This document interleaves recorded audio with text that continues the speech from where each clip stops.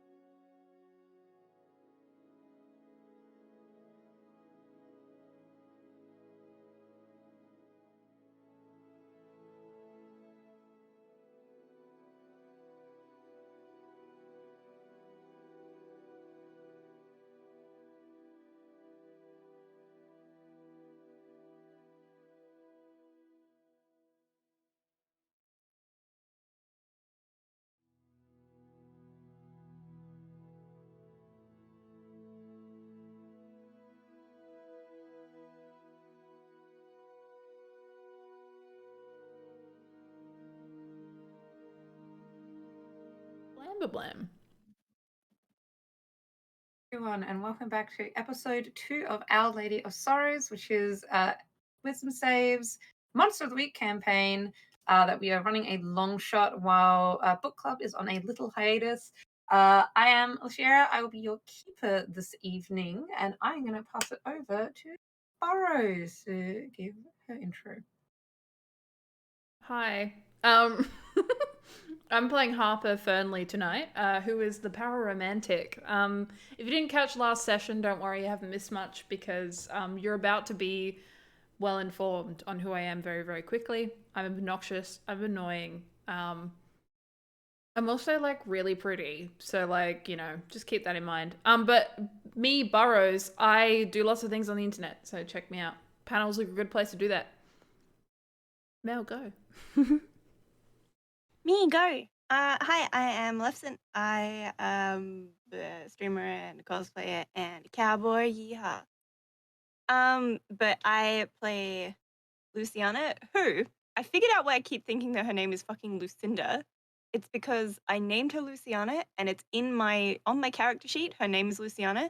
I named the character sheet Lucinda. And that's basically all you need to know about me as a person. But I'm playing a hex, or the hex, as anyone of me. Oh heck. Hello, I'm Friendo. I am playing Astra Smith. Very cool last name, I know. They are the most special little summoned creature in the world, but they're not little, they're like 200 centimeters tall. And yeah, I'm playing the summoned playbook, which is just a good time and nothing bad will ever happen. I don't do a lot on the internet because, boy howdy, what times we live in. Just yeah, they let me out of my coffin once a week to play on wisdom saves, and so here we are. Heck yeah. Woo, that's it. And I'm Alishiera. I am an individual that does exist on the internet sometimes, maybe not. Maybe I'm just a cryptid and I don't actually exist at all, but you hear whispers of me carried on the winds. But I will be the keeper for this evening. Like I said, we are getting into episode 2, which is placeholder name Henry is the BBEG. If you want to know who Henry is, you can keep listening, keep watching, obviously. But you can jump into Discord. We do have character art. You can see what the vibe is. You can pulse check for us if do you think Henry is evil? Maybe, maybe not. I'll never tell. Or maybe I will. But anyway, we are going to get into a quick recap before getting into episode 2. We started last week opening in a scene of seeing some kind of creature, we don't know, being summoned several years ago in an outskirts somewhere. Full ritual took place, maybe went well, maybe went poorly, seemed to be hit or miss. Then we fast forwarded to present day, opening up in a little bar called Phantasmagoria, which is known as Fanta to the locals because no one wants to say Phantasmagoria because it's just a mouthful. We panned in with Harper entering the scene with an incredibly drunk acquaintance. I dare say Harper would not consider them a friend. And we met the rest of our merry little band, Luciana and Astra. Luciana working behind the bar, and Astra, one of the beloved bouncers of this venue. The night progressed with the bar keeps getting a bit of a stern word from Cephas, the bar owner, as to there not being enough movement, not being enough people dancing, and the kind of the mood needing to be elevated. Didn't care what was happening. We just needed to get a better vibe in the club.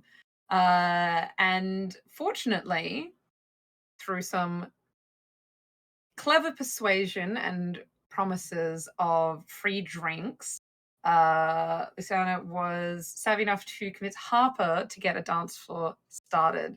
Everything seemed to kick off as soon as people were dancing again, and the night continued.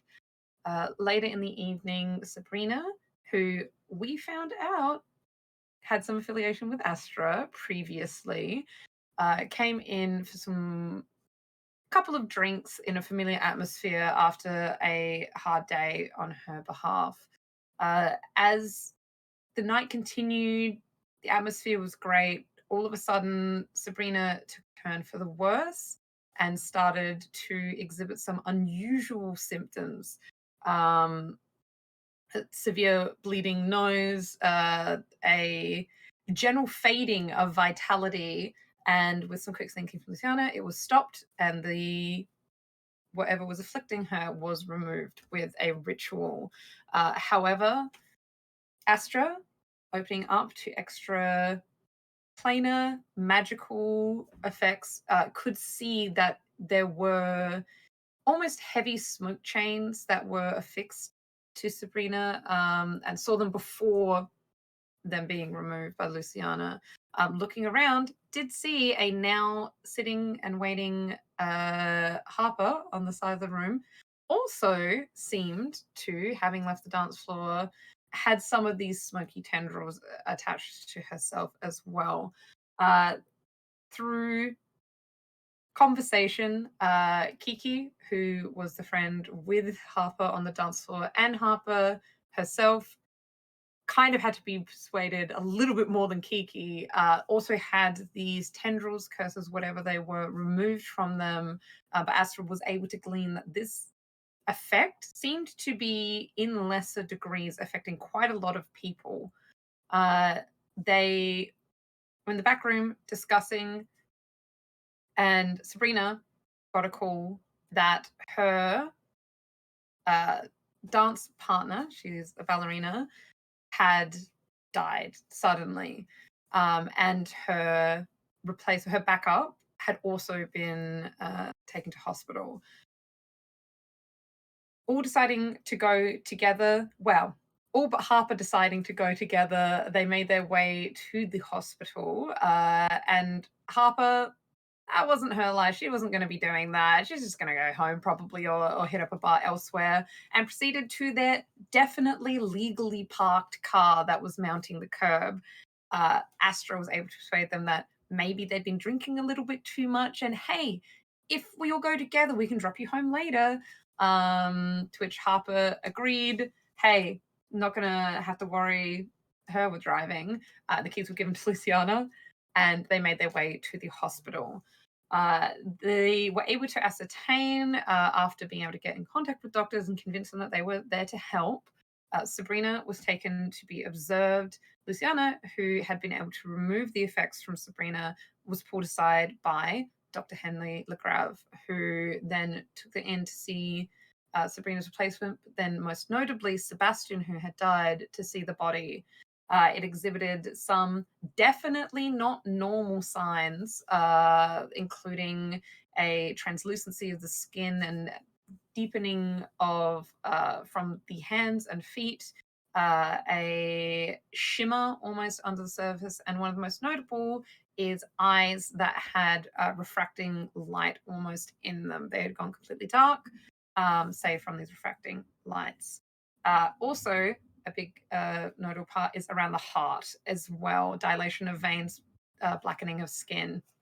Not super great. They could confirm that it probably wasn't a very pleasant death, unfortunately. After Luciana was able to show her prowess in having an understanding of removal of curses like this, and was able to convince that yes, she had in fact stopped this from happening to Sabrina, before returning to the others, Dr. Legrave pulled her aside again and said, I will get some files organized for you. Don't tell the nurses. I'll have them sent to the bar for you. With that, they bumped into Harper in the hallway, who had decided not to stay in the room and wait. And after a bit of a verbal altercation and a threat to piss on the floor, Harper was able to go back and wait with everyone else, and they all very pleasantly left. Returning to the bar, where Cephas, who had sent them off and explicitly said they would need to return to give the report before the evening was over, was with an associate talking in the back room. Turns out it was Henry that was talking to her. And that is where we pick up with, please don't call me Heinrich. Henry is fine. Sure, Heine, no worries. Charming. I'll go find a seat. Yeah, Harper gets a roll of the eyes, and apart from that, not really any more acknowledgement. Cephas looks up at Luciana and Astra. Please come forward, give the report. Anything else that you found? Apparently no. Henry. Yes. Sorry about. Just gonna point, like all of that. Yes. What don't you know? Well, my questioning was more for me to properly ascertain what you knew. But I know most.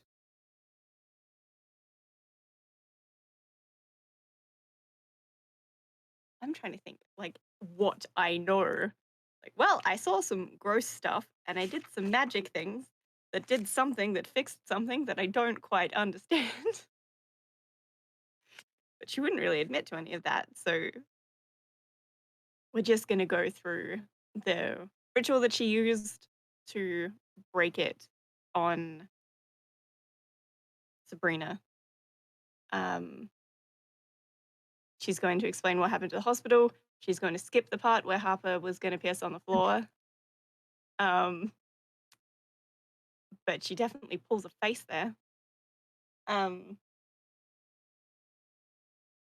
then mention that Astra can explain their part with the smoky stuff. I was just checking because I know more than Astra knows. Like, it's actually not hard. I don't know a lot, but it's like, wow, I did it. Very low bar. 'Cause, yeah, I wasn't in the room for the doctor stuff, so I don't know about that specifically.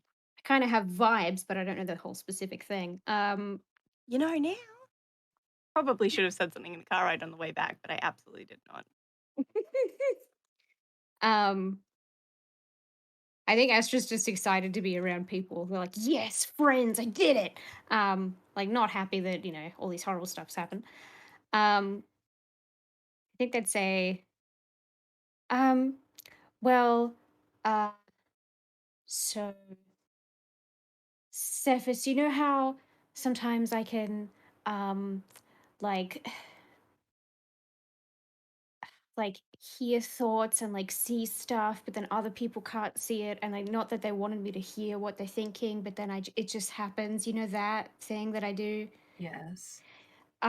So, and there was the smoky stuff. Well, it kept going past the hospital north, so it's all going that way. And I didn't see anybody who had as much coming off them as what Sabrina did when she was not good. Um, the ballet man died. He's definitely dead, which is sad. And I don't think I know anything else that would be helpful. But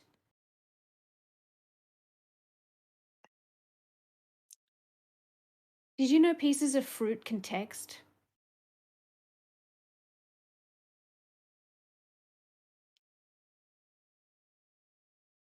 You can see that she's very serious, and she's listening to everything that you're explaining and is taking it in and nodding, and you've genuinely thrown her with this last curveball piece of information. No, darling, I didn't know that. Apparently they can. Well, you learn something new every day. Is that pertinent to what you found at the hospital, or is that just a little piece of trivia on the side? Well, I did find it out at the hospital. I don't think it's irrelevant. I just didn't know how to end the sentence, so I just thought you might need to know. Better to know and not need the information than to not know and need it. Right.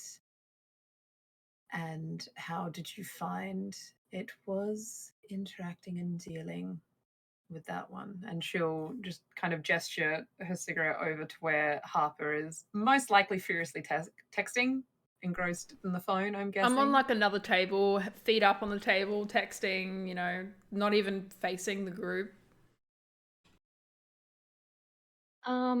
Well, I can try and I can't see the smoke anymore. I could try and see it again. I don't think that means it's gone. I think it just means I can't see it at like right now. But it wasn't as bad.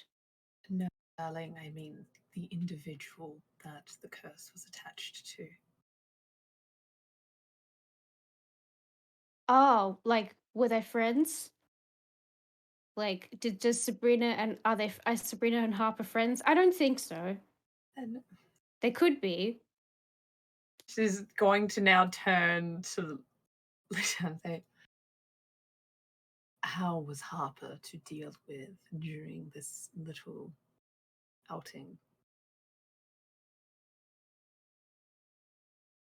I'm gonna look over at her, still not paying any fucking attention. She's infuriating. Absolutely infuriating. That is unfortunate because you will be needing to take her with you. Why?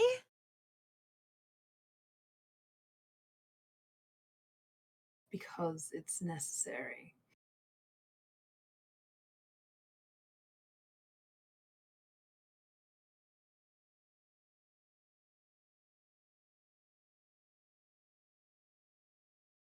Oh, sorry, your mic didn't pick up. I didn't hear anything if you said something else. It was just another much more quiet why.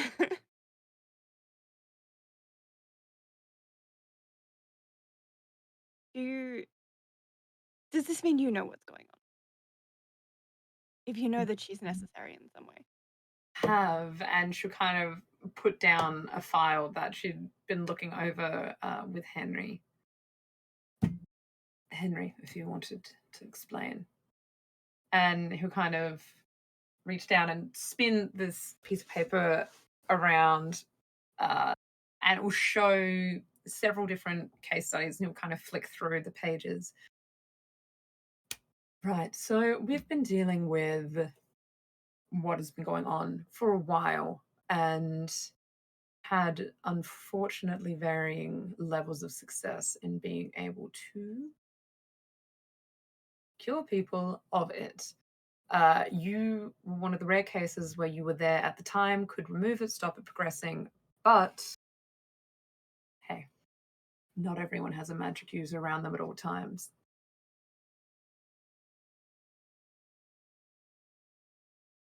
We've found some interesting patterns. Sure that you've all been able to piece together.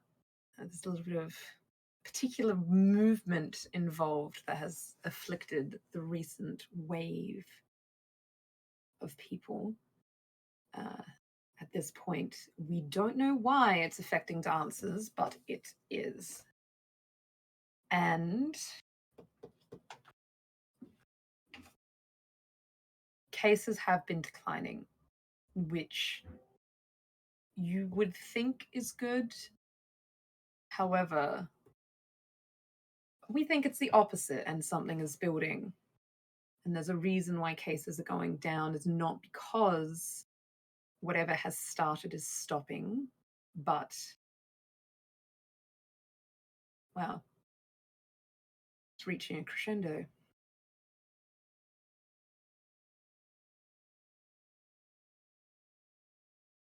Any questions so far? How long has it been? He'll pull out from under the pile a different file. First case about 3 years ago, where we had anything similar at all to the effects that were on this body. It was very few and far between, and there didn't seem to be a correlation. We thought that it was particular people being targeted and being afflicted. However, 6 months ago was when we started finding a pattern this time. That's not to say, and he pulls out, he's just like going through file after file of these documents and medical records. We've had people that have had no affiliation with dancing. I'm sure you saw with Harper and that who was it? And Seth's like, don't worry, I'm just a drunk girl. Someone else, very minor lingering effects. But people like Sebastian are dancers professionally, and whatever was causing it to target them, well, took its toll.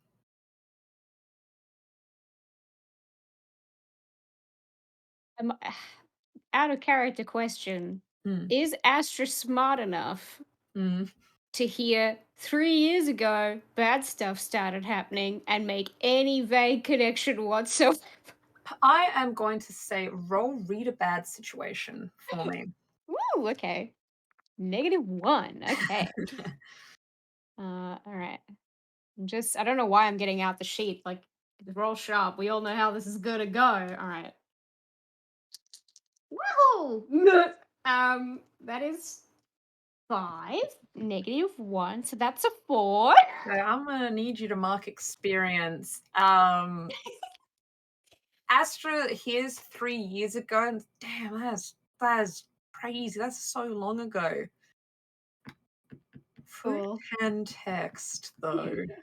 And I feel like that's a more pressing matter right now. Anyone else that's listening, so I would assume that is not Harper, but roll read a bad situation or investigate a mystery. If you would like to, either looking over the files or listening in, see if you can pick anything. Yeah, let's go.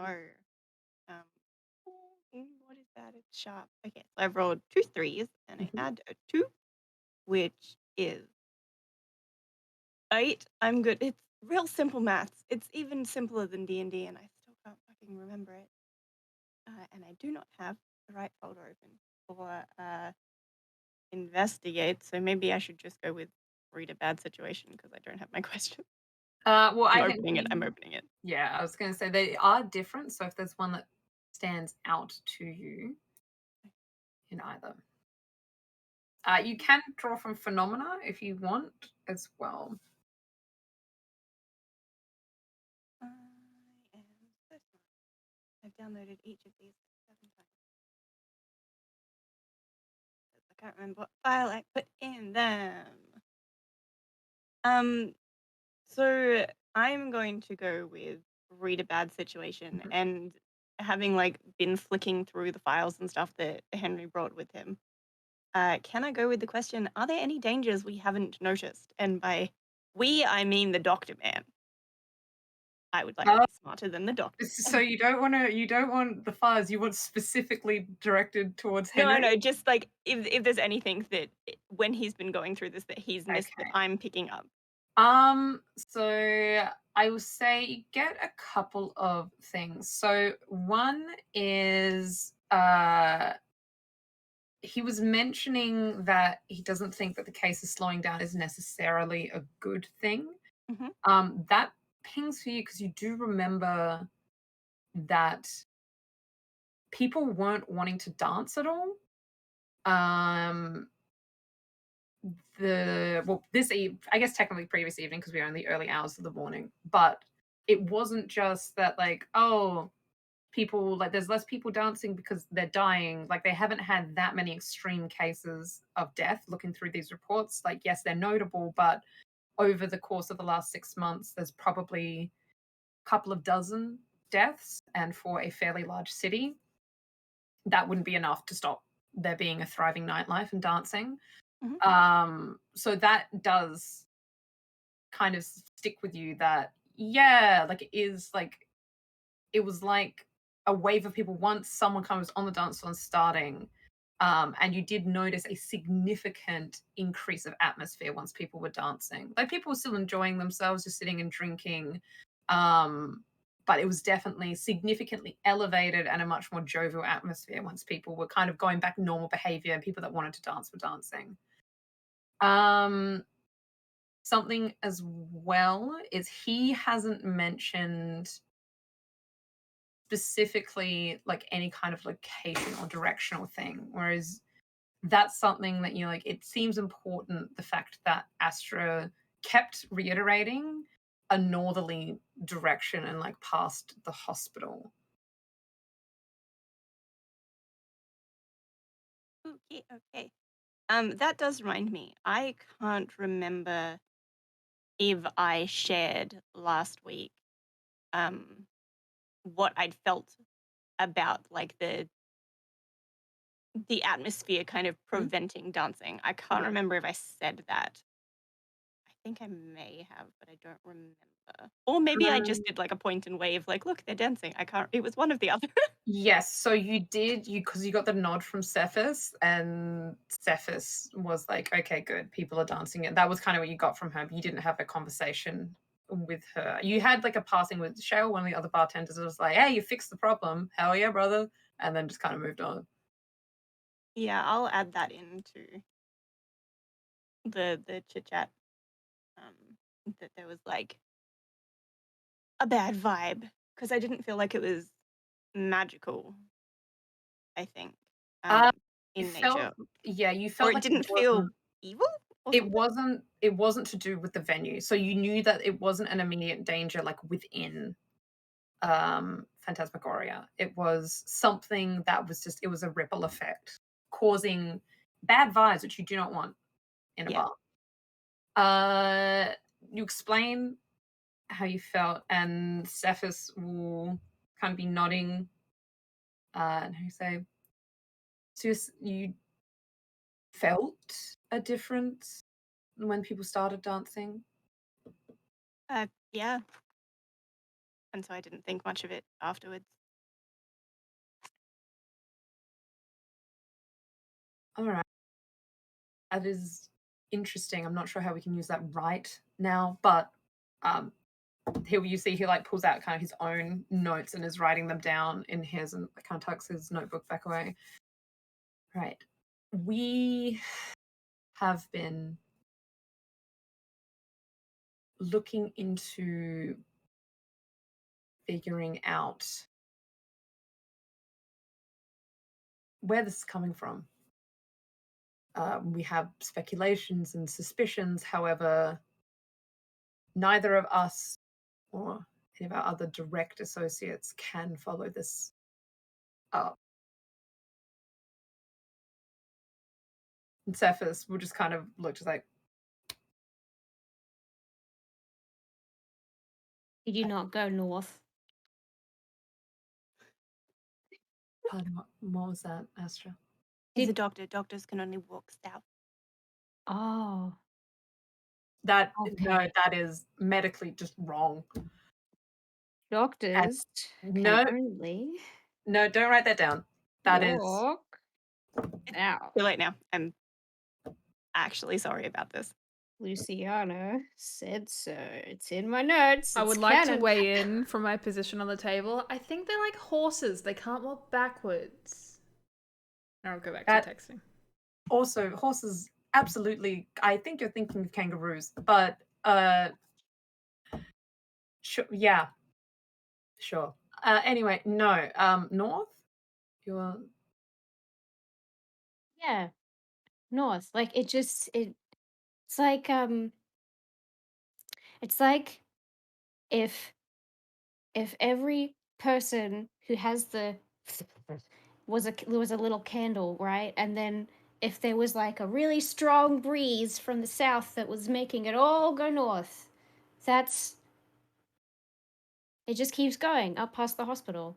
Although maybe it just keeps going around the hole and then it just comes back and then it's not north anymore.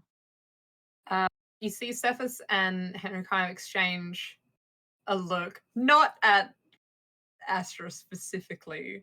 And Henry just kind of lean down and whisper something into Cephas' ear. And you can see she looks very momentarily very concerned and then back to a very passive expression. Well, I will cover your shifts for however long. And seeing as you have nothing else to do,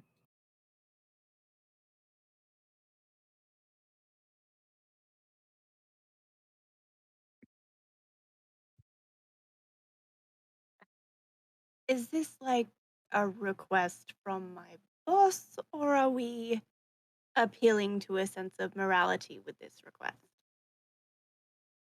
Is this a request? why not? You'll be paid. Look, I don't have a problem with this. I want to know what's going on. Good luck with waving at Harper again. The only reason she's here is because I promised her we'd get her an ice cream from McDonald's on our way home to drop her off because I'm a chauffeur. Well, I believe college is on break at the moment, so she won't have anything that she'll be doing either. So she is necessary. No, I'm not going to tell you why right now. Figure out a way to take her with you. Well, we might have to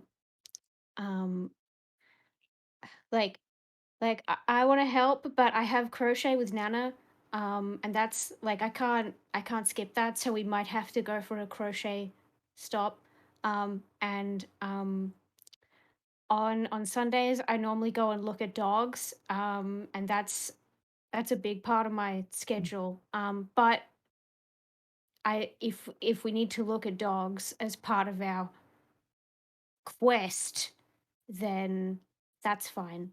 Um, so we just have to hang out and figure out why bad things are happening. Ideally, stop them as well, but we'll get to that when we get to that.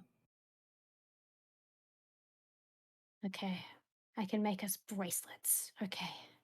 Uh I think at that point Astra is going to turn around and sort of go over to Harper's table, and then just kind of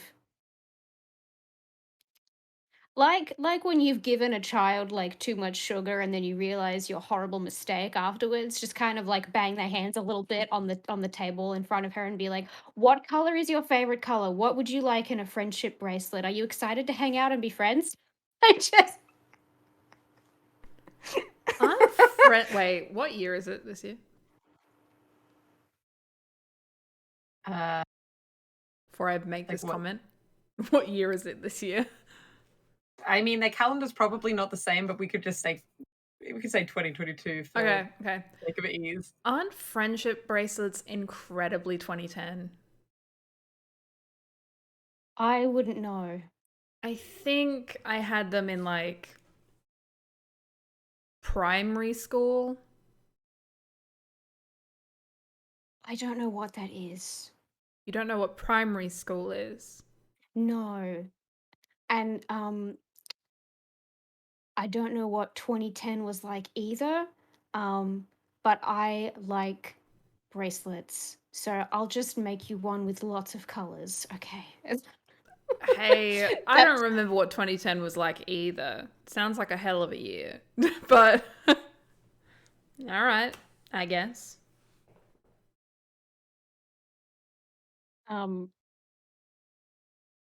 I feel like at this point, I feel like Astra would try and like drag Harper's chair over, be like, "No, we're part of the club now. You're coming to be our friend. Like, you're coming with me. We have to Oh, discuss the when I bracelets." said like I was sitting away, like not too far away, like I still want to inject myself into the situation, but just not like, you know, across the room. I need to know if Heine's up to some shit.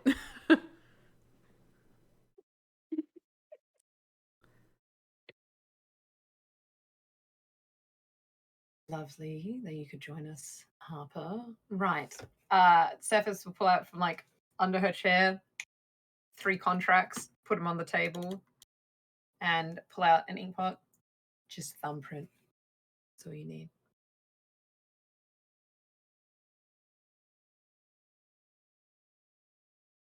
I'm not I'm signing going to do that. it with no actual hesitation, but I am hesitating. Me, the player, going, this is a bad fucking idea. You may read a bad situation. Anyone that is, I mean, if Luciana is just doing it, then I don't know if that would prompt in her to do a Yeah. full read through.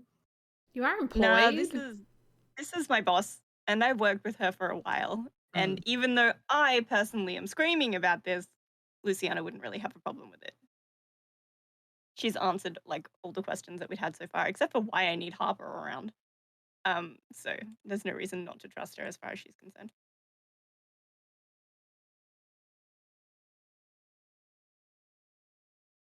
What is read a bad situation again? Sharp. Sharp. Oh, I have +0, so that's a 7. 5 + 2 is 7, yeah? Okay, yes, it is. I had to think about that for a second. I'm like, wait a minute. I said that with so much confidence.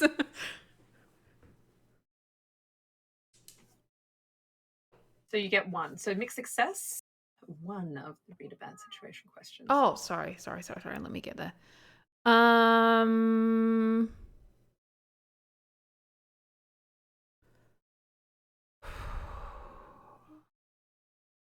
I am going to go with, so out of all of the options that they have there, I potentially am actually going to choose, out of Cephas and Henry in this room, what's the biggest threat?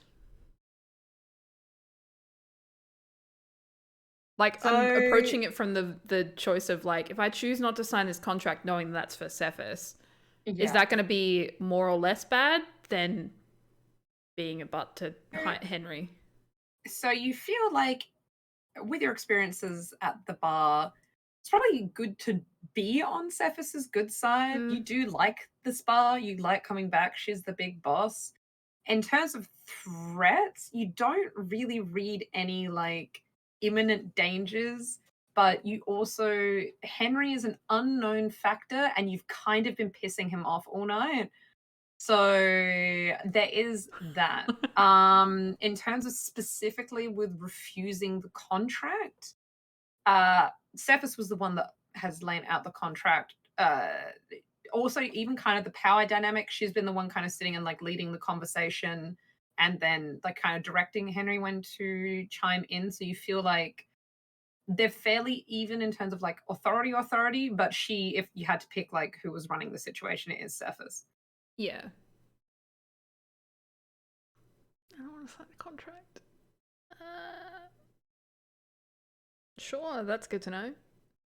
I'm going to watch what Astra does. I feel like they would have been told by Nana to like, the way that I kind of picture that, like, you know, just like look out for yourself, you know, like don't just believe what everybody says, even though they still do that a lot of the time.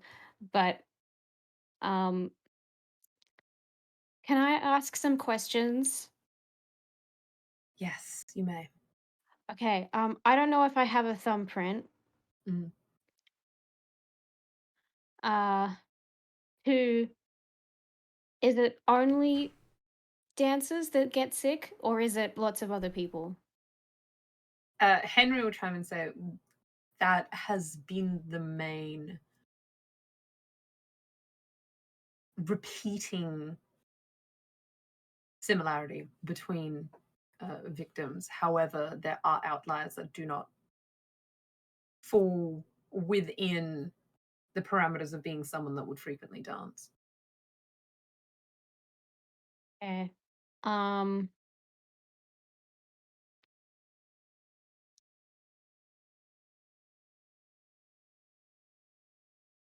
How do I word this? Like, I guess, I don't know. I think I don't know whether Astra would just ask it outright or whether there's like a check or something, but just like a vibe check. Whether, because this is hard. This like, do they want Astra to do anything super bad? But I suppose like it doesn't sound like anything super bad to Astra, and they are very dumb. So I think they would just thumbprint, see what happens if they even have a thumbprint. But I have to remember they don't have my brain; they have their own version of a brain. Yep. So that was Luciana has thumbprinted. Was it? Astra has now. So Harper, you were waiting to see what Astra did. Yeah, sure. I recognize that this is a very important aspect of the moment. However, I really don't want to do it. So,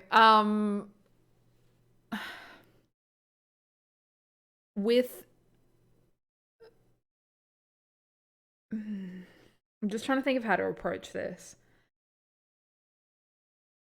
I think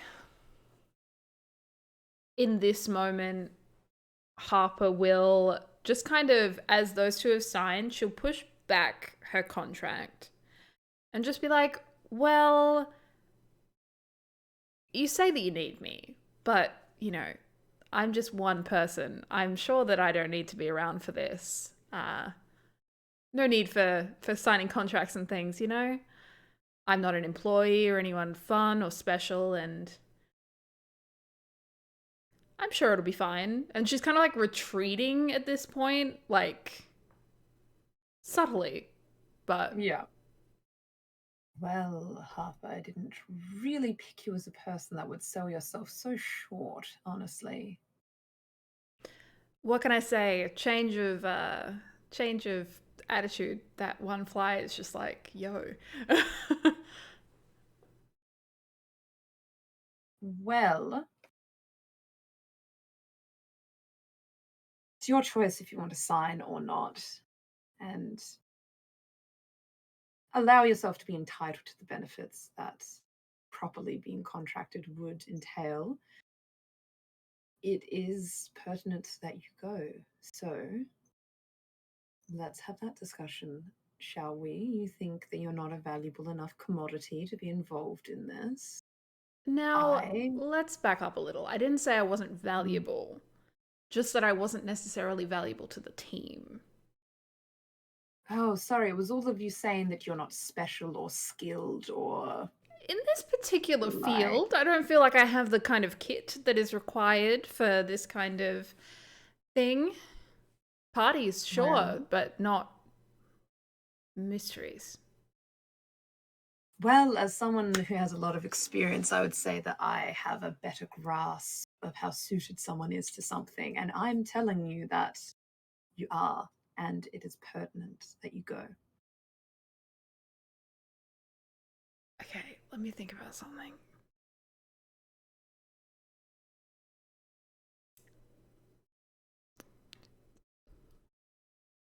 Okay, I want to get a vibe because I know that Harper will have a vibe regardless, but I want to know definitively how she's feeling in this moment because there is a lot of peer pressure to sign this fucking contract.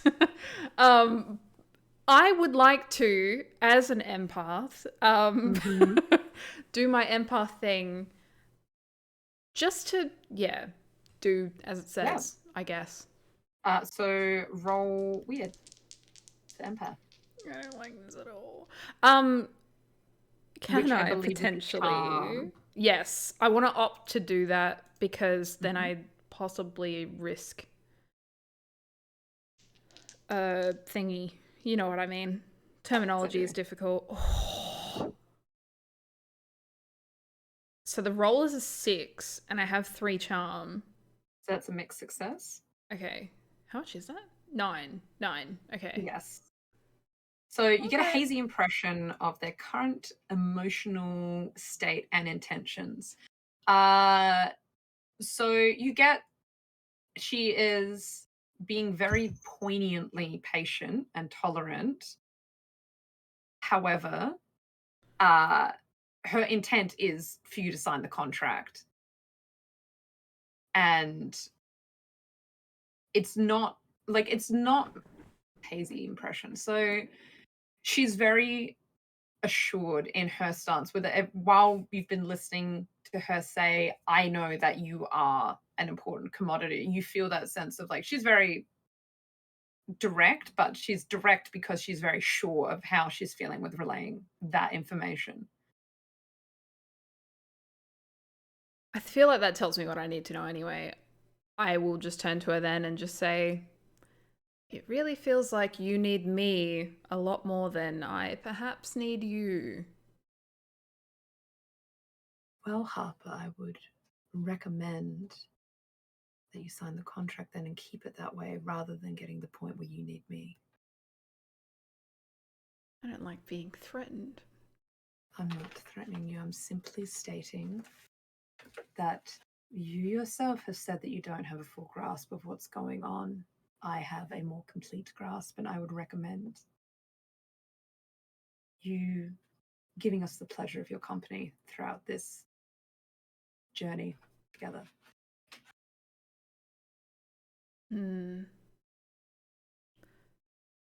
May I offer a counterpoint? I feel like you will do so even if I say no. You've read me well. If I sign this contract, I just want a picture of all of us. Sure. Here, in this room. Contracts in front of us. That's all I want. Perfectly fine. Okay. And she'll reach out a hand to shake on that to give her. Yep. As she does go to shake, Harper is fucking like, the hands absolutely like sweaty, clammy, whatever. She'll, I think she'll take the picture first, as long as she doesn't like make her. I don't know. I can't gauge how this is if I'm not actually in it. I'm gonna say roll charm. Okay. Because this is your counter offer. She'd already said she wants the contract signed and you want the photo first. Yeah. Okay. That's a lot. I can't do maths. It's just jumbling in my head. I think that's an 11. It's 6 plus 2 plus 3. Yeah. Wait. That is a lot. That is 11, right? Yes, okay. That is even I was like, my head was like 9. I'm like, no, that's not math. I saw the 6 and I was like 6. So then I have 6. So then I have 6. I'm like, why is 6 just repeating in my head? Is that an ominous? Yeah. Cephas will like sharp like whistle, and you see kind of Hugh clambering and like clanking and just like kind of from out the side room you see Desi, one of the bartenders, kind of like wait, is that the side room. Like, yes. Yes. I will just say, oh, don't worry, I've got that. But if you want to come in for the pic. I don't know what's happening. And Cephas will say, no, he will take the photo and show you, but if you want to see the full contracts and things with you holding it. Fine, you're really missing out on a fire selfie then. He's like, what is happening? And he kind of like wanders for, like, he's put the gist together that he's taking a photo, but he'll want to take the phone. You see he's like fumbling. He's like, oh fuck, I like just swapped. It's like you'd already like hit it to go from selfie to like front view camera, but he just assumed that you said selfie, so it was still on that, and he's hit it and he's had to hit it back. Please tell me I have like a horrific like upshot of him yeah, on you'd my have phone. to like yeah. yeah. Yes.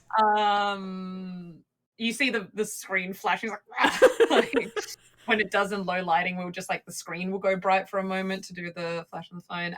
Then yeah, he'll send everyone. I mean, if Astra and Luciana have no qualms with being in a photo.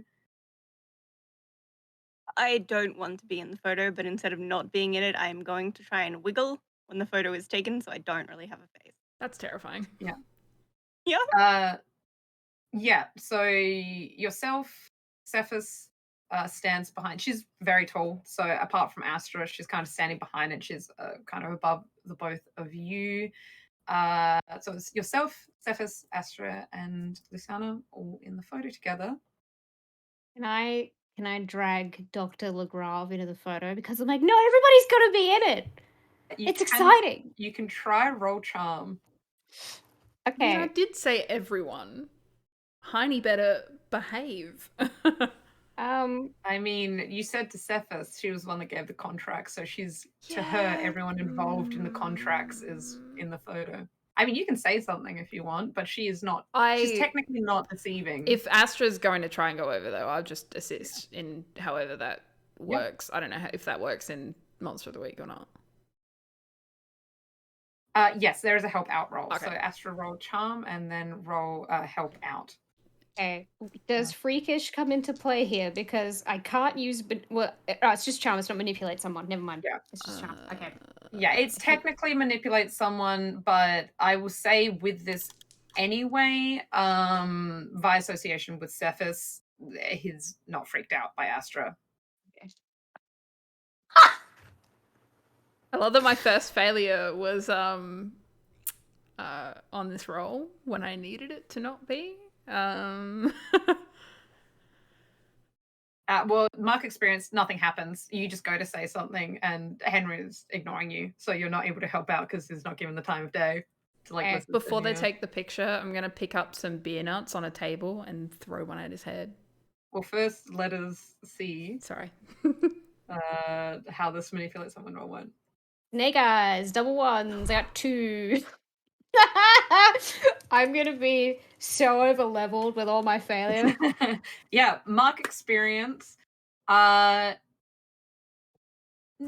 I am fine. Do you need me to be in the photo for a reason? Friendship. Let's work towards that then, huh? What? Astra will pose in the photo like this, like doing a big like, yay, I'm happy to be here. I will say, Harper, you can roll manipulate someone if you do want to try and get Henry in the photo as well. I would just say at disadvantage because you opted to help out as well. So just sure. You can still try, but just roll with disadvantage. Does that mean I roll twice and take the lower of the 4? So do 2 full rolls. So and then it's a total. Okay. Yeah, it is more advantageous than that. I'm not gonna. Yeah, it's, fortunately, it's like with D&D where you just like roll a d20 twice. It's not the worst. That's a 4. If someone can remember that for me. Mm-hmm. And that one is a 6, so that makes it. So that would be 7 mixed success. Yeah. So you can see you're starting to voice your concerns, and he's just doing like the dog side eye of just like, no, like what? Why do you think you have any right to like dictate if I'm in the photo or not?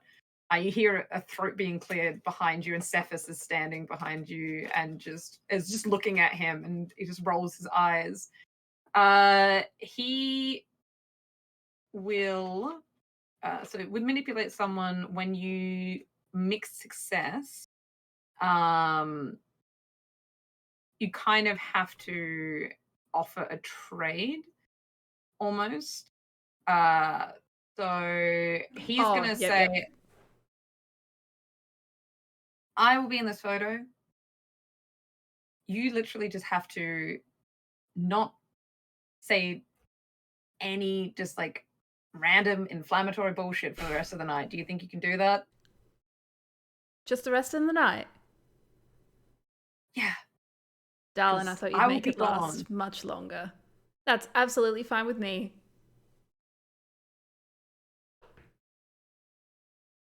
and he will walk, and he'll be like in the back of the photo, and he doesn't look happy. He's not posing or anything, So but he's just standing. if he's not posing, and I'm sorry to insist on this, but this man, I am after him. I would like to pose beside him, like do like the leg kick and pose, and have like the arm up and peace sign just directly by his face. So kind of like just beside him. Yeah. Yeah. Big stone statue of a person, but it's fun. You can do that. Cephas will then sit because she was standing to like kind of with the high order. She's just going to sit. Photos being taken. Luciana, do you want to roll act under pressure to see how blurry your face is in this photo? Which one is? Oh God, act under pressure is cool, and I've got a nothing. So, but I rolled a 6 and a 3. Oh, that's not quite. That's a mixed success. So, photo is taken. It works, but so it's blurry in the photo. However, it's like one of the live photos. So going through, if Harper so chose, would probably be able to get some kind of like fairly good likeness if she wanted to commit the time to doing so. But that would mean that she would have to sit there and go through all the frames.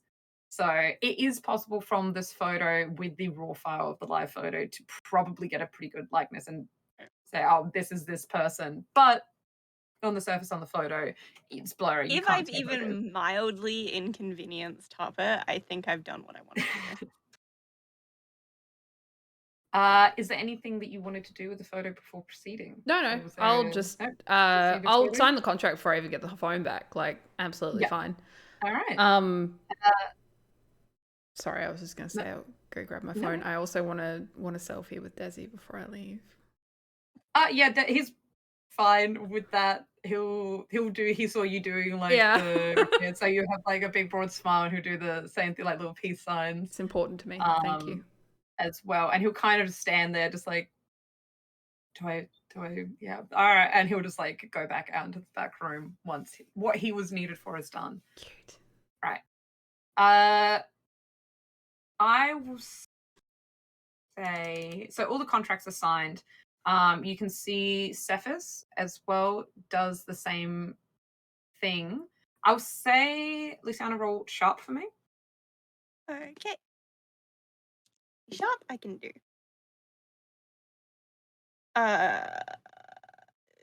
4, 3, 2. That should be easy. It's not. 5, 6, 7, 8, 9. So you're seeing Cephas is thumbprinting on all of these as well, like on to the sides. You could see as well they were like pre-filled out, like with the names, like a contract would be, but instead of the signature just above them is the thumbprint. You can just see as she's like lifting her finger, it's just strikes you as a slightly different viscosity, maybe, like her thumb coming off all of the contracts. And she's like, right, perfect. Well, I put my hand up. Wow. Sorry, I was taken aback by me doing that. I'm also very sorry for taking a lot of screen time, but would that be a magical thing? And if so, could I do spirit touched? Remind me just again what spirit touch. Your experiences have made you sensitive to the supernatural. When you sense magical things, roll weird. Yeah, say do that. Yeah, I think that's applicable in this instance. It's the only thing I can be helpful with in a mystery because she ain't smart, like in the slightest.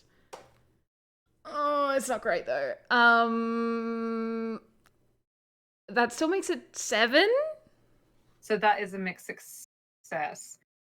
Oh, I don't like that option.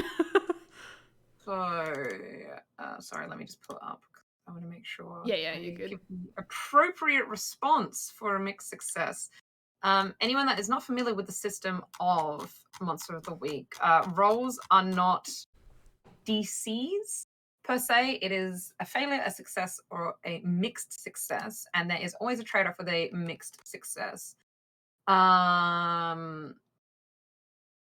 So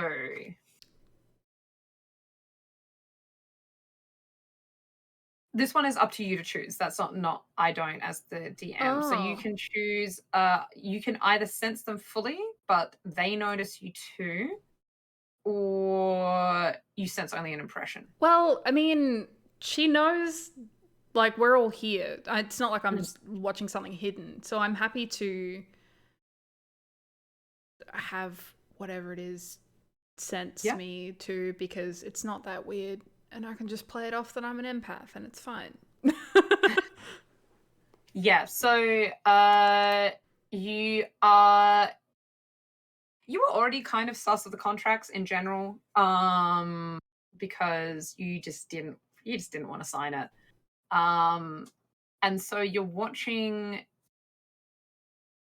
She's kind of going in order of the people that signed this. So she stamps off Luciana's, then she stamps off Astra's, and she gets to yours. And as her thumb presses into it, you feel a sensation over like your whole body. Like almost you're not sure, like it's not necessarily familiar, but it's almost like being grabbed over parts of your body. Actually, with this as well, I would say if Astra is paying attention, Astra can roll sensitive. But you know whatever has happened, Harper, with these contracts, this is not just a hee like I can just like maybe I'll get slapped with a little fine or something, maybe they'll take me to court. This is like it has bound you to something. You're just not exactly sure the extent of being bound. You could ask her questions if you wanted to, but you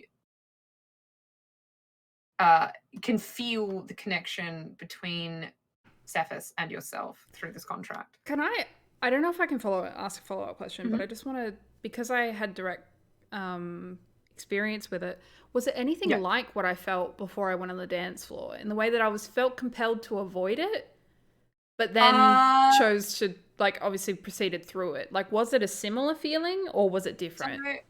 at this stage, no, because there's not a compulsion or repulsion to like what you're feeling.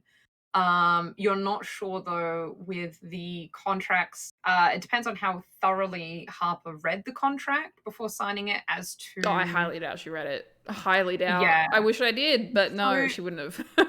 Luciana had a level of trust, just did it. Astra didn't know they had a thumbprint, so probably what they gleaned from it was also quite slight, and Harper not reading it. No one actually knows what this contract says.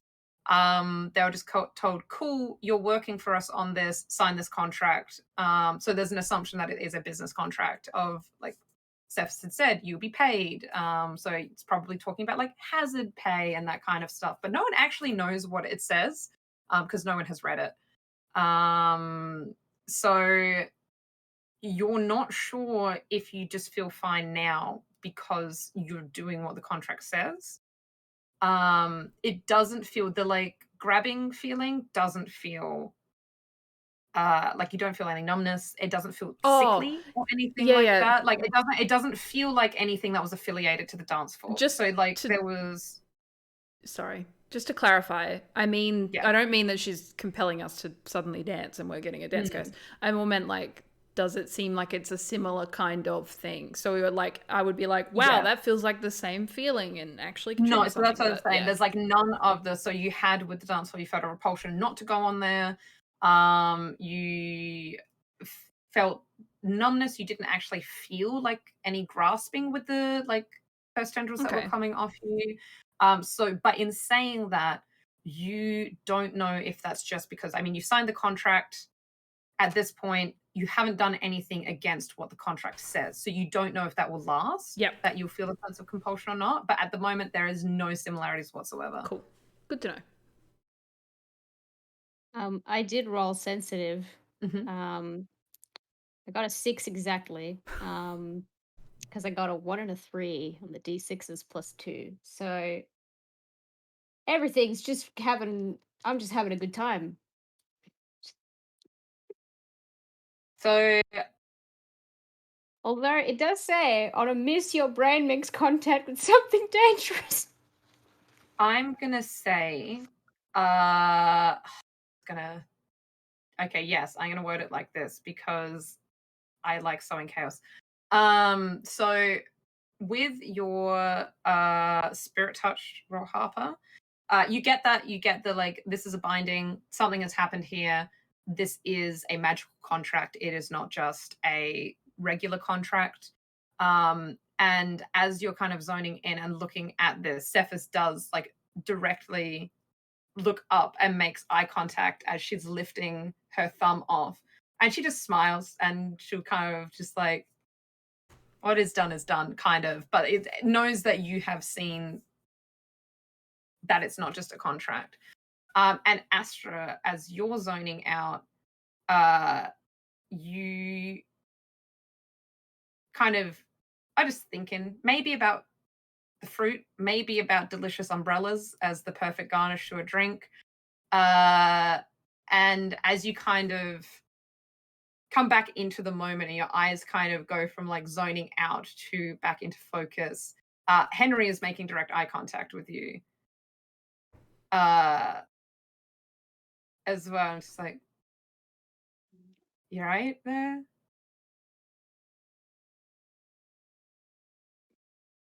What?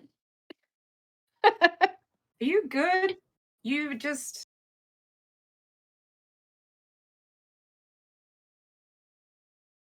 Define good. Have you ever eaten an umbrella? They're really tasty. I would recommend it. that no, I don't think that's yeah, that's just not my cup of tea. I don't think I'm gonna do that. Anyway, this has been great. I am going to leave now. And he'll turn back and he'll lean down and he's going to say a couple more words like into Ceph's ear. She's sitting there nodding.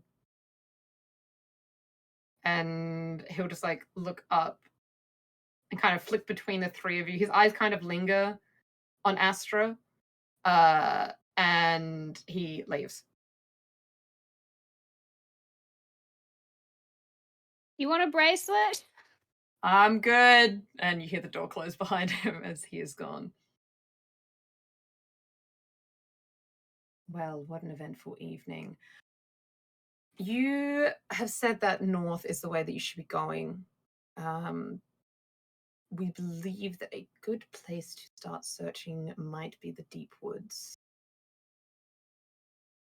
If anyone's familiar. And everyone can roll sharp and I'm see if not they're a familiar. camper. Is there like a cabin out there or something? More a throwaway comment, doesn't actually need to be responded to. My god, I rolled so well for something that doesn't matter. I love the idea that Harper's like, yeah, we're going to the deep woods for like a little holiday. Yes. But I don't really want to go camping. What was the roll? Sorry, I got distracted. Sharp. Sharp. Oh, okay, it's a +0. So just a 10. That's full success. I did real good. I know all about this camping spot. Holy shit, I did heaps good. Wait, I'm gonna do that maths again. That doesn't. No, it is. I got 13. 13, 10, and Astra. Well, I got a 1 and a 2, -1, so that's 2. So that's the 4th experience point that I have earned this very We love a evening. power leveler. Yeah, Astra, you're just like, I mean, deep wood. It sounds like a forest. Maybe it's not a forest. Maybe, and now your brain is running through the endless possibilities of venues that could take the name the deep wood. Maybe it's a lumberyard. Maybe it's like a furniture store. I think they eventually their mind gets to they have to dig up trees because they think, well, deep in the earth. So they're probably thinking, okay, do I have a shovel? Like, So for Harper, you are, as you're saying, like, I hope there's a cabin.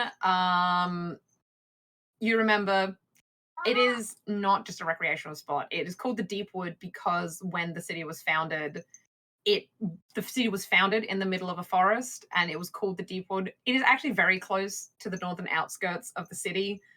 No camping will be required.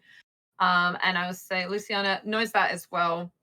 It is just like the forest region to the north of the city. But you know, with the 13 as well, it is broken down into like the Deepwood is the general area, but there are several groves as well. In there, Willow Grove being the most prominent, and then there's White Ash Grove as well, and then Fellwood Grove is the third one. Those names would be vaguely familiar to Harper as well if they were ever brought up. It'd be like, oh yeah, that's Deepwood, but just not super familiar with where they would be. But Luciana, with your background as well, would know that Willow Grove is quite prominently used as a ritual site because it is a very flat clearing, which will on full moons, it just has like a really good like space. So not necessarily nefarious, but just magical rituals that require like an open sky or a full moon or something like that. That's a pretty popular one.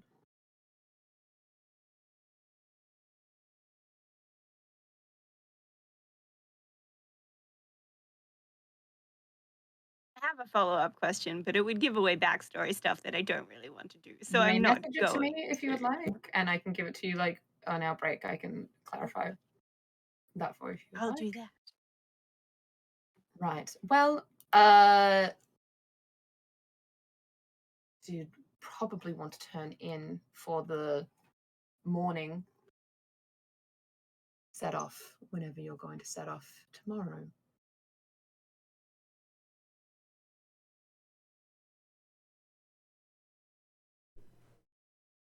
What time in the morning is it right now? It'd be about 3.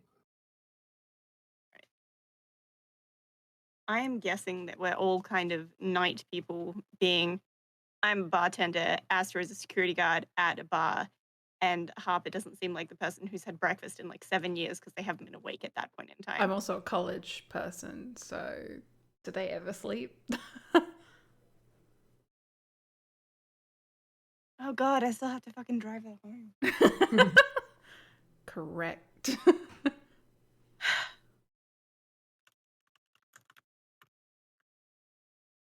What time do we want to catch up tomorrow to start all this? At least after midday. So like 10 a.m.? Midday. That's like 12. No. Noon. I know. That is far too late I need for something my that has people dying. beauty sleep. People can die for an extra 2 hours. It's fine.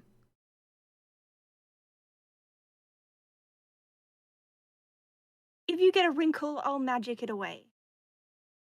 Can you actually do that? Yes. You might make a very excellent ally.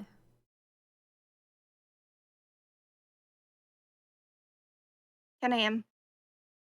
Is there like a cafe very, very close to here that I can have as an address so we're not meeting at a bar at 10 in the morning?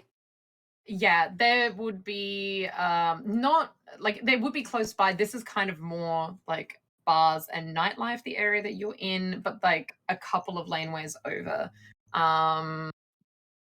There is a very cute cafe that it's not necessarily your scene, but you're like, it is like a super like photogenic with what they do. So that will be one that Harper will probably know. I mean, I was going to be a pest and be like, if you're going to make me wake up at 10, you got to come pick me up. But Oh, absolutely not happening. Yeah, so there's Crystal Peach is a little coffee shop and cafe. Okay. Should we start a group chat? Luciana, I don't have your number, but I think I saved my number in your phone. Maybe it was someone else's phone. I saved it in your phone, Harper. oh, really? And I'm like looking at my phone currently. but don't look like I'm changing screens if anyone's watching. What was your name again? Cheese biscuit. Cheese Astra. biscuit. Well, Astra, it's either. Cheese biscuit is like my detective name. Right. Good to know. I'm going to look straight back down.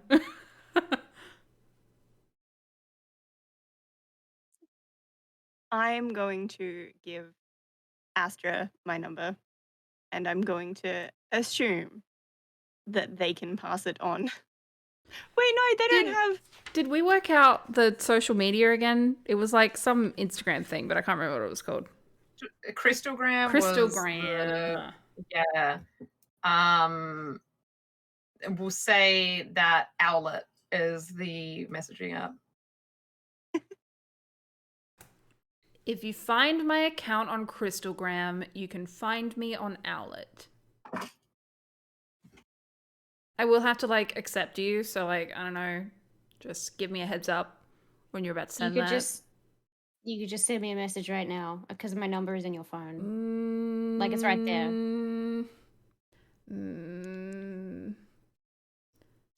Don't think so. Oh, why? I have other people to talk to. Right now? Yeah. You literally could have had it done in less time than it's taken to look up from your phone to have this conversation. You know, you wanted me around to help. No, I did not. Cephas is poignantly not looking at this conversation as it's like you wanted me here. She's like just filling in paperwork. Cephas is also just like, job's done. Yeah.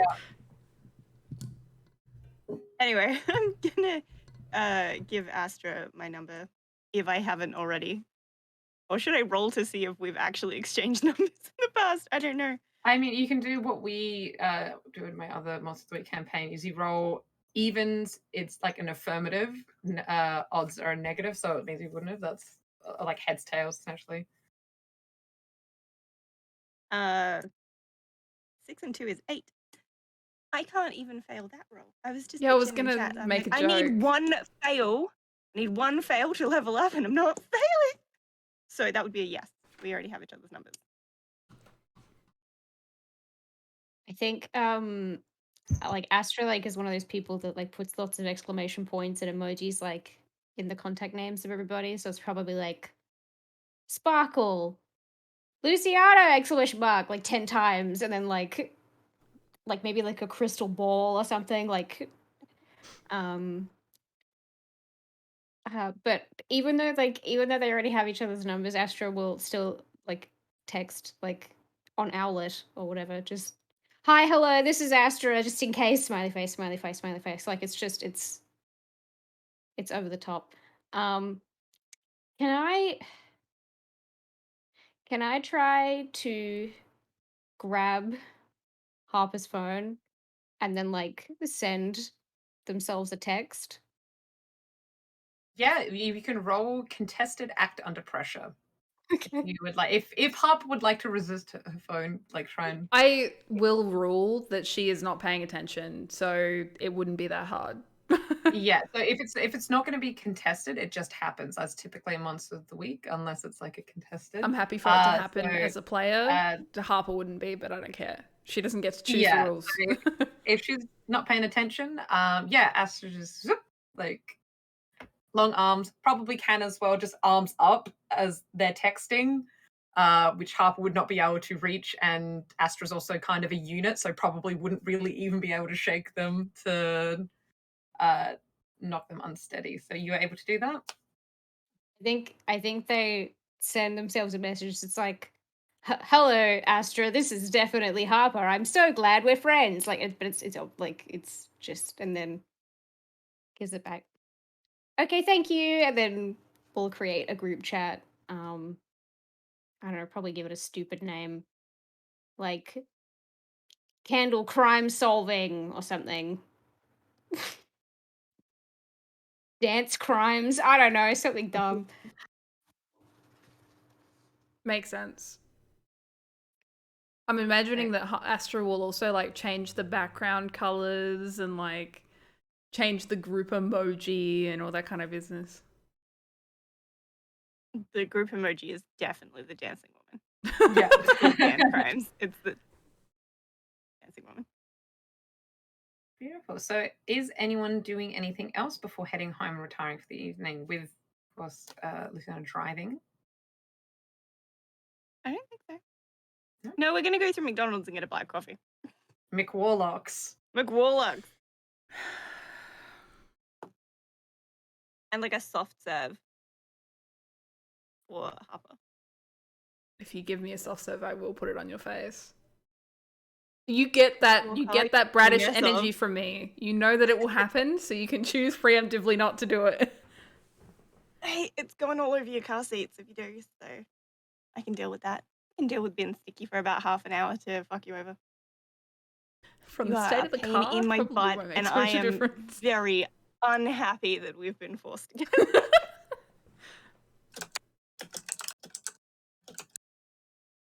Good to know. Astra can have a McFlurry. Oh, yay. They're very happy. They're very excited. I don't know what the layout of Lesser is like. Mhm. But if it's like if Astra's like flat is like too out of the way, they'll just kind of get Luciana to drop them off. Like, and then they can just like walk or run. Like they have long legs, they'll be fine. Yeah, I would say Astra's apartment would be pretty close to Phantasmagoria. It's a very convenient location for them and tees up well with them working there.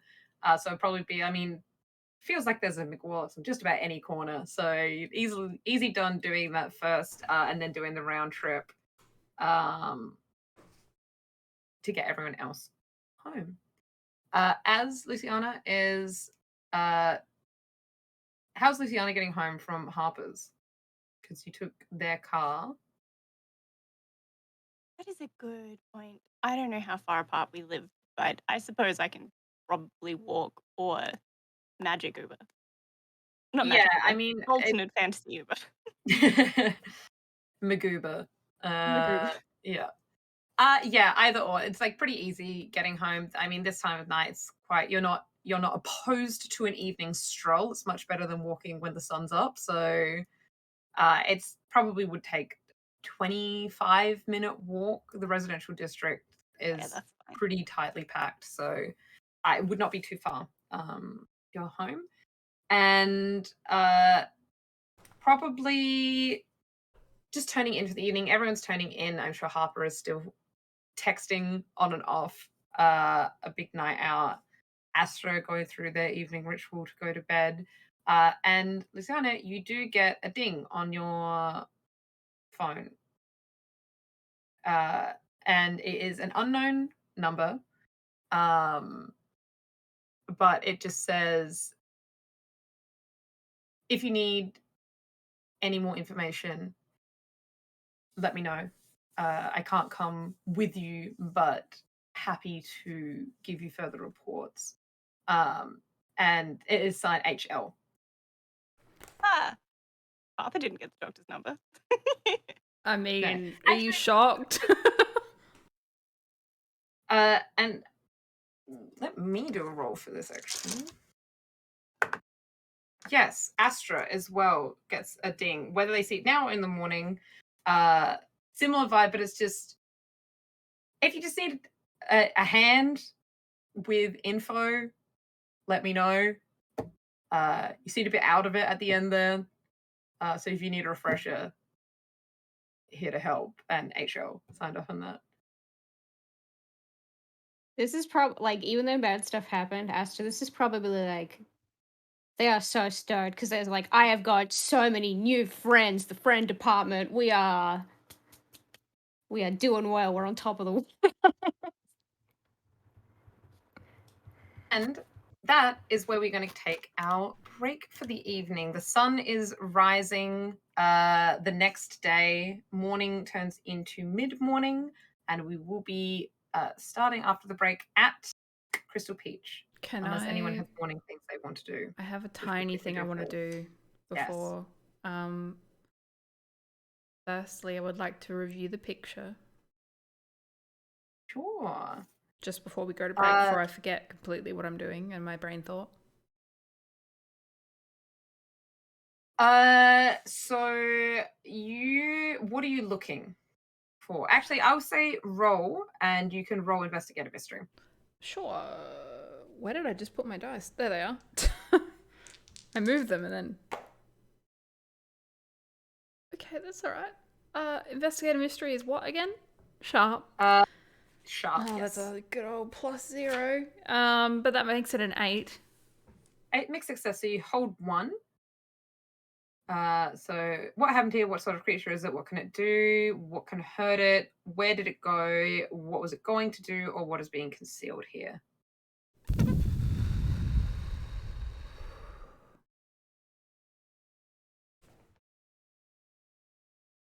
Can I ask you a question without asking it to everyone? You may. Okay. I will write that while we're on break. But Very good. basically just doing a refresher of looking on that, and then I will go and social media stalk Mr. Henry. Sure. Roll. Does that have to be a thing? I would say roll sharp though, just to see if you can find his social media. Sure. No, that is a 6. Yeah, no, you can't find a trace of it. Damn. You try Heinrich, you try Henry, you try different like spellings. You just cannot. Only boring people don't have social media, so it makes sense. Hey, checks out to you. But that is where we'll go on our break. While we were on break, a little question for people to ponder is, would you just sign a contract without reading it? Like thumbprint contract, someone says, hey, sign this. How willingly would you just sign it? No, that's kind of a boring question. We'll say, what do we have? Last time we had favorite drink garnish. What would your alias be? So in this universe, in this world, we heard Astra's alias of cheese biscuit. What would your alias, if you could pick one in a magical setting?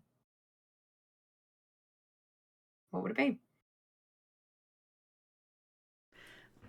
Alrighty. And we'll see when we get back.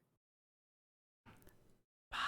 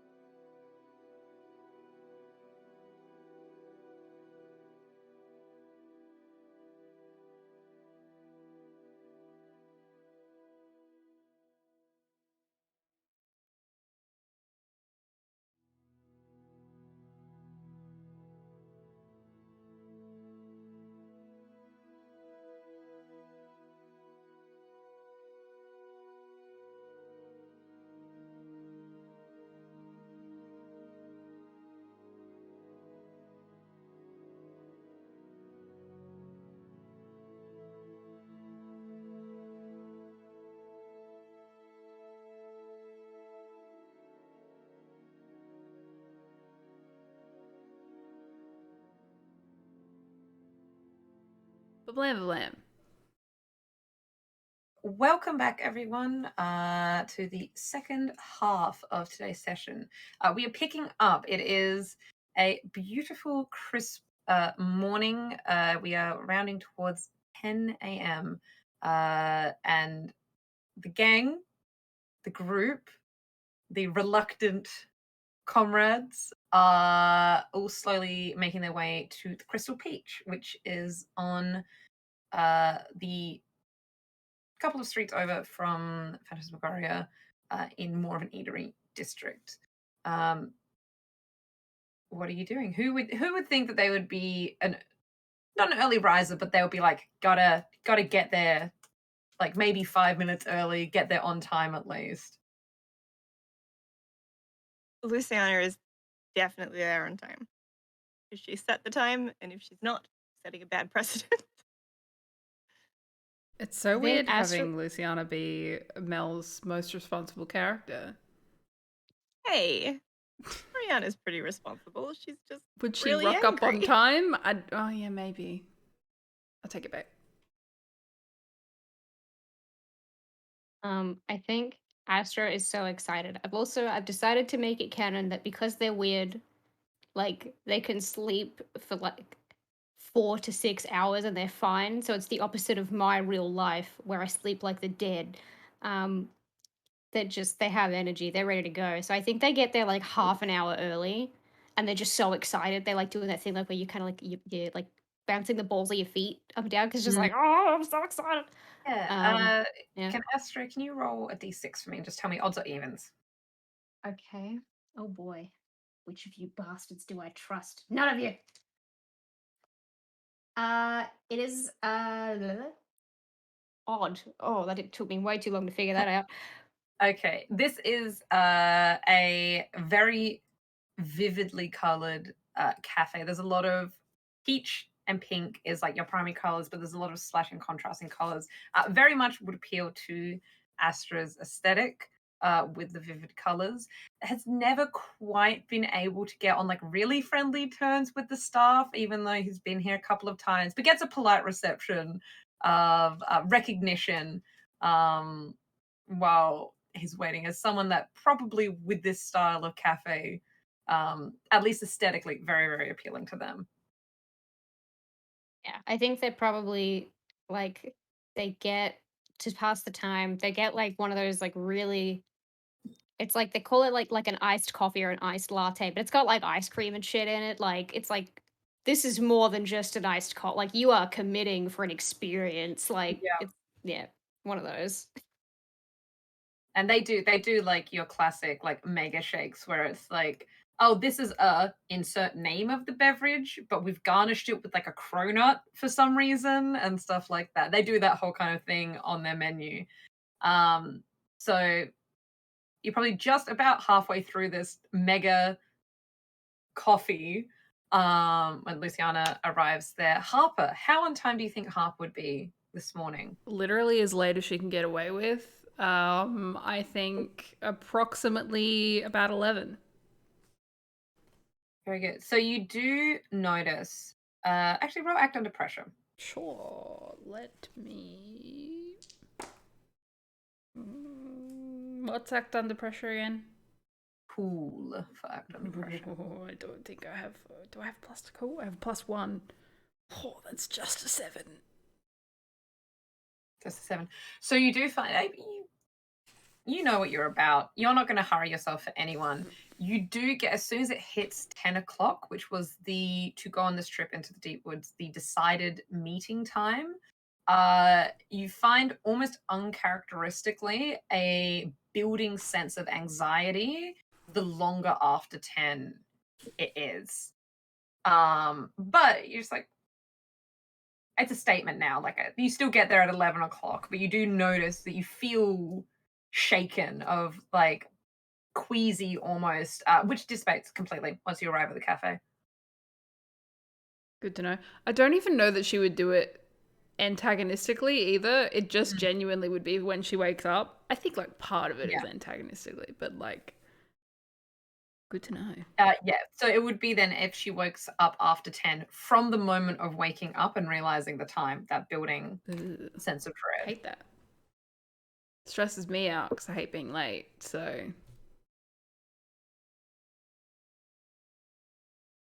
The party is together at this cafe, waiting out on the terrace, a nice little spot that, because of getting there promptly, Astra was able to wrangle. What are you doing? Luciana also would have gotten a drink while she was waiting with Astra, and probably just about as soon as they spot Harper, she's like, "You don't get to order a drink. We gotta fucking go. We doing the thing. We will walk and talk. You were late. Evil little bitch." And question, is Harper driving? yes, I imagine that she would have parked in a paid parking zone, and not paid, but also is like slightly driven up the curb too. She also has really obnoxious, but like really cute, like heart sunglasses. Nice. Yes, as you're spotted by Luciana, Astra gets an elbow of like, we're finishing our drinks and going now. You do manage, you walk back to the car and you can see there is no ticket, but you do see the parking inspector is strolling down ticketing cars. So it was fortunate that Luciana was like, we're going now. Because probably in the next couple of minutes a ticket would have been issued. And who knows what other fine for mounting the curb. Yeah. But unless there is anything else you would like to do, Harper, if Harper is driving or if chooses to make Luciana chauffeur again, Absolutely not.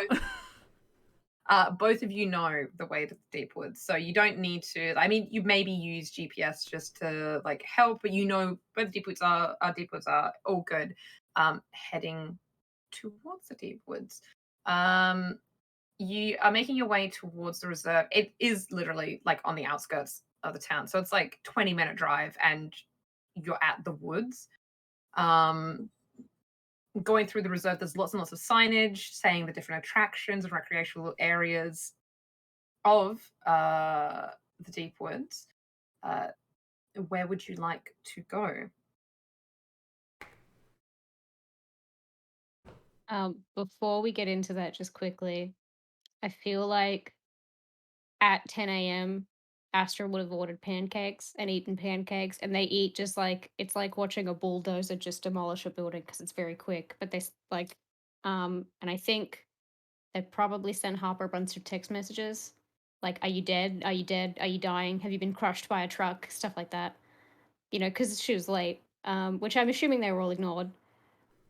No, you got one of Um, those automatic reply ones that are like on my way or something, but it's like very specifically the ones that you just press the button for. and the last thing I wanted to add in for flavor was they probably got cookies and they probably got like one for Luciana and one for Harper. Just like they're probably too obnoxiously sweet for this time of the day. Like you don't have enough of your stomach yet to handle that, but they Yeah, got them anyway. I they definitely have, if it would be something that Astra would want, they have like boxes, like pre-dump boxes of macarons, like in rainbow colors. You can get like pastel versions if you want. You get traditional rainbow. So yeah, they definitely, and then they do have like your kind of cafe cookies as well. Um, yeah. Then they bought a box of macarons just because they're so excited. But other than that, they are of no help whatsoever once we get to the woods. It's like trees. So many of them. Astra would get like as they're driving up the big sign saying "Welcome to the Deep Woods." That's what they were talking about. Oh well, 8 clicks of like it wasn't some weird lumberyard or something, or it wasn't digging under a tree. I like to think that on the way, Harper completely trusted her mind, but Luciana actually knows the way, so there was a lot of yelling and screaming in the car about which direction to go, which wouldn't have helped Astra's situation in knowing where we were going. When we arrive, I mean, this is a stupid question. Would I recognize? I mean, like it's this at this point, it's just trees. So maybe it's too early to say. But do I recognize anything? Like, is it familiar at all? No, these are like it's a beautiful woods, and like as you're driving through like the entrance and stuff, they're not young trees, but they're not like big kind of towering like older, more established trees, which would be possibly more familiar. It seems very national park kind of space at this point. Okay. Um. Well. Oh, I know. I thought of something useful I can do. Um. Do you do you want me to see if I can see the smoke here at all? I don't know if I would be able to see it without. Well, actually, Harper, you still might have smoke coming off you, so that could work. I could try. Do your thing, I guess. Okay. Um. Just want. Okay, it would just be sensitive. It wouldn't be tune in because tune in is like to a specific mind. I don't think smoke has a mind. A mind Unless, of its own. yeah, I guess I'll try. They'll kind of try and like they probably just like squint their eyes and kind of scrunch up their face a bit when they're trying to like get their mind to open up to the psychic environment. Like it probably just like they make a stupid face. And maybe their skin sparkles in little spots. But yeah, I guess can I do that? Yeah, roll sensitive. Okay. So roll weird for sensitive. Okay. Come on. Come on. Okay, okay. It's not bad. It's not hard to be better than what I've been rolling all night. Crap. Um so 8. 8. So yes, you are thinking just like, I remember what it looked like. It looked like smoke. And you kind of have that thought of just like, oh yeah, kind of like you could it kind of things get a bit hazy when you like narrow your eyes and you're kind of filtering the image through your eyelashes. So that's kind of the thought process you're going down of just like hazy things, making my own vision hazy. We're figuring it out. And you do like for a second you're like, oh, very, very clear, everything is hazy.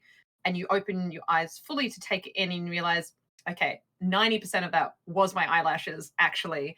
But you do see nothing coming off of Harper, but you do see not so much in the same way that you saw the other night of like a clear directional pull of haziness and like the smoke tendrils, because it was like incense was being burnt and someone opened the window and it was being drawn out. There is like this is more like a current or like a channel where everything's slowly being pulled in a direction.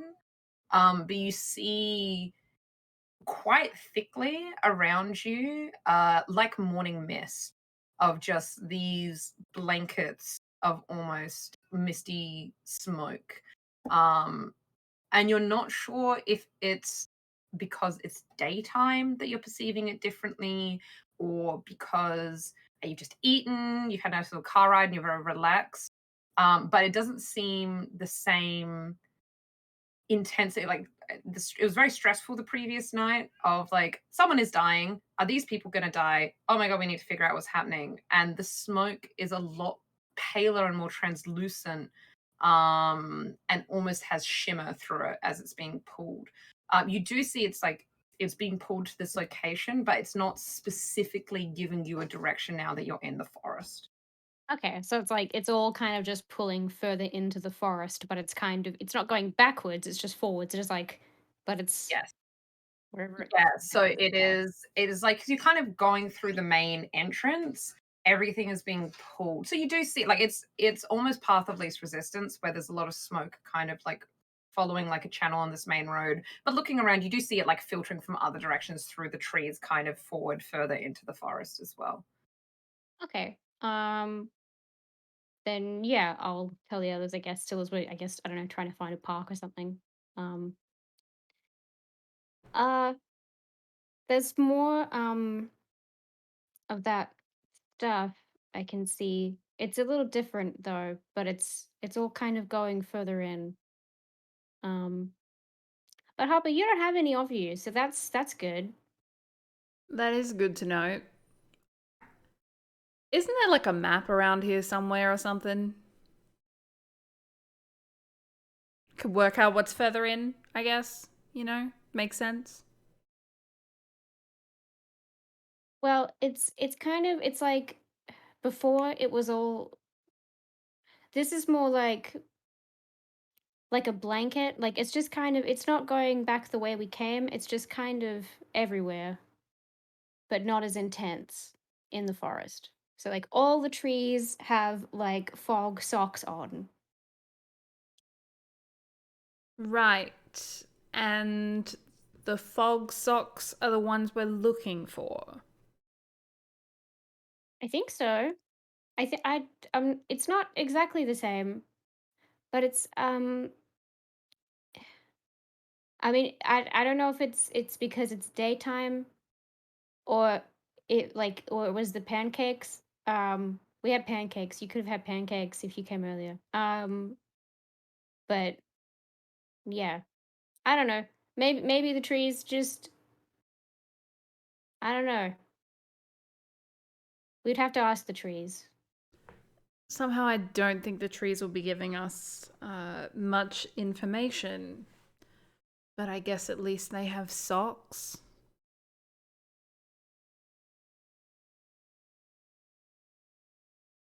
Is this even north?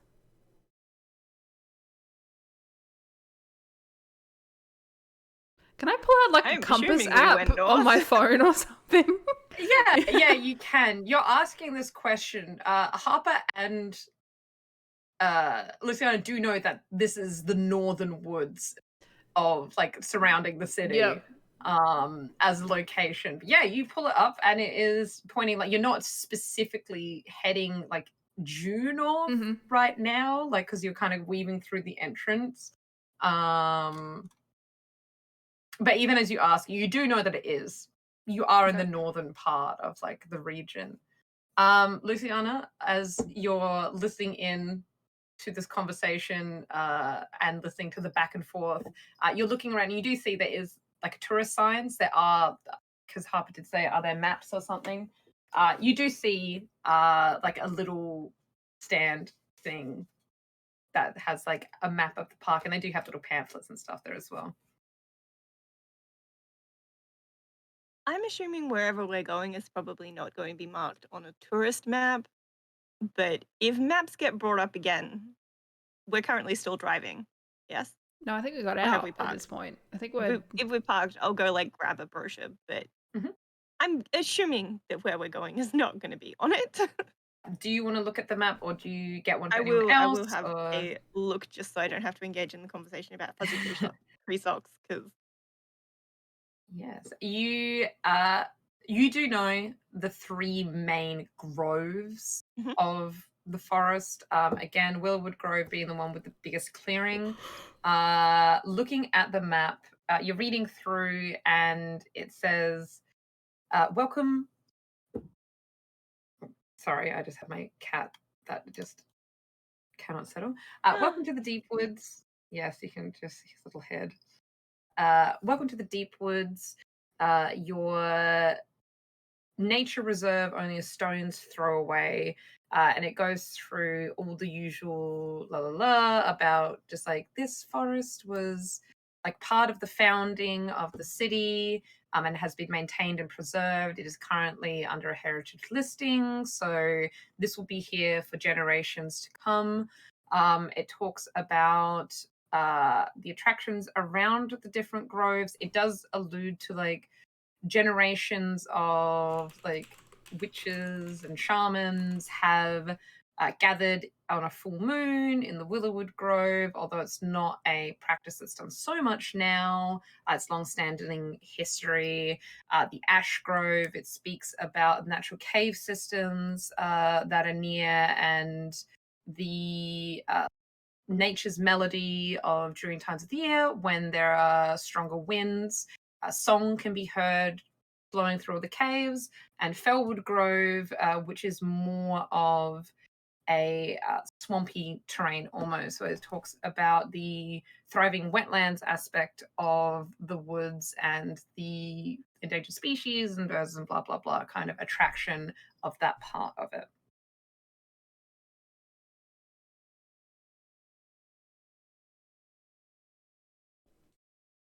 I will just be waiting for that conversation to be over. And then if Harper has a thing out that says north and Astra's sensors are just like kind of that way, just north. Yeah, I guess we just head. We don't really have an idea of where exactly. So, anyone like to investigate the mystery with for what you've known thus far? If anyone has a little thought that their character would be thinking, if it is applicable to this, would not be read about situation. This would specifically be investigate a mystery. Can I just help out one of the others? Because I feel like Astra's like, they're a bit dopey, but I know they're not How super good. do you think you would help out? So looking around, like what tidbit do you think that Astra would give to be helpful in trying to figure out where they're going? I think maybe just like uh Legolas, what do your elven eyes see? Like, not that they necessarily have super duper good eyesight, but it's just like, okay, when you saw the fog stuff, like trying to like use that in a way, like, oh, was there anything that they saw that might be a bit weird? Like, they might not have been necessarily able to interpret it like super well with the big success, but maybe just like if the others are looking at the maps and stuff, like, Yes, I will say that you can choose. It will only be for one person. So you can, in this case, I will let you listen to who's going to try and pick. No, I will say whoever is going to ask the question first will get a plus. We'll roll to help out first, but that will be who it goes for. Whoever's most proactive in, so probably Luciana, because Luciana has the map, I would say. But I failed and I kind of want to fail so I can get that experience point. What did you roll? I got 6. Same. Really? Yeah. 2 and a 4. oh, damn. Wait, that is 6. Yeah, that is 6. I had to think about that for a second. I'm like, hang on. Well, to help out, I actually did quite well. 9. Oh god, come on. I got 11, so it would be a +1. Yes. Well, I know. You can tell me. Okay, I will let it be dealer's choice then, because you're engaged in conversation with Harper, whereas Luciana is being most proactive in getting a map. So, who do you think Astra would be inclined to help in this situation? I think they like helping everybody, so I think like in most situations, like they're like, oh, Luciana's smart, like, like Luciana could tell them to do pretty much anything and they'd be like, okay, you're smart, I'll do it. But I think they want, I don't know, like they're trying to make friends with Harper and be like, see, I'm cool and helpful, like I can help you, like, see, I know things, we should be friends. So Harper might sort of interpret it more as them bothering her, but it might actually be helpful if she's trying to figure stuff out. They're like, no, like look at this, see, look at this, and then the fog was this way, and like, and she's like, oh my god, shut up. But it might actually help. I don't know. All right. So in that case, it does bump up. There's no backlash. You're just a very helpful little soul in all the information you're giving. Harper, you can hold one question for Investigator Mystery. Luciana, you're just like, we're here for magic bullshit. That's not going to be on the tourist map. And you kind of more just hand over the map and you can mark experience. I mean, straight up, I feel like I want to ask, where did it go? Yeah, okay. So you ask where, you don't ask where did it go, but Yeah, you're looking at the map and it has been fairly directly due north that the mist has been going. And even with what you're not sure because you were thinking like, oh, we've been heading north for ages, but like now we're here. Where is it? But with Astra insisting on like talking about the directional flow of the smoke and where it's gathering now, and it is heading due north.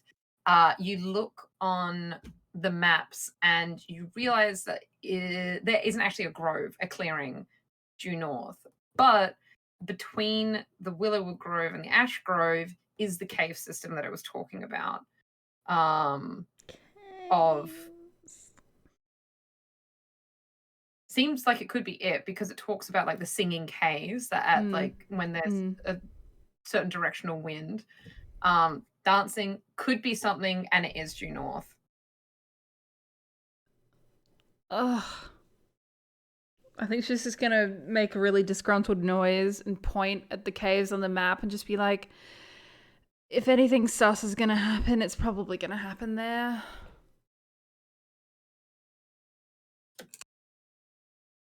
I hate this for me.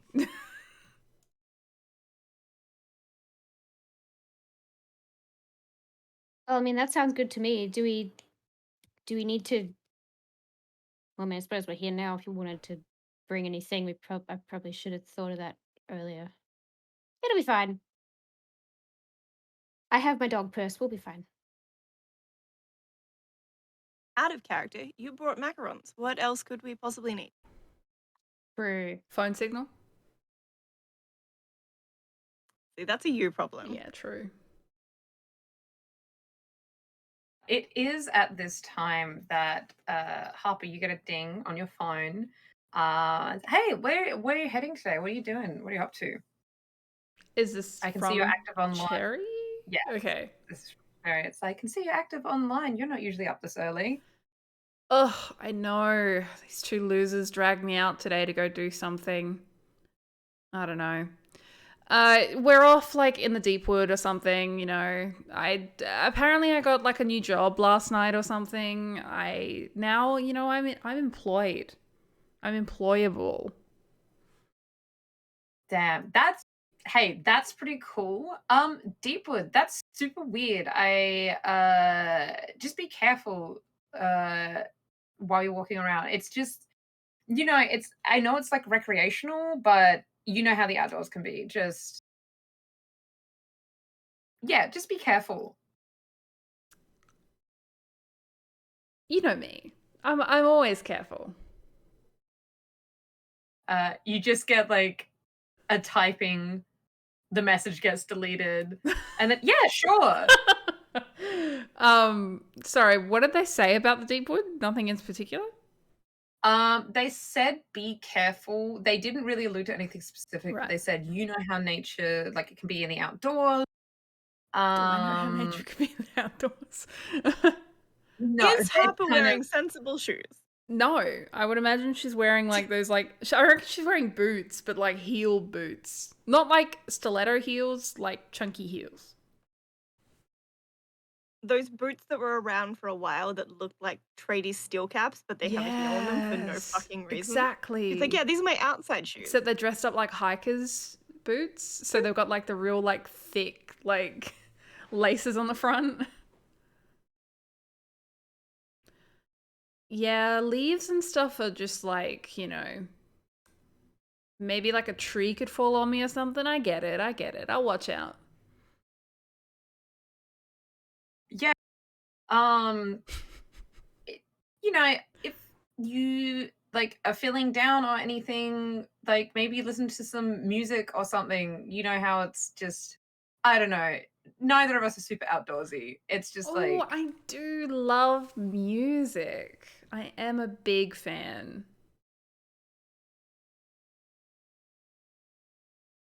Same.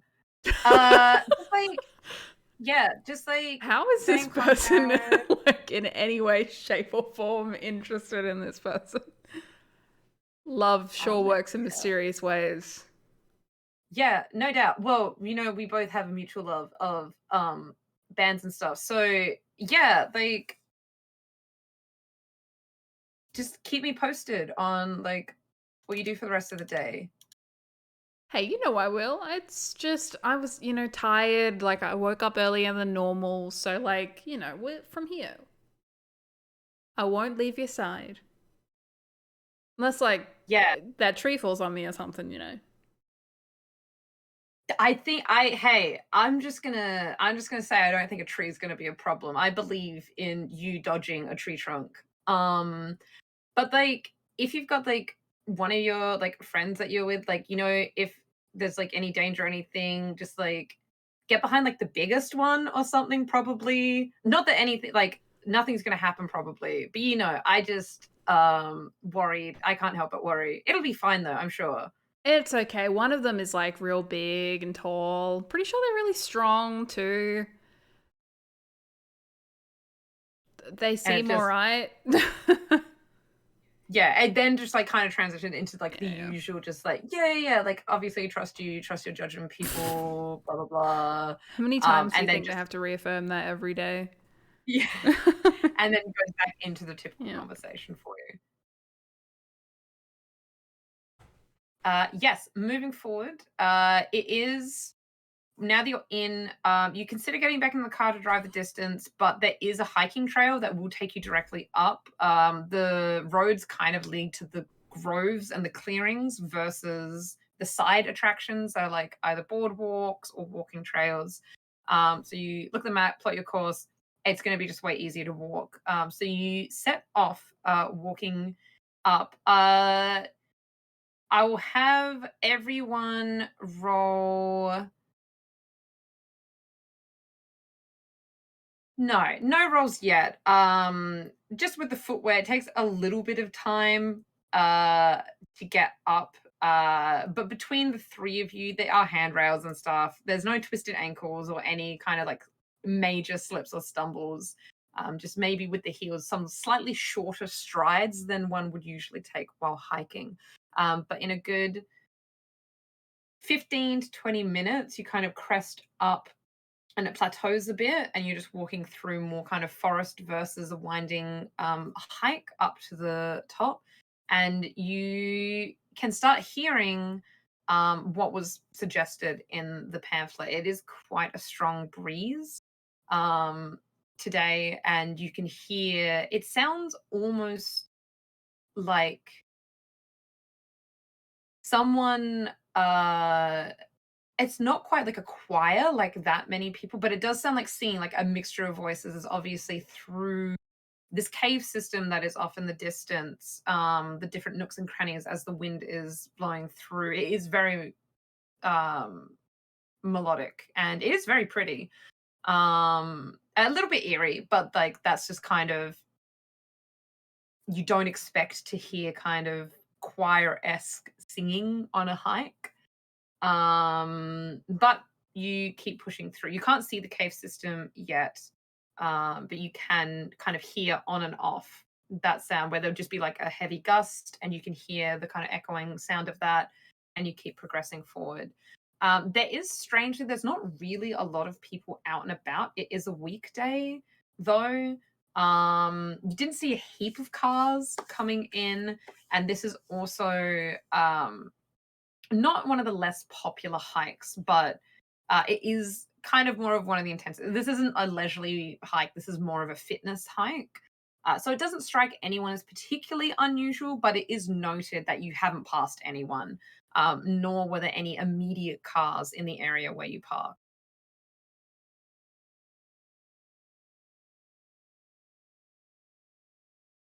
And we keep going unless there is an exchange. We're heading towards the caves at the moment, yeah? Yes. Yeah, there doesn't have to be an exchange, but like if anyone had any questions, if not, we will just keep hiking towards. There's no significant disruptions yet. I think Harper will make a comment. She'll look up from her phone for a second and be like, Oh, doesn't the wind kind of sound like... I have to think of a song. Bad Romance by Lady Gaga. I don't know.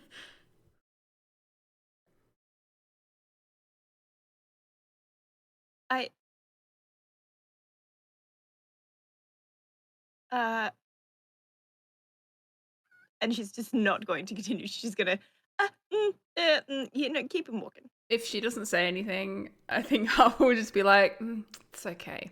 You don't have to admit that you don't have taste. And she'll keep walking. Is that your favorite song? No, not really. It's a good song though. Quite a banger, you know? I'm more of a fan of... Fuck, I've got to find the fucking name now. I really put myself on the spot here. Bit more of a fan of Dark Moon Chrysalis. They're much more fun.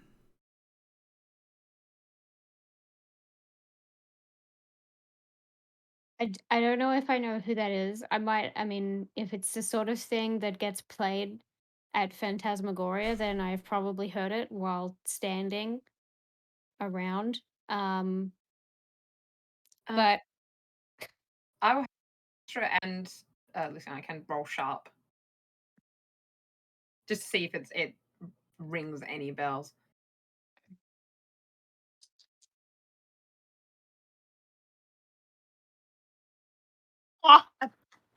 Apparently, I've gone from yeah, sure, I'll get everything kind of mixed success to now I'm just failing. That's a 5. I rolled 7, but -1, Oh no! that's 6. So I think, does that mean I get an experience point? I would say for this one, this was just like a tidbit of information. So no, Yeah. with this one, no experience on this one. Yeah. I mean, maybe they're poppies. They were talking. She was talking about Lady Gaga. Sure. Neither of you, off the top of your head, maybe it's played in Fantas, but you don't run the playlists, and neither of you are of the habit of saying, "Oh, who's necessarily." And even if you did, that name had never come up if there was a particular song. You're like, who sings this? But as you are progressing through, so you're getting closer and closer now. You do crest through a clearing. You can see at one point off to kind of the right hand side, you do see the ash grove. And you see to the left hand side at some point, you don't see the clearing itself, but there is a large kind of obelisk rock jutting up, just barely visible in the tree line. Luciana, whether she chooses to or not, would recognize it as Willowwood Grove, but it's her choice if she would point that out. But you do see, like, yeah, this is like, as the map says, we've gone kind of past these 2 clearings and getting closer to the cave system. At this point, it is getting to about the 40-minute mark of hiking from where the car is parked. And outside of the on and off occasional echoing song, almost from the cave systems that are up ahead, it's very, very still. There's not even a lot of animal activity necessarily. There is, like, there's birds and stuff on occasion. Probably to a sharp eye, maybe a squirrel or something. But whether from people walking, you guys walking through, making enough noise in your conversation, or whatever other reason, there's just, you haven't passed another person. You haven't really seen a lot of animal life, and it's only really the song on and off that you are hearing. Another 10 minutes or so passes, and it's almost to the point where anyone that had looked at the map is like, I don't think that it said it was this long a walk. Like, this isn't the summit walk. Like, I thought it was much closer than this. But another couple of minutes pass, and you break through the tree line to then a more mountainous, rocky landscape, and you see just ahead the cave system.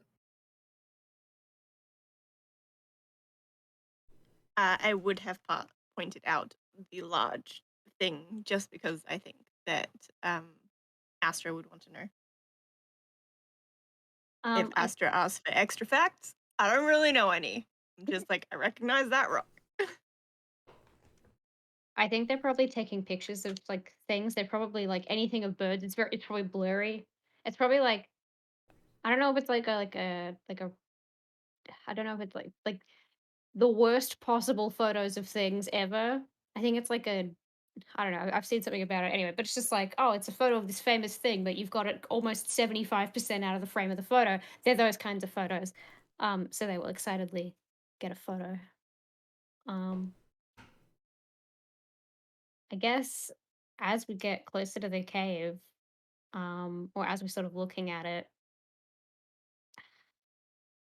I don't know, just like just looking at the outside, does it look like there's like, I don't know, footprints or like drag marks or signs that like lots of people have been here recently or anything? Or So it does. You don't need to roll for this. It is like one of those kind of classic hiking paths. That it's not like paved or anything like that. It's mainly dirt with the occasional, like when they'll have like a plank of wood or like a beam just to like help kind of maintain like a stair-like formation to like get up the rise. But there's a lot of leaf litter around that seems like it hasn't been disturbed for quite some time. You do spot it does have like a big sign kind of saying like the singing caves and talking about the location itself. And it does have like listed on there caution, uh, recommended for advanced like or experienced hikers or spelunkers to continue, and then it kind of points there's like a little lookout area which is like a viewing area, so people that just want to come and kind of listen to the caves or to see the caves, you can come and maybe have a picnic or something, but suggesting that it is a more strenuous kind of experience. Like it is more dangerous in the sense of like you might lose your footing. It is like kind of clean like rock faces and stuff like that. It's no longer heading into the cave system like an established path per se. uh, have either of you are either of you advanced hikers? No. I wouldn't say advanced. I'd say competent. Okay. Well, I don't think I've ever been hiking. Uh Harper, I would have thought you were a hiker based on your shoes, but huh, okay. Um I guess I guess like who should go first, you know? You could.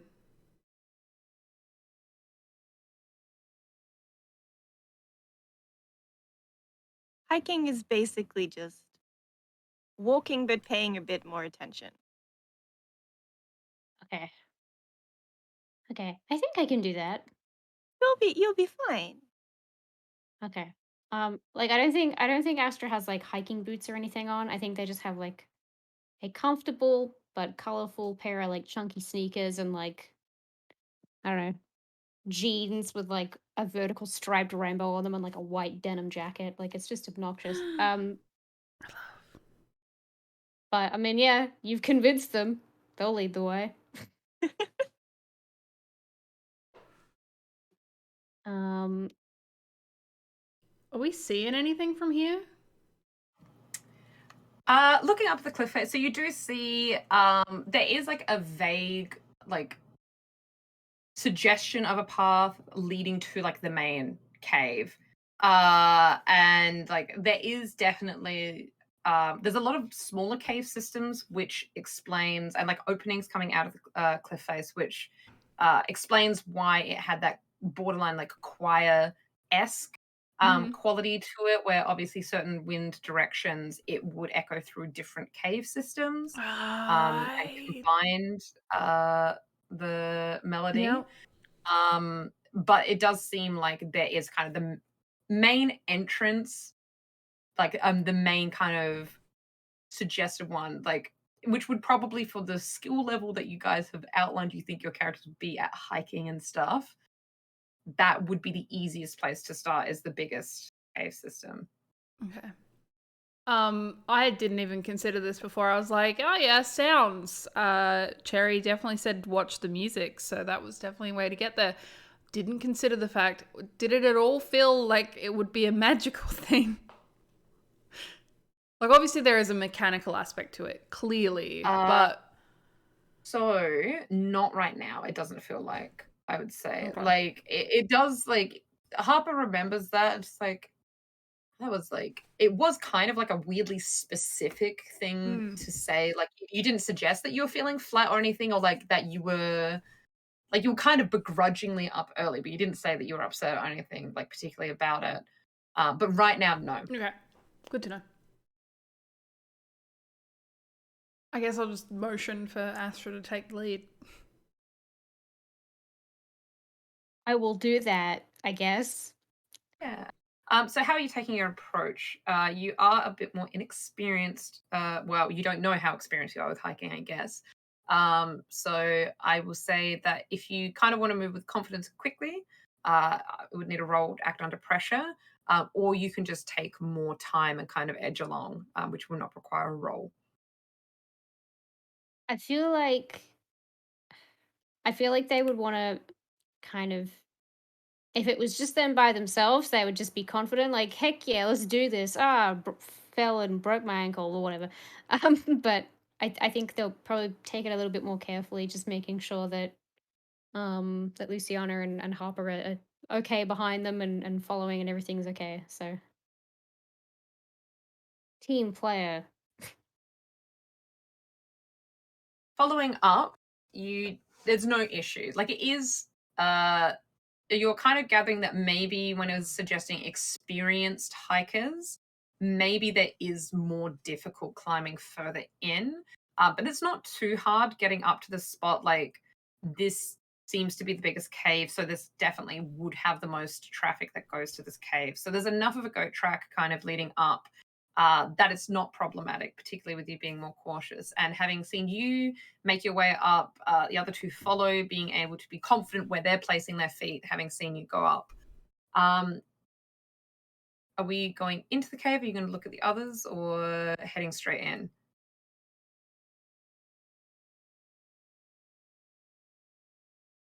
I mean, Astra will ask the others. They will probably whisper. I don't know why. They just feel like they have to whisper, but just like because everything's echoing. Um, which way am I going? I was just gonna go down the big. I was just gonna keep going and see where it went. I mean, yeah, I think that's probably the plan. Just whispering simply because Astra is whispering. Yeah, I think that's a good move. I'm going to say out loud, no whispering.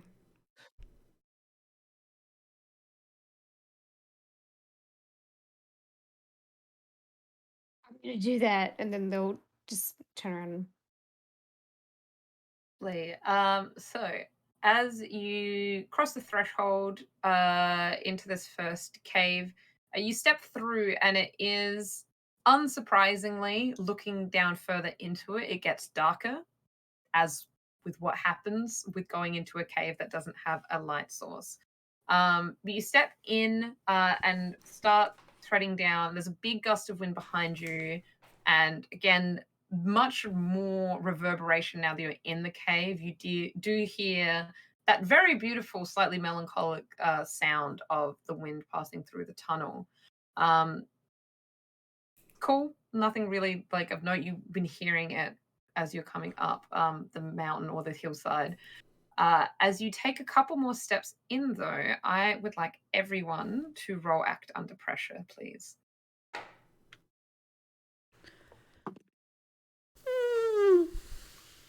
I thought I was muted. I was not.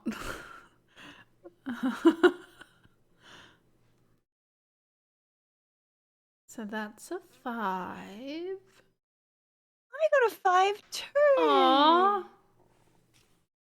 I got a 6 because I rolled 2 and 2 plus 2. I have a nothing plus. I hate my Got a life. +1. Well, here's the good news. Everyone mark experience. That is good news. I leveled up. Holy shit! It was all part of a plan. So you keep walking, and there's a moment that I hear it. It is very pretty, the sound that is echoing through the tunnels. You're walking, and you're kind of almost trance-like in walking down this cave. I mean, it is a pretty easy cave to traverse. Maybe people just kind of suck getting up that initial part, because this doesn't seem like you need to be particularly experienced. You're hearing the song continue, and there is a point where Harper, it kind of somewhere in the back of your mind registers, I don't feel any wind blowing on me. And if you would like to now use this, Oh, feels like spirit touched? Is that the one? Because it feels yes, like magic. yes. How does that work, by the way? So Because when you sense a roll, so you just roll. so more what I meant was it says roll weird, but because it's a you thing, can I use that in conjunction with another one to roll charm, or does it have to Yes. just be weird? No, you with the other movie Okay. have that. You can opt, to use it. They can work in tandem. Okay, cool. Mwah. I didn't need it in the end, but that's fine. 5 and 3 is 8, and then plus 3 is 11. Is that right? Yes. Oh my god, I'm doing maths. Yeah, 11. Yes. So full success, which is Yeah. great news. Because you have a moment of clarity of, this doesn't sound the same.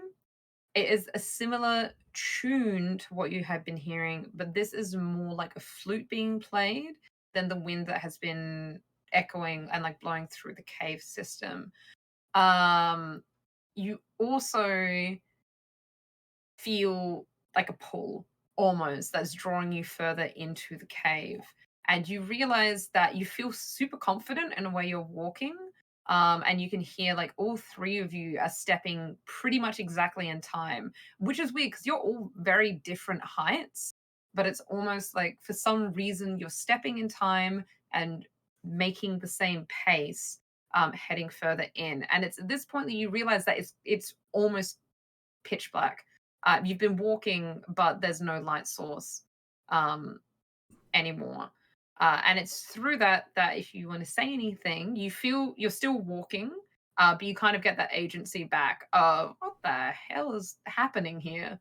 I mean, I think she would also have that moment, but because Cherry said to follow the music, I think she would be just trusting this and would probably just say to the group in like that moment, unless because it's a text message, you recall they said, if you feel weird, listen to some music. I'll listen to some music. Yeah, but I thought that meant this music. That was how I interpreted that. If Harper interprets that, that's fine. All right. Yeah, let's go with it. I've realized my mistake, but if that's how my first intention, I'm going to turn to the rest of the group and just be like, if we keep going, maybe we'll meet Lady Gaga. And just keep walking. It is blatantly clear to the other two party members, this tune sounds nothing like any Lady Gaga song you've ever heard. She's not sharp, so it's all good. It's fine. We keep going, we'll meet Lady Gaga. I gotta write that down. It is as Harper says that both of you kind of have like a brief moment of clarity of, it's so fucking dark in here, hey. And you have similar realizations of, you don't clock that you're being compelled, but you notice the oddities of we're walking in time. None of us have said anything until Harper just said something, and we've been walking for a couple of minutes. None of us can see, and there is no wind. You don't fully pick that it sounds like a flute kind of sound now, but there is definitely no wind.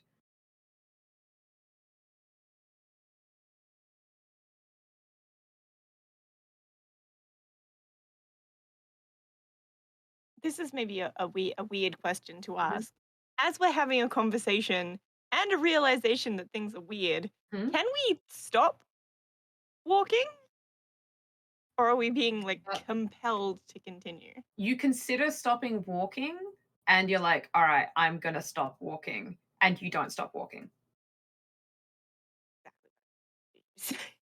But you do have full, like, you can, like, if you kind of are like, you're still able to do stuff. You're just feeling, it's like when you're drunk and your like limbs don't quite follow what you want them to do, and you're just walking. I have a quick question. Because I leveled up, Hmm. can I, if I know what I want to do, can I do that now, or will it wait until kind of after this kind of beat? I usually wait for the equivalent of a short rest, but roll a d6 and say and tell me odds or evens. Okay. Even. Yes, you may take the level up now. Okay, thank you. I didn't want to just be like, well, actually, can I guess Astra at that point, if they can't stop themselves, just hello?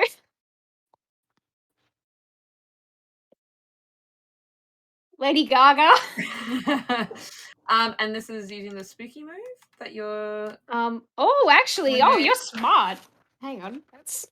I should completely forgot I had that. Yeah, why not? Let's do it. I can attune my mind. Sure, I mean they probably already know we're here, so why not? Let's do Yeah. it. So roll weird for me. All right. Okay. Oh, you fucking. It's fine. I don't know why I'm bothering to check. What is happening with these D6s today? That is 2 plus 1 plus 2. So that's 5. So, That is 5. yeah. You do have luck. Not that you have to use it now, but just as a reminder, we haven't used it in this session. I know this is Oh. a new system for people. You do not have to use it, but just as a reminder, that is a resource for you should you wish to use it this session at all. No, I think I'm gonna do it simply because I think people are gonna think I'm lying about what I'm rolling to get XP. I'm not. I'm just shit. So yeah, I'm gonna use a luck point. Let's get spicy. Perfect. So you can hold 3 questions. So you don't, when you hold questions, you don't need to use up all 3 now, but you can if they are applicable to you right now and you want to ask them right now. Okay. I think I will ask one right now because I think it's applicable, right? Like I think where is the creature right now? Like if Uh, I so you are walking towards whatever is causing this. Like you are going directly, like the most efficient route to wherever is causing this to happen is. Okay. Can I from that can I get a sense of like how far? Like if it's like 5 meters away or it's like it's a can I get a sense of that at all? Uh, that is would use another hold.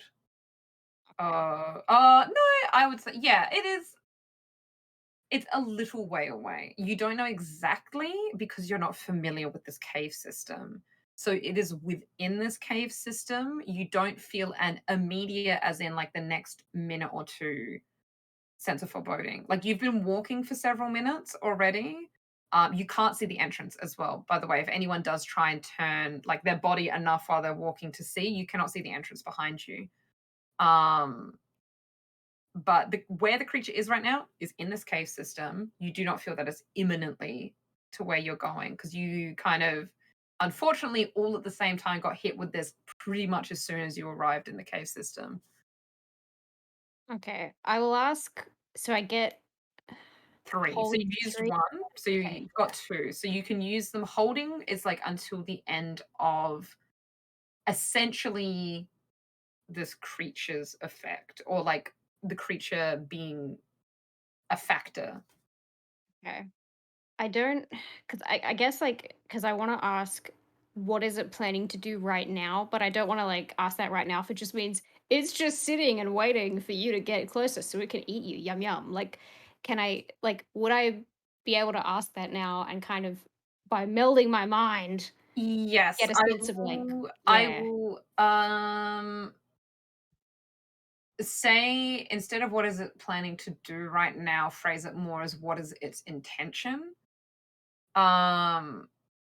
And it is purposefully trying to bring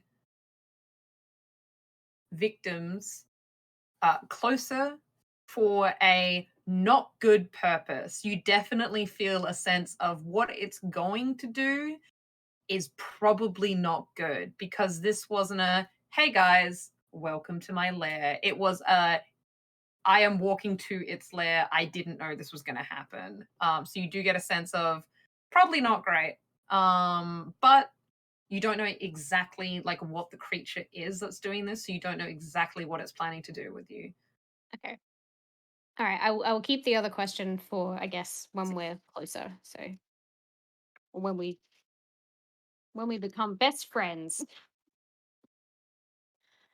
Um, but I guess I'll whisper to the others, like, I can see in its brain, and we're not terribly far away, and it's not good.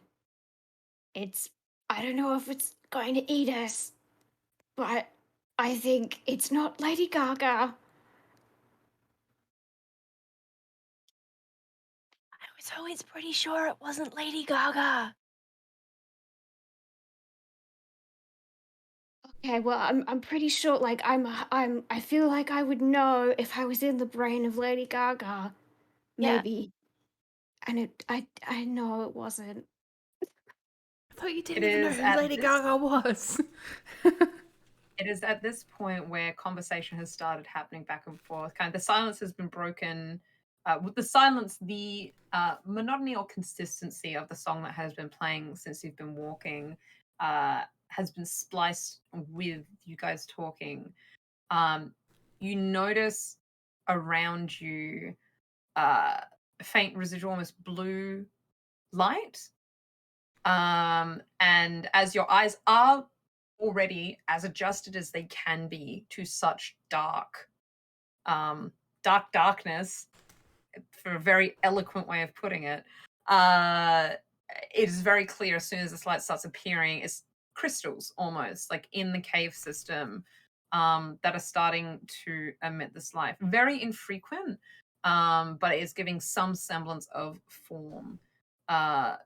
To the cave around you, and you can see it is a very broad path that you're in. The ceiling is high enough that even Astra, if they reached up and jumped, they wouldn't touch the ceiling. And it's wide enough that the three of you are walking in step, and there is plenty of room on either side of you. You do see small little, like, kind of squirreling off little tunnels and things, mixture of just kind of crevices and maybe smaller paths that could be ventured down, but none of them are illuminated in a way that you can see down there. I would like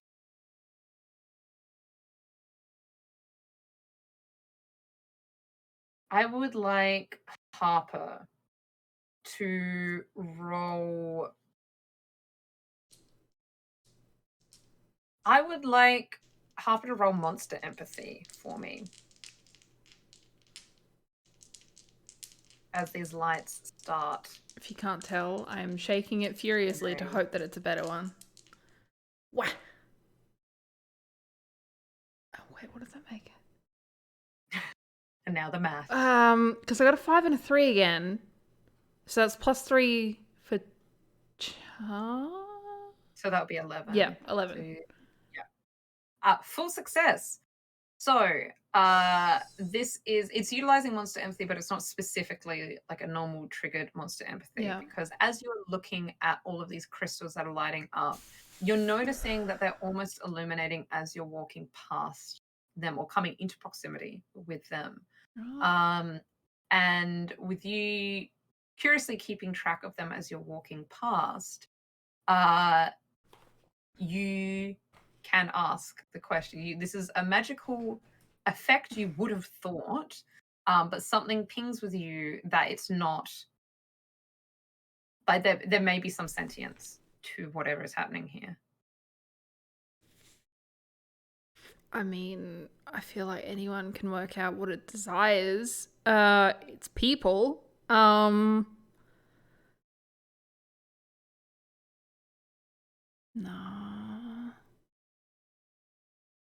It only has 2 questions. What would distract is probably a good one. I mean, I feel like I know the answer, but again, Harper doesn't, so. This, I will say as well, is such a high roll, just for your benefit. Harper isn't like the most experienced with this kind of thing, but this crystalline presence has appeared after the music, so there is the potential that it is a different effect Okay. to the song that you're hearing and the trance that you're currently under. Wait, hang on. So in other words, like, say for example, like the crystals are a terrain effect, and like the song is like a. Sorry, I just hit something. The song is like a monster effect, or. Yeah, so it would be more so the song is like a lair effect, and okay. this might be its own creature. All right, don't know what that wants. But yeah, sure. I mean, the whole thing of monster empathy is literally working out what it desires. So I guess I'll just Lucifer it and wonder what some crystals desire. Yes. So you're looking at it, and it does seem that whatever this is, it is following, and maybe these crystals are more of a conduit than the actual body of it itself. And it Okay. only perked up when it seemed like the three of you had your own agency. So it seems like it wants the party's help with something. You're not sure exactly what, but it seems to have taken interest under the assumption that you are not under the effect of the song that is being played. Okay. So you gather that if anything, it's probably an opposing to whatever the song is. Righto. So it's like a lizard living in a cave where like someone else has moved in upstairs kind of thing. That was a very weird analogy, but I hope that made sense. I get what you mean though, yes, that kind of vibe. I don't want to distract the creature then. If I'm getting good vibes off of it, I guess, yeah, like, I'm guessing the question, what would it accept, is good enough for now. Like, you said about the agency, but maybe getting more clarification on, like, what it wants for now. Yeah. So because it is a bit vague, that question, yes, it seems to like an acknowledgement towards it and vocalizing that you've seen it and are like here to help, or at least like are not a hostile presence would probably be good enough for this right now. Horrific idea. I think this is wonderful though, and I hope it works. What would happen if I were to play Bad Romance off of my phone as an acknowledgement of presence? I mean, there's only one way to find That out. is correct. I would like to pull out my phone, even if I can't see it. Like, literally, I use this thing all the time. I feel like I would be proficient enough to know where I need to go. And I would like to play Bad Romance as just like a, I will not even say anything to anyone else. I literally just get like oh my god, there's something watching us. And then I'll just vote to play a song. You do so. So you pull your phone out and it's go hard or go home. So the volume is cranked to full on the phone, because even if it hasn't been acknowledged, everyone loves Lady Gaga. And these two are probably closeted super fans, honestly, because they're just trying to be edgy by saying that they don't like her. They just don't want to be in the mainstream, you know? Hey. Nobody said that they don't like Lady Gaga. We just said that the sound coming from the mountain that doesn't sound like Bad Romance didn't sound like Bad Romance. Hey, I'm not saying anything. Bird. And as the song picks up and kicks in, the way it is echoing around you, that is all that you can hear in this space is Bad Romance. It's through a phone, and even though I'm sure Harper has a very up-to-date good phone, it is still a phone that's trying to project in a large space. So it's not the best audio quality, but it does drown out the sound of the flute, and everyone kind of stumbles as they go back into their normal kind of stride pattern. And then if anyone decides to try and stop, you can now stop.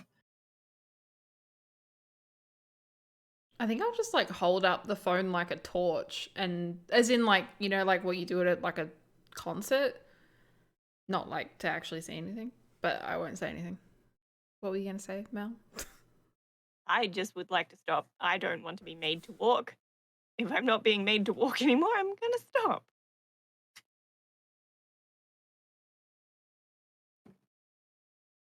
Yes, so you stop. Now in the illuminated space from Harper's phone, does everyone stop and kind of like gather themselves for a moment?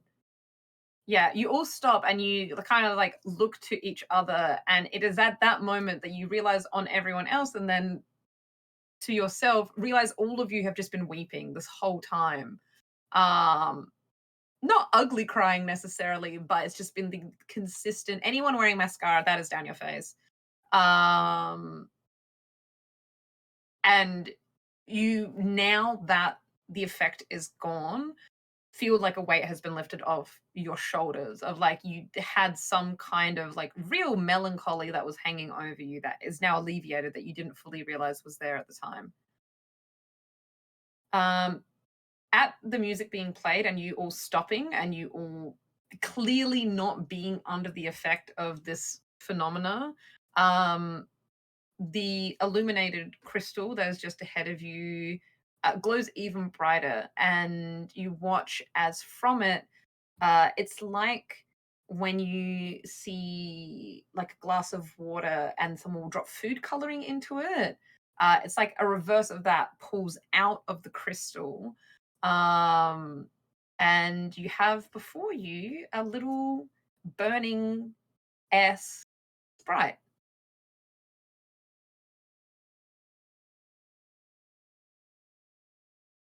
And it is bobbing in time with Lady Gaga.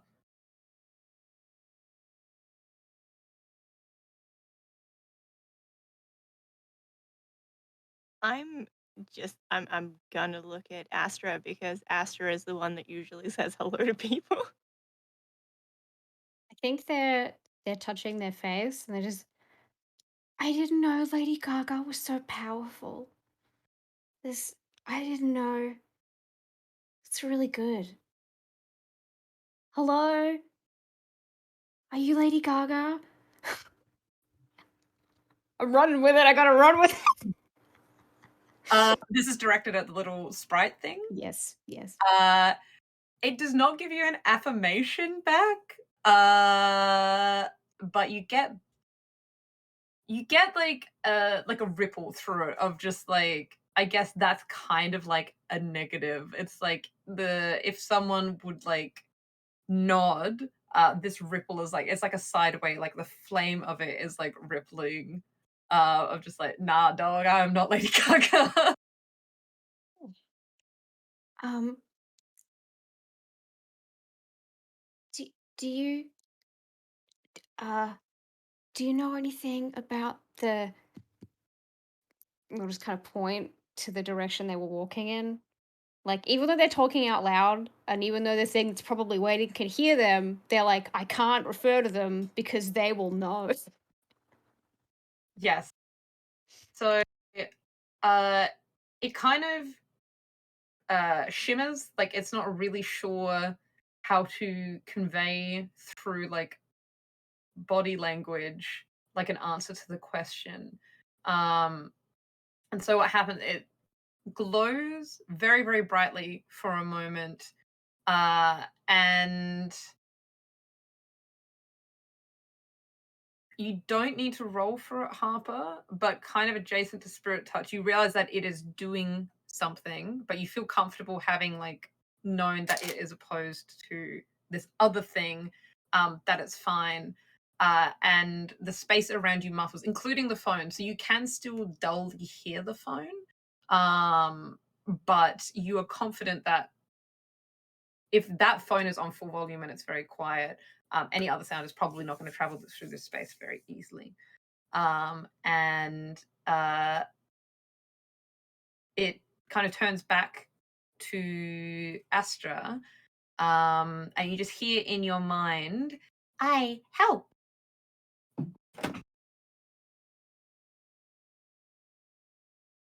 Um, thank you. They'll say out loud. I don't know if I can respond. You can, so you feel like as you speak, your voice does travel through the space as it normally would, as if it has been emitted. It's not being contained by this effect that this little spray has caused. Okay. Um. Hmm.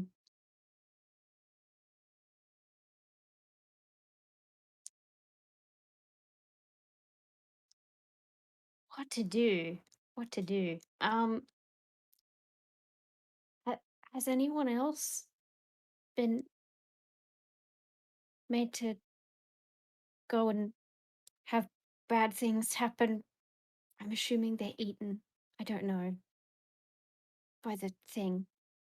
It just makes in response like just this really forlorn like noise, kind of like if on like crystal glasses, how you have people that will like play crystal glasses, like that kind of sound of just a like it's not great. It's like it's a heart-wrenching little sound that this thing has made.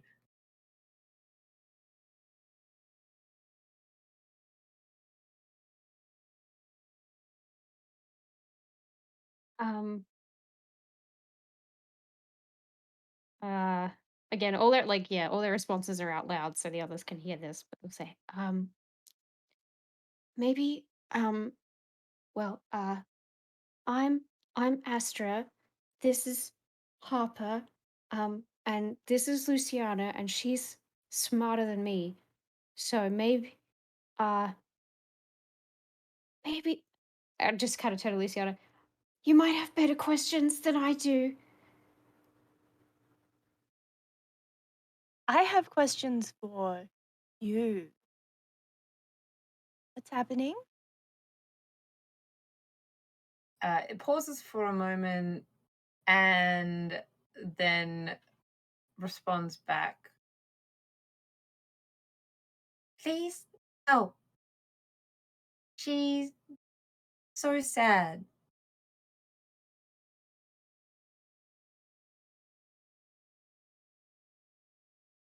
To me Yes, this time? it comes to you. Yeah. Look, just to be polite, because Astra was talking out loud, we'll continue with that. Who is sad? He would dance for us.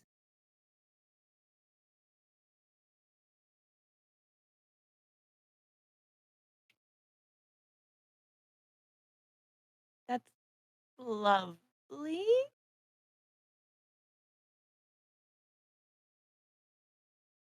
Who? It seems like it doesn't have a way to articulate the person. So, but it will instead, its little flame form shifts again and becomes like a small, like image of a woman. The features aren't like perfectly clear, But it is almost like a scene where it's a space where she is dancing, and there are multiple other little flecks, sparks, wherever these little spirits are, that are all just observing this. And you do see, again, just no clear features, but there is another figure in the scene as well.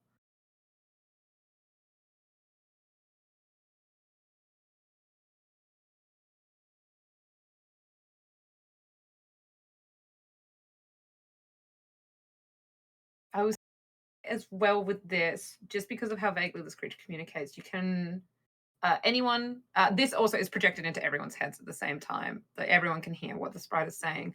Roll read about situation or investigate a mystery.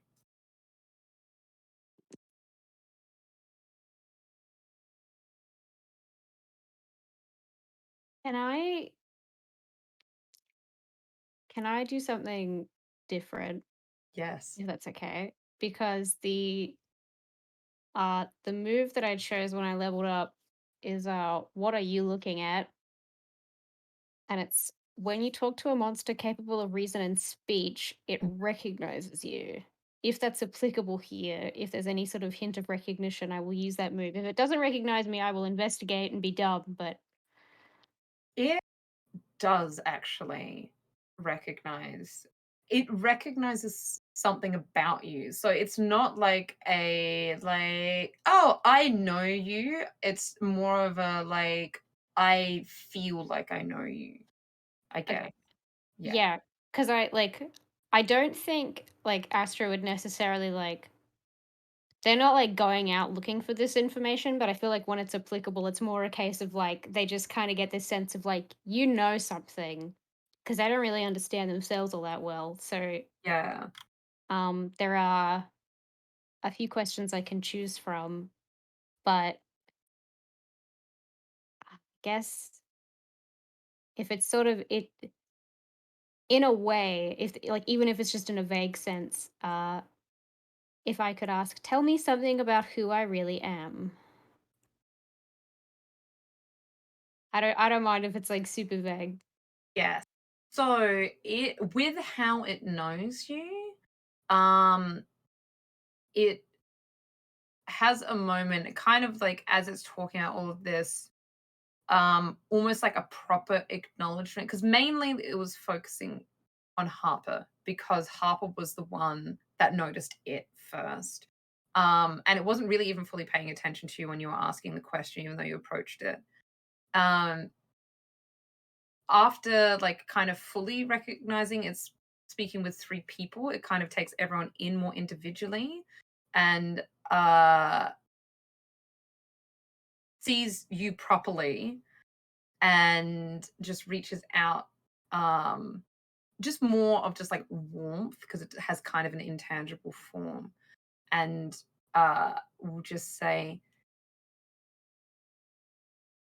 not your fault.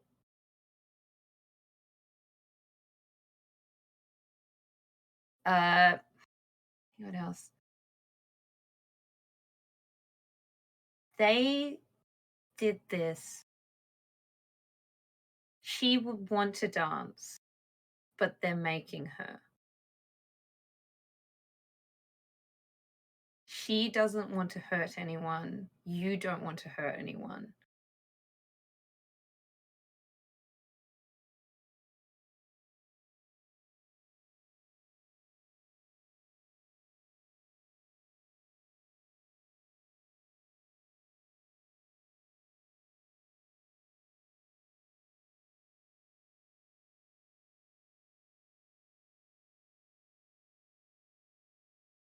Huh. I think That also did not yeah. ring for everyone else. That was just in Astra's mind.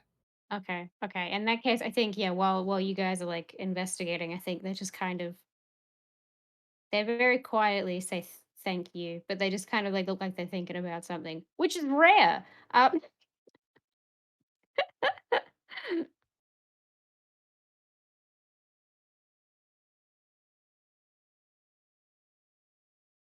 Yes, for the role Read Situation or Investigate a Mystery, what did you two get? Fuck, what did I get? 2, 3, 2. Is that enough? Yeah, no. 7 for you. So I got a 6. Harper does. It's like, what the hell is this little thing? Mixed success, you get a question though. I get a singular question. Yes. Man, I really wish I'd done well in that because I wanted to ask. What does it mean by dancing? Because if you get really good, you can ask a question that's not listed, but that's not a listed question. Again, you can use luck if you wish. You don't have to, but again, as a reminder, there is a resource there.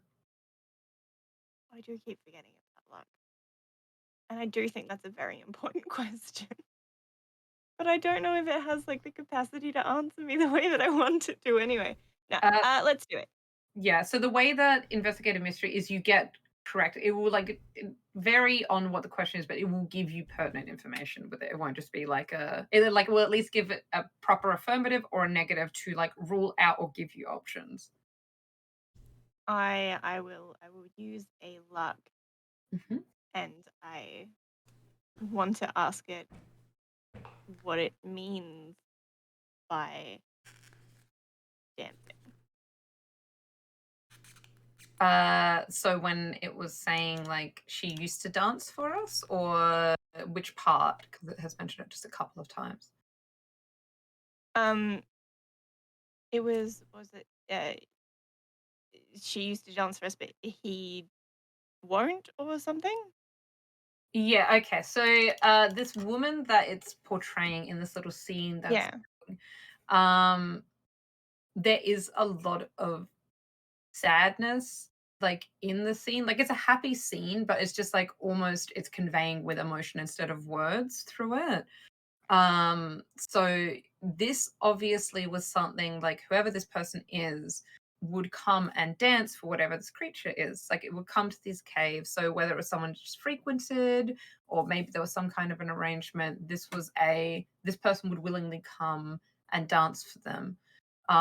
Whatever has happened, the dancing is still happening, but there is now a negative repercussion that's happening alongside of that. So there is an effect that is happening, and this individual, the dance continues, but it is now no longer the choice of the person that's dancing.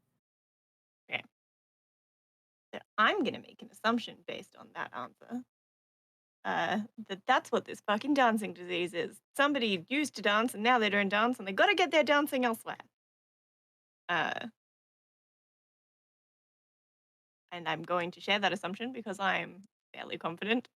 As Luciana, me a little bit less so that that's probably what it is because last session she was entirely convinced that dancing was the bad thing that's gonna get you killed.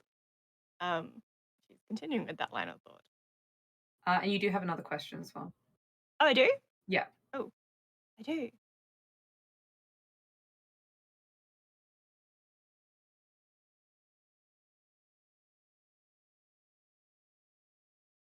I would like to ask, do you know what happened to her to stop her visiting? So this is like what happened here? Like kind of that kind of line. Yeah, yeah, it would have to be, yeah. Ooh, but they might not know. They might not know.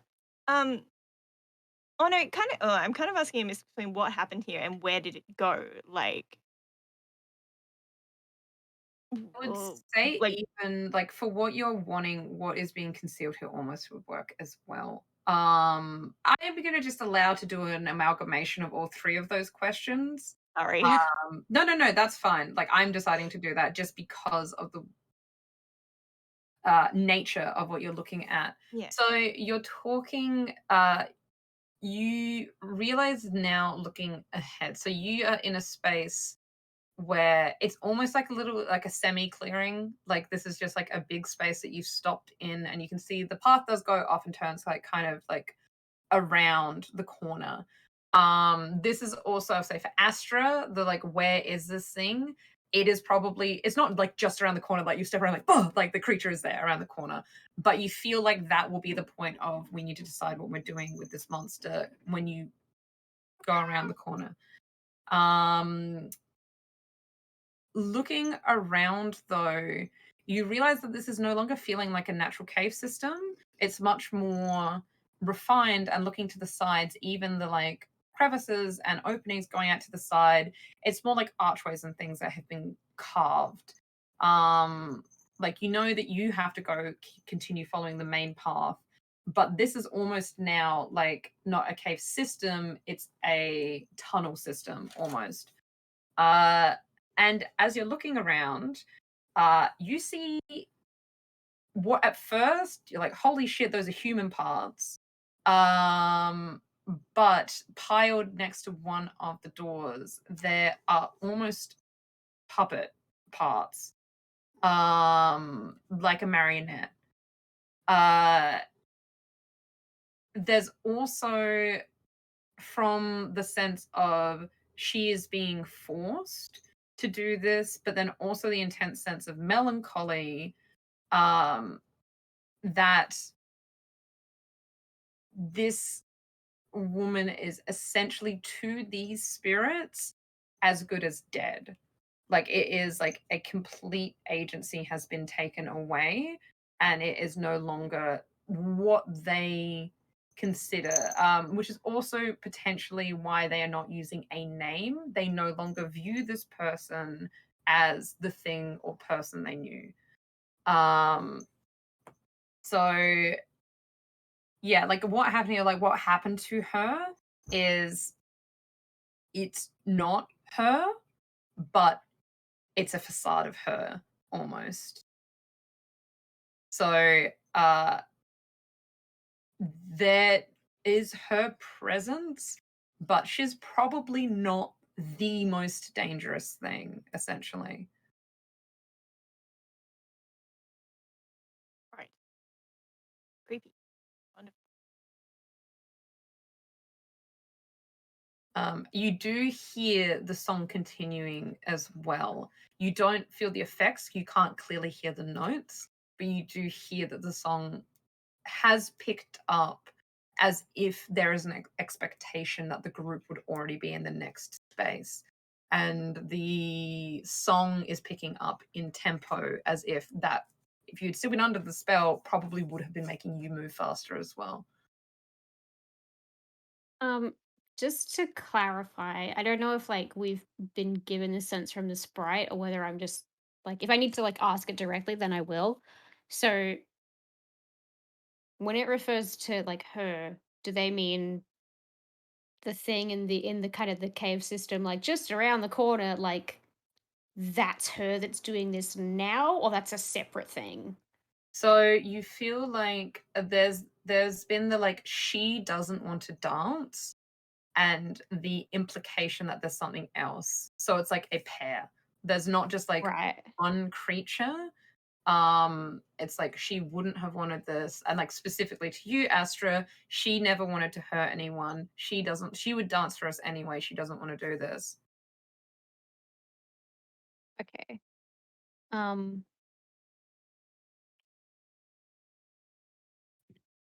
uh I'll say it out loud so everybody can hear it.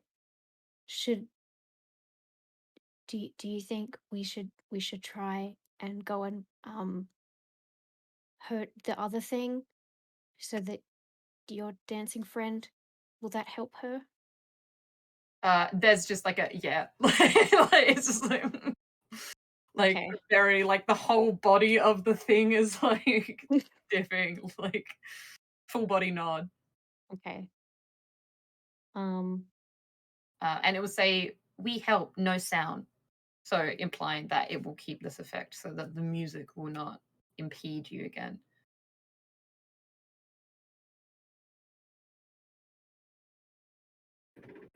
um well, I guess yeah, like if you if the other two of you like have questions or things you want to do, I think Astra's heard enough. They're good to go.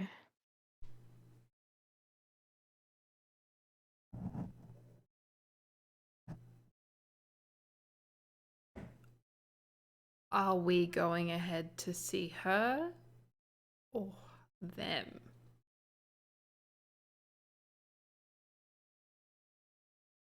Is this to the sprite To or the is this to the sprite. party? Absolutely not. So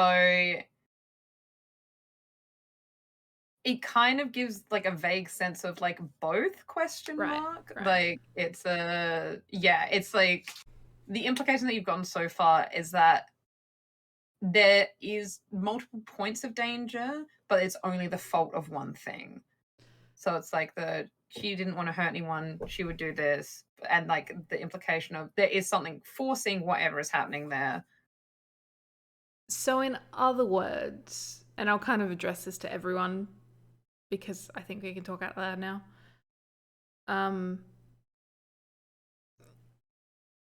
It is he, isn't it? The thing that's controlling, right? Is that correct? Yeah. Yes. Yeah, the controller, yeah. So he's just like, the snarky ex-boyfriend who's still controlling his ex-girlfriend. So like we just got to get rid of him. And we're good. His ex-girlfriend is like a marionette corpse in the corner. Well, I think she's more like a dancing marionette corpse in the corner. Yeah, adding that one word makes it just completely changes everything. Look, my meaning still stands. We just get rid of him and that solves the whole problem. Done, right? Simple as that.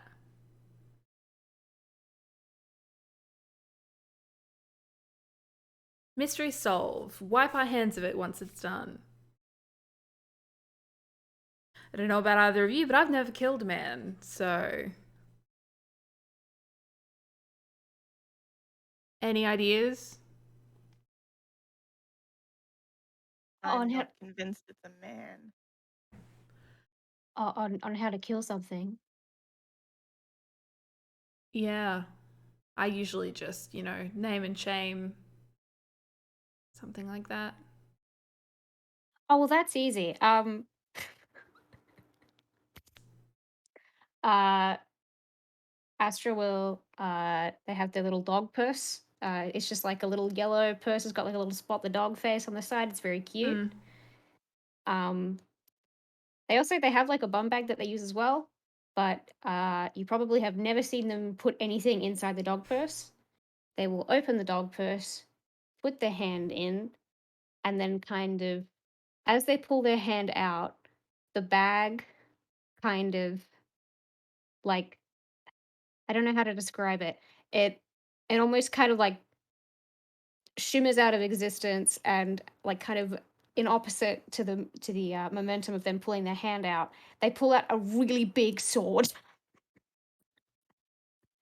Um, I have this. I think Harper would just about fucking like fall on her ass trying to get away from you in that brief moment. Oh, I'm not. I'm not gonna hurt you. I promise. I'm not. This is. I just have this just in case. Yeah, sure. Okay. The one who's like a full 2 feet taller just pulled out a giant sword from their bag. Yeah, nah, Harper's not comfortable. But not in like a bad way, just in like a, oh, I am very spooked right now, but still willing to assist. Not like, Yeah. No, I think probably like Astra looks sad, but it's not like they're not shocked. This isn't new. Like they're just like, okay, this is just how people are with me. So, it's like, well, they're weird. um, I mean, I think so it's yeah, more they're the just, sword. The weird part is fine. It's the pulling a oh giant yeah, sword out, but I guess that makes no y- difference. yeah. Well, I mean, for them, it's Mary no. Poppins! I mean, kind of, but yeah, like for them, it's like it's no different because Yeah. they've always had it. So, yeah, they'll just kind of have it and just, well, I'm ready. So whenever you guys are ready. I am looking at the use magic thing, hmm and one of them is banishes spirit or a curse. hmm I'm trying to figure out if I should do that or if I should use my force of will thing, which I used to unmagic everybody last time. I'm So trying what? to figure out if I'm just kind of misreading the. So what do you? I think the thing is, what are you wanting to use it on? Oh, right. Yep, should have been more specific. The marionette thing, if I can stop that popping up and angry dancing at us. I would Because it say seems like from everything we've heard, they're unhappy. They don't want to hurt us. They probably don't want to be here forever, trapped on this thing. yes.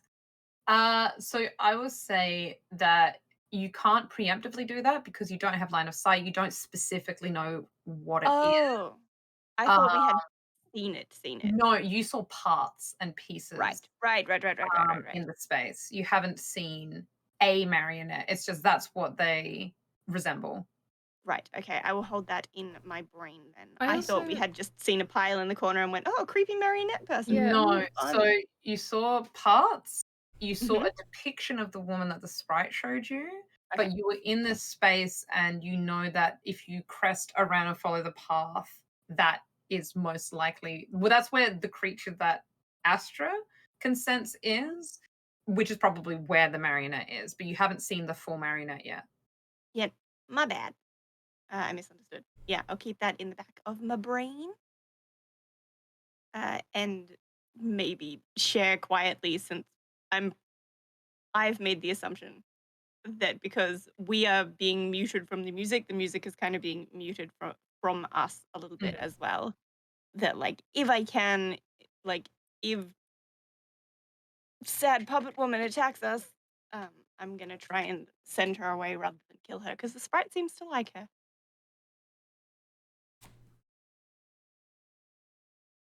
Alright.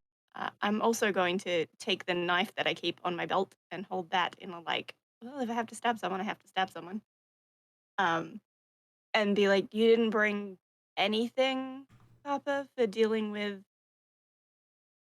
anything. I don't anticipate stabbing anything.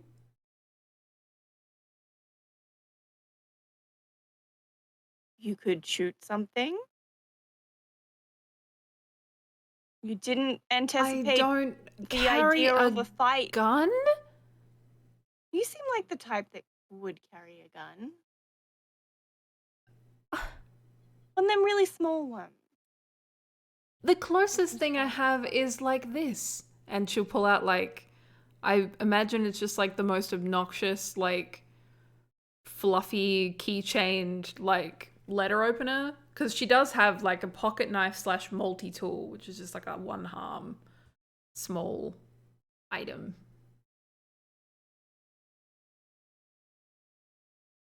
Okay, well, maybe detach that from your keys, so if you drop it, we can still leave in the car. Fine. She'll carry her tiny little knife with the big fluffy keychain and put her keys back in her pocket. I do have a crossbow in my backpack, but I am not taking it out, and I am not offering it to Harper at this point because I'm not really. I'm hoping that we don't get to like a I wouldn't know how to use it, so stabbing we're people fine. immediately. It's a crossbow. It's point and shoot, like a gun, which you don't have. Could have technically chose one. I chose not to. Right. So, what is our marching order with moving into the next space? I'm going to go out on a limb and assume Astra first. Yeah, big sword definitely means front. And Big will sword. Harper be going in the No. middle or will Lucy Big Harper? sword, medium knife, keychain. Yep. All right. Well, moving through, you see this sprite dims the light that it was shedding as you move through. So your eyes, it was never super bright. Your eyes were just very adjusted to how dark it was in the space. But as it dims and you start moving ahead, as you move into the next tunnel, you do see light coming from the next space. So however effective it is doing its best to try and not announce your arrival by being a bright light. Walking ahead as you start taking in the next scene before cresting into the next space, you do see it is a big cavern space. Much, much bigger than the one that you were previously in. And this one does look like it's a lot more naturally hewn from the stone. There is a stream of what oddly looks like moonlight that is trickling through an opening in the ceiling. Although all of you know that it is not late enough for there to be moonlight, it is the same pallid light that the moon sheds. Ahead of you in the space, it looks like the floor is very, very elaborately carved. Arcane runes and sigils that go in rings and roads. Although it doesn't look like an arcane circle, it does look more decorative. And in the center of this space is a woman dancing. Looking ahead past her, you see a massive tree that is gnarled and growing out and splaying out. And the canopy of this tree is reaching pretty much up until the opening of the ceiling where the light's coming through. It has pale blue leaves that are gently illuminating against the dark backdrop. And hanging from its branches and boughs are dozens of lanterns, all with the same blue light that you saw emanating out of the crystals when the spirit was residing in them. You do see a figure past it in sitting amongst the boughs of the tree, but you cannot make it out clearly, although it does look like a humanoid figure. As we come into the room, I don't know if I can still do this because I still had one hold on my tune in. Mhm. As we come into the room, I would like to use my last question. How can I attract its attention?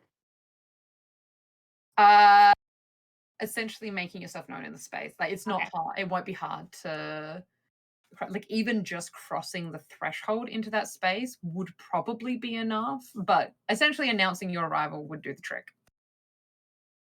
Is there Okay. anything anyone is doing as you are taking it is you don't get the full because you're not right at the mouth of it. You kind of like as you're looking, you're back slightly from the opening into this space.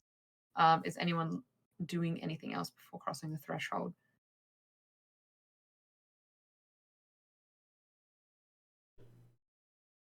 Crying a little bit. That is a free action. You can do that. Love that for me. And it's not even noticeable because everyone was crying earlier, so it's just kind of adding to the tears that had already fallen earlier. The only other thing is maybe is there anything magical going on right now? I don't know that it's super useful. It is so much magic going on at the moment in this space. Roll a D. Do you have a D4 handy? There it is. Oh my god, I just threw all my dice on the desk. Yes, I do. Just rolling a D4. Yeah, and let me know the 4. number. 4. So the magic that and also Astra can roll sensitive if they would like. I'm going to say with advantage because you have become more used to seeing what you have been looking for in terms of sensitive. It's not like a new thing you're looking for. So Harper, what Harper sees is there's like definitely magic. This woman at this distance, it does just kind of look like a woman dancing very beautifully and very elegantly. But it is to a level where it is like too smooth, and the more that you watch, it is like a repeated sequence. It's not the same freedom of movement that like a professional dancer would have, where there's always like the potential of quirks and expression through dance. This is almost like a jewelry box or something where it is like the same mechanical going through. It's still nice to look at, but it doesn't have the same charm as a professional dancer usually would. Okay. And Astra, how'd you go on the sensitive?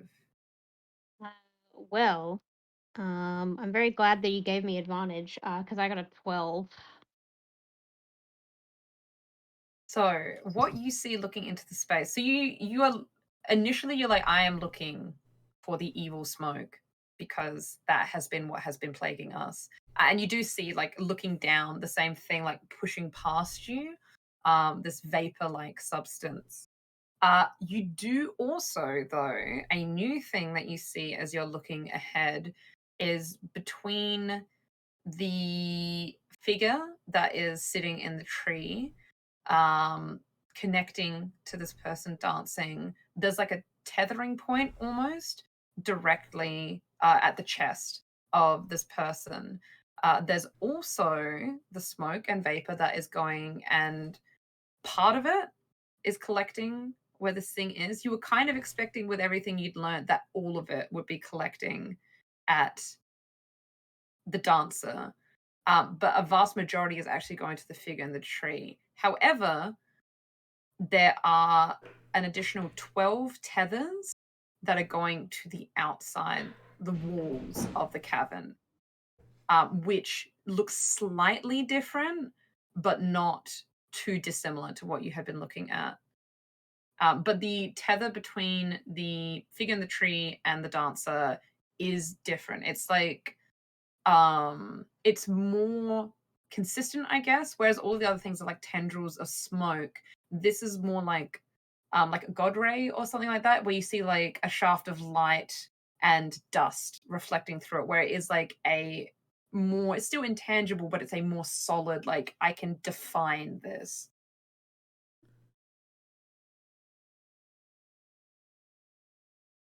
Okay. Um, unless like has everybody done what they want to do before as we go in? Yeah. Yeah. Um, okay. They will turn back to Luciana and Harper and say, uh, if you need help, I will try to help. Um, I'm gonna go that way. And then to try and get the figure in the tree's attention, they're going to kind of run forward with their big sword, say, excuse me, stupid face in the tree. Let's have a chat. And just try and go So like as yeah. yeah, as you break through the threshold, you feel like you have its attention, but almost more unsettling is there is absolutely no physical acknowledgement or movement from the figure in the tree. But it's almost like you feel like sole attention on you. What's even more unsettling is as you are getting closer and closer, the woman dancing continues as if nothing had happened, but the head snaps around, and as they're moving, the head is almost staying stationary, locked on where you are. And you can see on closer inspection ball joints and like although the face looks very realistic, save for the unnatural way that the head is following you, the rest of the body seems much more puppety than a human would be. You also, now that you have broken through the tendrils and things that you saw coming off the other dozen tethers, as you kind of glance around as you're going, you can see 12 corpses lining the outside of this space, all with the same effect that Luciana had described that Sebastian had, of the withering and like crystalline parts of their body forming. And you assume the same eyes, although you cannot see at this distance.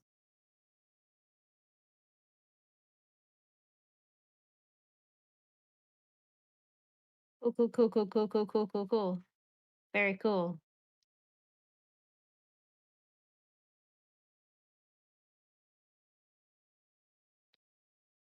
How distracted is everybody at this point in time?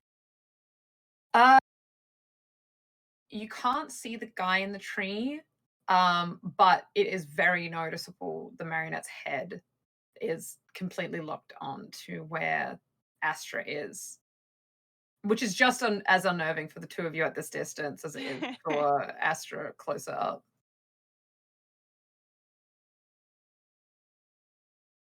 I would like to. I've remembered that when we were doing Force of Will, it took like a minute to set everything up. So I'm not going to do that because I don't have that much time. I'm absolutely certain. Even if I got right behind her, I'm sure she'd notice eventually. Um, I would like to, if I can, use magic to banish a curse, or I'm kind of assuming that this is some kind of cursey magical effect. Yes. That I'm hoping falls You under that. So what you will need to do is use magic is close. So you Yeah. do need to get close. As close as well for anyone that hasn't played Monster of the Week is not necessarily like face to face. Close, think of a handgun where they say like the optimum distance of a handgun. You're Yeah. close, but you're not touching kind of thing. Otherwise it's Yeah. Yeah, I was intimate. planning to get as close as I could, but yeah, Mhm. thinking that I can't get that close enough to sprinkle some salt and do a little chant for like a minute without her noticing that I'm there. So as close as I need to, hopefully, Mhm. without any of the corpses waking up. Um, and then using my little knife, which is also my magic casting thing. I don't know, do a little sigil thing in the air and hopefully cut her off from Mr. Treeman. Yes. So we'll say with this use magic, it will require one harm for like the blood sacrifice part. Hmm. But yes, roll for use magic. Oh, okay. This is very important. I would also like to say that one of the dice that I use for this, one is just sparkly and red, one is on the floor. The other one is like it looks like it's bloody. I've got to find it. I'm not gonna Hmm. find that. I'm just gonna get another one.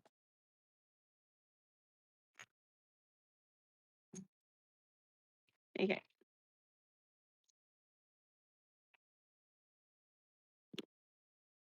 Okay. 6. I'm gonna keep this one and get rid of my glittery one. Okay, so it's a 4 and a 6, and adding weird is another Weird, 3. which is a complete success.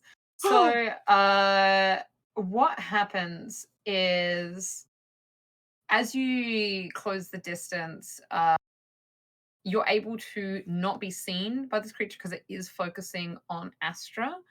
Uh, but as it's moving, because it's still maintaining its stance, you do see embedded in its chest a large crystal.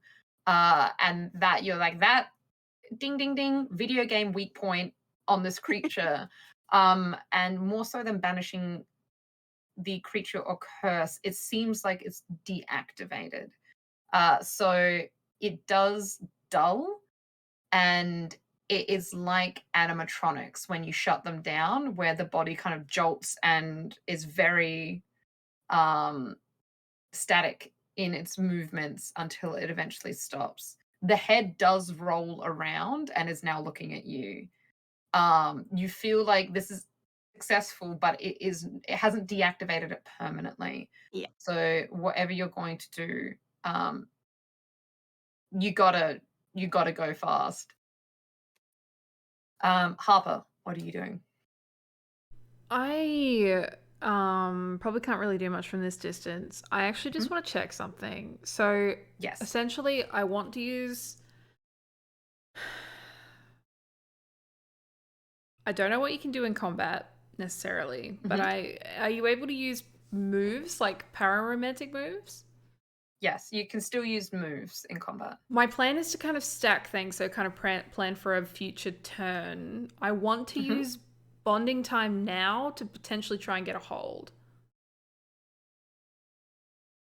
Even if it's like I spend just some time like turning around and just grabbing my phone and Yes. talking. I don't know if you will allow that. The point is to try and It is Actually, I don't know if I should say the full plan, but because it's probably going to No, fail. that's right. But... I will say yes. So everyone is doing something. If anyone turns around at any point, they will see Harper just standing, not having crossed the threshold yet, texting. But you can use bonding time. It is essentially that is your action for the turn, like equivalent.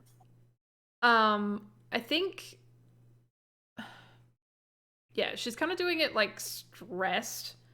But I think she just turn around and like kind of hide in the, because you said that was like the entrance to the chamber, and we kind of went through so that you small feel bit. confident. Yeah, you feel confident that having not crossed the threshold, you're not really in immediate danger where you are, because all attention is in the space. No one's really looking. Well, no one's really looking anywhere properly, but the attention is not directed at the cavern as if they're expecting people to keep trickling in. Okay. So yes, so roll for bonding time. Okay, sure. Please work. That's a 5, which plus 3, 8. 8. So makes you so you hold 1. Sick. I only needed 1. I would like to send Cherry a message and just be like, hey, thanks for the heads up about the music. It's really interesting that you know all this kind of thing. How did you end up finding this out anyway? Oh, hey, glad it came in helpful. I'm just, me, I'm a music guy. It's just like if I'm ever feeling down, I like listening to music, and I didn't know if you wanted to be up this early, so I was just kind of, stay. And they're like really just like rambling, just like. I'm like perfect. I don't know. I'm guessing that I would need to bank this for a next turn, so I'm happy to like go to someone else and then tell you what I do next.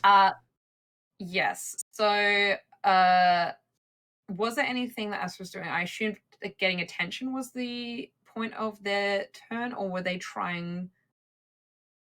What were they trying to achieve outside of that as well? If they had anything else, they definitely took attention. Yeah, because I guess because the way that I'm picturing the room is that it is like it was a bit too big for me to kind of in like the space of like that would kind of be like running. I can't like get there and kick some ass on the same turn. I'm guessing just the way that I'm picturing how big this space is. So this is getting towards the figure in the tree. Yeah, that's yes. Yeah. So you can get most of the way.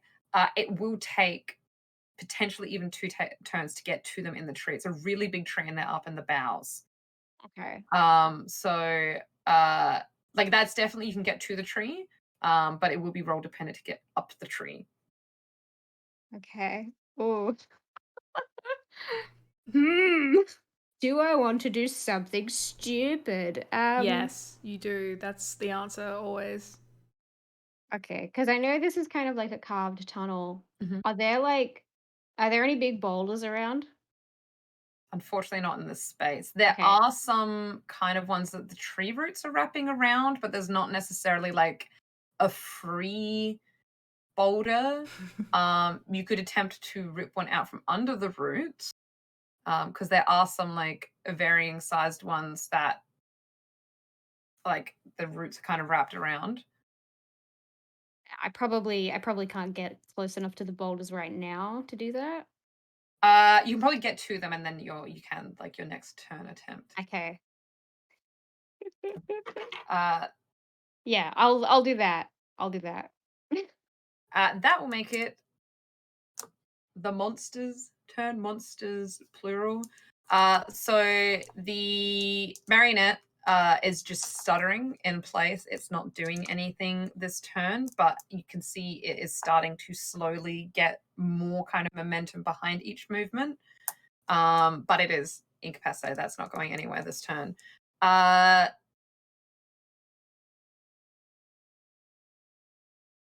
The figure in the tree, now Astra would be able to see more clearly their visage.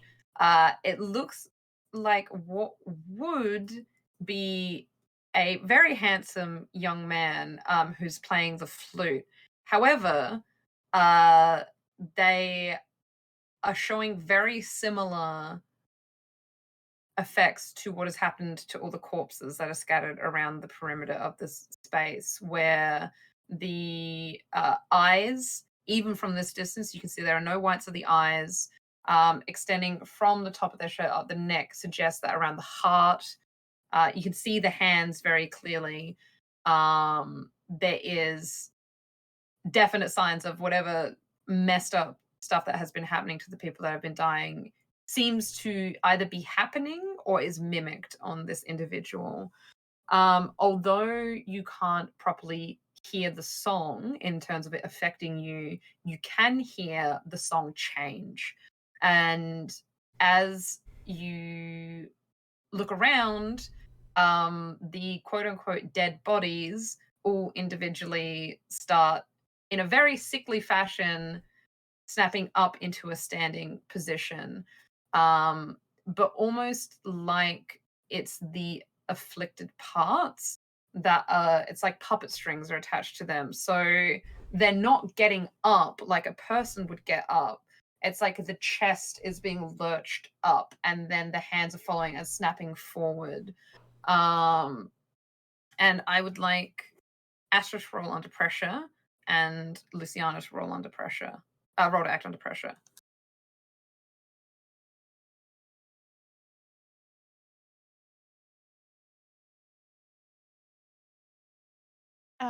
So I got a 6.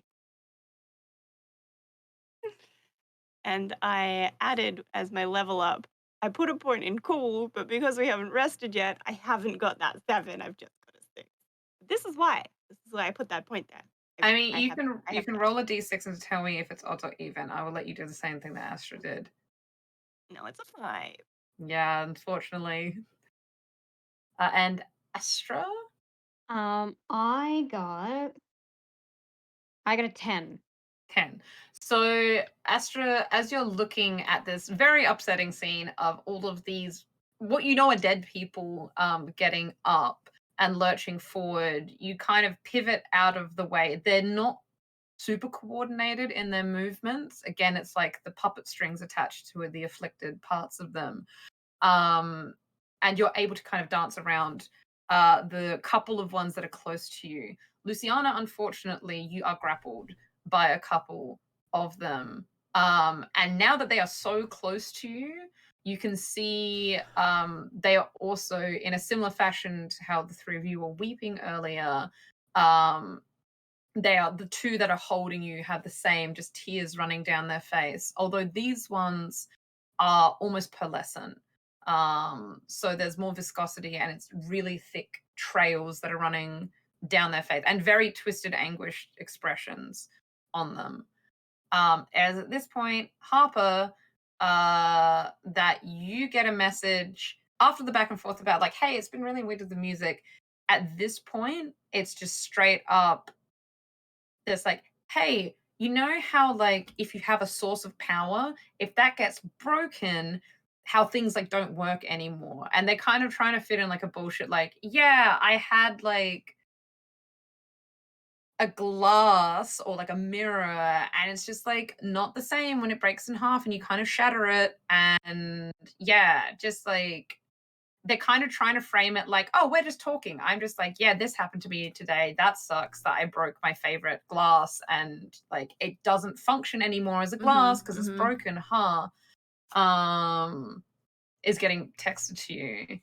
And I would say definitely Luciana, read a bad situation. Because I would say you're in the worst situation at the moment.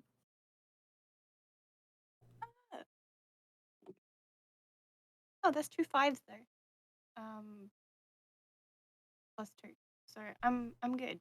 Okay, so a complete success?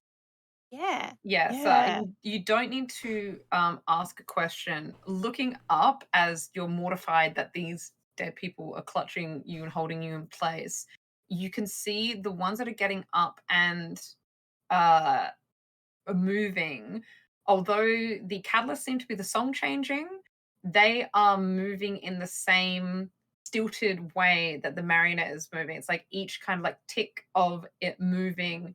Every other creature in here is moving with the same stilted movement. And they're also moving in time with the crystal in her chest that's kind of flashing like it's trying to come back online.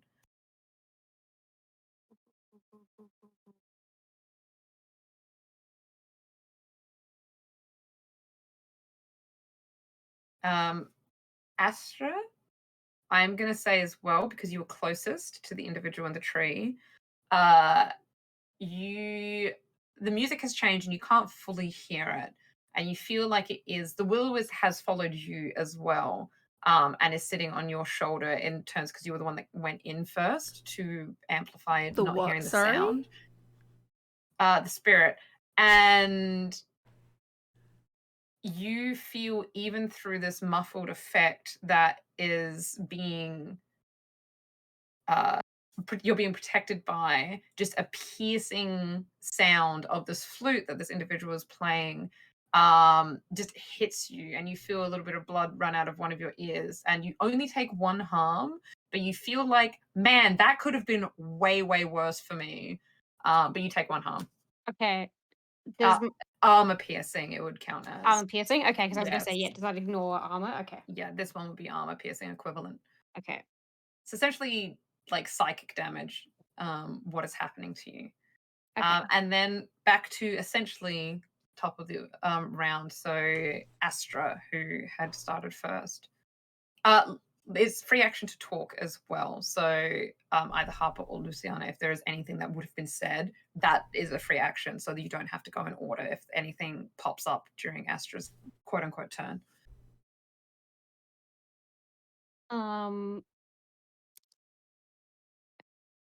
So the idea that I had was, especially if I'm seeing like how they're playing the flute and everything, um, the move Mayhem says I can use stuff as an improvised weapon. Can I can I try and like hit them with like, I don't know, like a rock or like something that I can, it's like a rock or a boulder, or like, I don't know, if there's something nearby that I can throw at yes. them. Sorry. So there's no boulders. There's definitely loose, just like kind of more average sized rock. Boulders, I think of rocks that are like really, really big. There would Yeah. be like kind of like grapefruit sized like rocks and stuff that would be easy enough to pry loose. Okay, because sort of the guideline that gives me is it's like, a fire extinguisher is 2 harm. So like I don't know if it's like there's a big rock as big as a fire extinguisher. Well, the other I things guess roll a d6 for me. okay. It's a 4. 4. You find a slightly smaller than fire extinguisher sized rock. However, a rock is much denser and heavier than a fire extinguisher, so it would probably do the job. Okay, cool. Well, I mean, masonry chunk is under 3 harm. I don't know if I would say this is not masonry chunk sized, unfortunately. Damn, just can't This is collapse like- a wall on it. What a shame. I mean, you know what? Yeah. Actually, yeah, you can say it can be masonry sized chunk. It's a rock. It's gonna hurt. Yeah, I mean, I don't want to cheese it, but apparently I could pick up trucks if I want. Like that's a truck is 5 harm. Yeah, so you're throwing this. So what are you're throwing this at the guy in the tree? Yeah, I want to try and like knock the flute out of his hand. So the thing is, so after I inflict harm with it, I have to roll kick some ass, or otherwise, I have to do another roll to see if I cause something bad to happen. Okay, So, make your rolls. all right, woo! Let's do it. I'm gonna kick some ass. Heck you, flute boy. All right. Okay. I haven't used these die yet. Okay. I'm guessing that would be kick some ass to throw a rug. Okay. All right. Okay. Oh my god, I can't read. Okay. Here we go. Okay. It's not too bad. 6, 7, 10. I got a 10. Yep. So you lob this rock, and it definitely hits this dude in the tree. Okay. So, on a. So wait, what did I get? I got a 10. Yes, I can. Yes, I can do maths. So, on a 10 plus, choose one extra effect. Yes. So, I guess, would you force them where you want them? Like, if I can either knock him out of the tree or knock the flute out of the tree and like away from him. I don't know if that counts. Maybe just knock him out of the tree. Yeah, so that's what you're wanting to pick? Force Yeah. them where you want them? So yes, Yeah. it doesn't quite. So again, for anyone that doesn't play this, advanced is you can drive them away in a route. I'm pretty sure it's under advanced. Yeah, complete advantage drives the enemy around and around. So it doesn't knock them fully out of the tree onto the ground. Because unfortunately you don't have advanced. You don't have advanced, do you? On No. fixed marks? Oh, No. okay. So I can't. So you I- can't do to the so the effect is you force them where you want them, not driving them out. Just because of the distance between them, what I'm gonna say is you do knock them out of the tree. However, there are multiple boughs below them, and so it lashes out like a clawed hand. It doesn't hit the ground, but it Okay. isn't in a much more reasonable distance. Okay. Sure. It does not drop the flute. You see that it has taken damage to the point, like, because you were aiming at the flute, you hit the hand, and it almost looks like the fingers get broken and pushed out of place. And like with a sickening crunch, they crack back into place. It's taken harm, but it seems like there is again the part of it that is afflicted with this effect, it is beyond a human body, so it's not something where it has let go of the flute. The same with it falling out of the tree and then gouging into the trunk of the tree. It seems to have taken more damage, and the force of sinking its nails and claws into the tree has caused harm to it, but it goes beyond that of a human body and it does not fall to the ground, and it seems to snap back into a functional form. Okay. Um, So I think so. I have. So how much harm did that do? Because it's like if it's a fire extinguisher, fence post, or furniture, it does So two. you can see that it does what you would expect a masoned piece of stone to do. It Okay. is Okay. definitely a big bit of rock that you just hit it pretty hard, and it probably took more damage on top of that with the fall that it had. Okay. Because I have to roll plus harm inflicted. So for this next bit of Oh, okay. mayhem. So for this then, I would say +5. Okay. So okay. So I have to roll plus harm inflicted. Okay. So I'm trying to get a low roll here, I think. Yeah. Because if the higher I roll, the more stuff goes wrong or more bad stuff happens. We'll find Mm. out. Okay. You have had the track record of rolling the lowest, so like out of everyone here, best person to do it. Come on. Okay, that's not too bad. That's not too bad. Oh wait, it might still be bad if it's +5. Wait, 5, 6, 7, 8. Okay, so It could be worse. on a 7 to 9, I only pick one. Okay, so okay. I hurt someone nearby as well as my target. I make something about the situation worse. I lose control of my improvised weapon. I cause massive property damage, or the improvised weapon breaks. I am, for the cause of this, I'm going to omit your improvised weapon breaks because there are a lot of rocks. I feel like that is a get out of jail free card. I'm also, because it was a thrown weapon, I'm going to say losing control is also out. Okay. Because the intention was to lose control of it in the sense of yeet it as hard as possible for this particular instance. You mean property damage is possible? Yeah, do you want to see what happens with property damage? God, I don't That's know my that I want question. that. Yeah. I mean, I feel like the tree is where the little sprites live. I don't know. That's the vibe that I got. Fair. I don't want to. So I'm going to say I make something about the situation worse. Let's do it. Fucking hell. Okay. So that was little DM nod. That was probably the best one you could have picked, honestly. Because Love that. as the creature stops playing and is falling, all this chaos is ensuing. You see all of the animated bodies all start in unison screaming and thrashing, including the ones on Luciana. Luciana does not take harm, is currently having 2 undead creatures scream in her ear, essentially, though. And they don't like go, but they're twitching and thrashing. But you do see the ones that are moving around, their movements become a lot more violent. And things seem to start distending almost and extending. Like the song obviously is part of what keeps them together, but not all of it. And so without that guiding what should be happening, these creatures are kind of losing any semblance of purpose or control. Okay. Cool. What a turn. Luciana.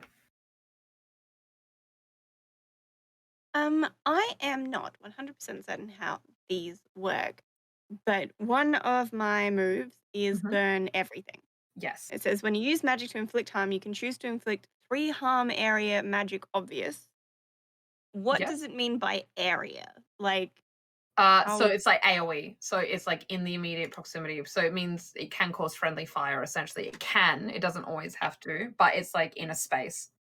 okay, cool. That is what I thought. Is it centered on me by default, or do I put it No, it's somewhere? close, I believe. So Close. it is within the area that it's put. So it's usually centered Can I on center something. it on me Yeah, you to can. get rid of the people that are on me? Yes, I will say it is a bit weird where like there's technically no friendly fire, but there's technically not no friendly fire.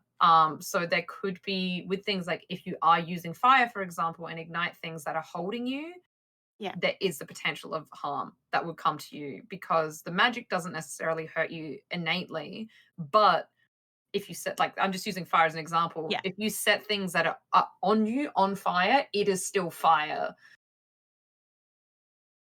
Yes, but I feel like they'll also hurt me if they don't let go. Who could say? I feel like this is a risk that I will be okay taking, hopefully. Mhm. So I am going to use that. I'm going to use burn everything, and Mhm. I'm going to attempt to inflict the 3 harm using the area rather than the ignore armor, because there's more than one person on me right now. I don't know if I'm supposed to roll for it. It doesn't say anything. It doesn't have any numbers in Uh, this one. technically, it is a weird one with it's kind of you just do it sometimes. Sometimes you do need a roll to kick some ass. Right, magic. I can So it's copy use that. magic. It's weird for Okay. yeah.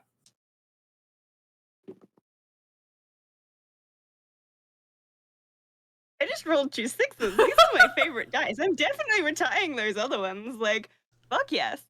So 663. That's the highest I could possibly roll. I don't know what it does, 15. but Nice work. so that means that you don't have advanced, but you still do have the like additionals that you can do with like complete success. wait, where's that? I have not figured this out yet. So use magic. I'm going to so on a that's advanced.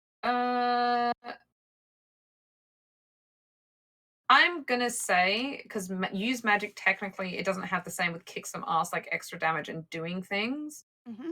But I'm because I can because I'm the big rat that makes all the rules.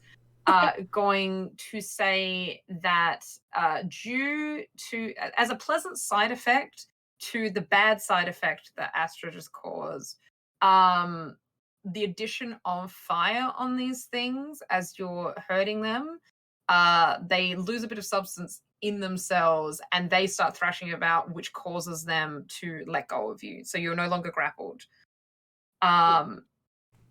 They don't move away. They're more thrashing about in the space. So it is still a dangerous location for you to be, but they are not Mhm. holding you down anymore. Is there anything like movement speed? Can I yeet myself away just like a You can little just bit? go. Like, yeah, Okay. so it's just like essentially a reasonable distance. So you can't like run a marathon in your turn, but you Yeah. can move away from that, yes. No, I don't want to get too far away. I just want to kind of probably head a little bit further into the center of the room if they're coming from the sides, That's fine. just to get a little bit out of reach. Hopefully. Yes. And I'm good. I'm good now. All right. Harper. I feel like my plan is not gonna work, but you know what? Gonna vibe with it anyway. My problem is, right, is that obviously I got the text message being like, yo, attack the thing, because that's clearly what you're saying, is to attack the thing in the middle of the creature that's currently inactive but is trying to reactivate itself. There is the guy in the tree who I'm actually now convinced is just a corpse and not the guy that we're looking for. And he just happens to be the flute guy. What I wanted to use bonding time for was to use the option to spend a hold to do the Pararomantic move to manipulate someone. I was going to manipulate or attempt to manipulate the marionette into dancing away from it to distract it. That was the vibe. That was what I was going for. But I don't even know now if that is even possible. But I don't know, can I... You can try and influence it. You would see that it cannot move efficiently. Like it doesn't... It's like trying to use like a remote control car when the batteries are dying in it. Like it'll be very stuttered. It may be able to kind of do it, but you are confident it would probably not work exactly how you feel because it is not moving how it was when you came up with the idea. Then yeah, I'm trying to work out if I do that to the marionette or do it to the dude with the flute. I guess, do I innately know who it would work better on? Obviously I have to get in range, but... Wait, so which move were you wanting to use? So it's specifically a pararomantic move you haven't picked. And I was going to use Dark Desires, using emotional ties. And depending on who it was, I was going to use what the sprite told us from before. Yes. I don't know. You probably have enough that you could try it on either entity, the marionette or the guy playing the flute. It would be equally as effective in the sense that both have limitations to being able to move. So like the marionette, you have emotional ties, but is also in a deactivated state. Whereas you have loose emotional ties with the guy playing the flute. So you don't just have the same amount of emotional tie to kind of work with them. But you can feel free to use it on either. I guess it's more that I want to distract them from doing the thing that they're currently doing, if that makes sense. Like the moving is more to get them to not pay attention to what's happening. Like I'm making a lot of assumptions.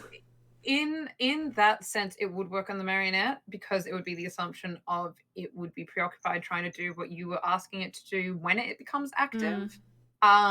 In that sense, probably not going to be as effective on the flute guy because it's kind of already preoccupied with like holding on, and it is unlikely that they would straight up do something that would cause bodily harm, like let go of the tree you're hanging off and fall to the ground. Yeah, absolutely.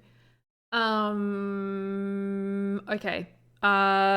This room is large, right? So I'm guessing again, I'll probably have to wait for a bit anyhow. But I guess I'll try and make a run for like closer to the middle of the room, and I would like to yell out something along the lines of, go for the crystal. The big shiny thing in the center.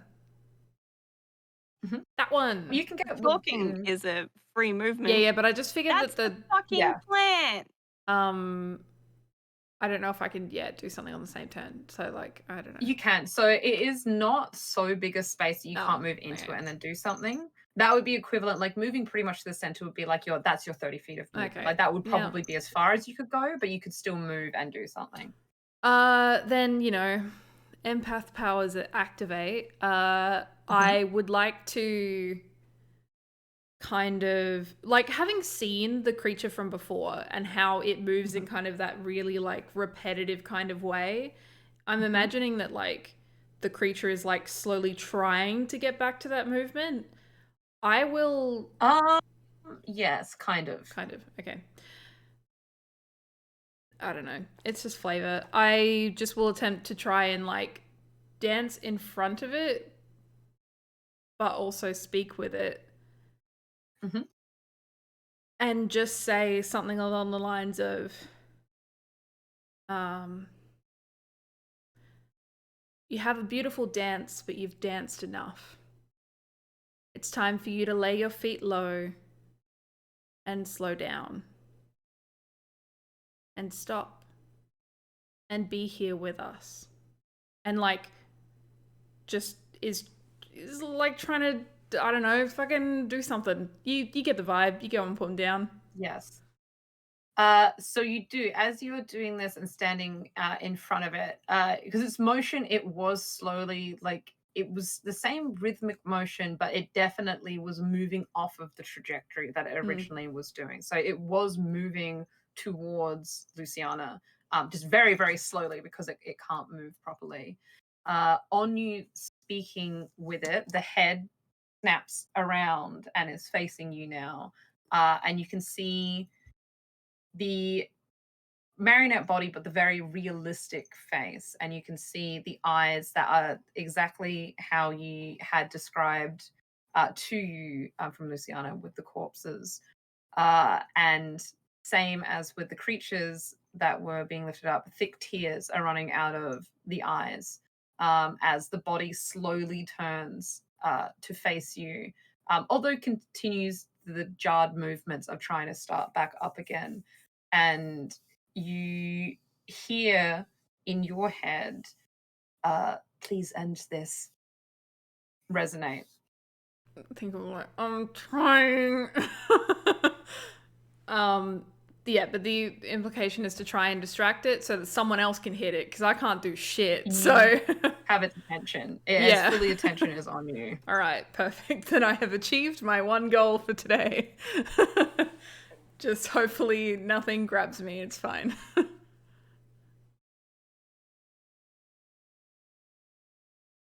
That's everyone. That's me. So as this is all happening, the creature in the tree, or the man in the tree, scrambles back up onto the branch in like a weird mixture of very uncoordinated whilst also very coordinated. Just very inhuman, like uncanny valley of just like mimicking what something would think a human would do. That kind of uses up its turn, so it's not on the ground kind of within striking distance, but it does not have the agency to attack anyone or direct anything. Had you moved Astra from where you were at the end of your turn? Probably not, no. So you take, let me see how many. You take 3 damage. This is not armor piercing. As the several creatures that were near you don't strike at you, but it's just like a whirlwind of limbs flailing around you. Okay. And the marionette in front of Harper, the crystal is coming back. It's no longer kind of flashing. It's now almost like when your computer's like on sleep and you see like the little power button just like glowing, like it's about to be back on. And that is back to Astra. I always love whenever I hear noises like it's Jasper knocking shit over. Like, Yeah. Okay. So is the guy in the tree? Is the tree? God, I feel like you guys are like, hey, little help over here, and I'm like, nah. There's this one guy in this tree. You don't understand. He's got a flute. I don't like him. So when he scrambled back up into a branch, is he still as high up as he was before, or is it slightly lower, but still a bit too high? It is slightly lower. I will say that something that did ping when Harper was talking about the crystal, you did, when you entered the space and could see all the effects that were happening around you, the flute was like the tether when I said there was a tether between the marionette and the guy in the tree, that, now that you think about it, was aligning with the gem on the chest of the marionette. Okay, so it's I may have interpreted this completely wrong. Um, so is it that all of the lines they all tether to the guy with the flute, like all of the ones in the room, or they all tether to the marionette? So all of the little tethers tether to the marionette. Okay. All of the energy, like the smoke, was gathering on the figure in the tree.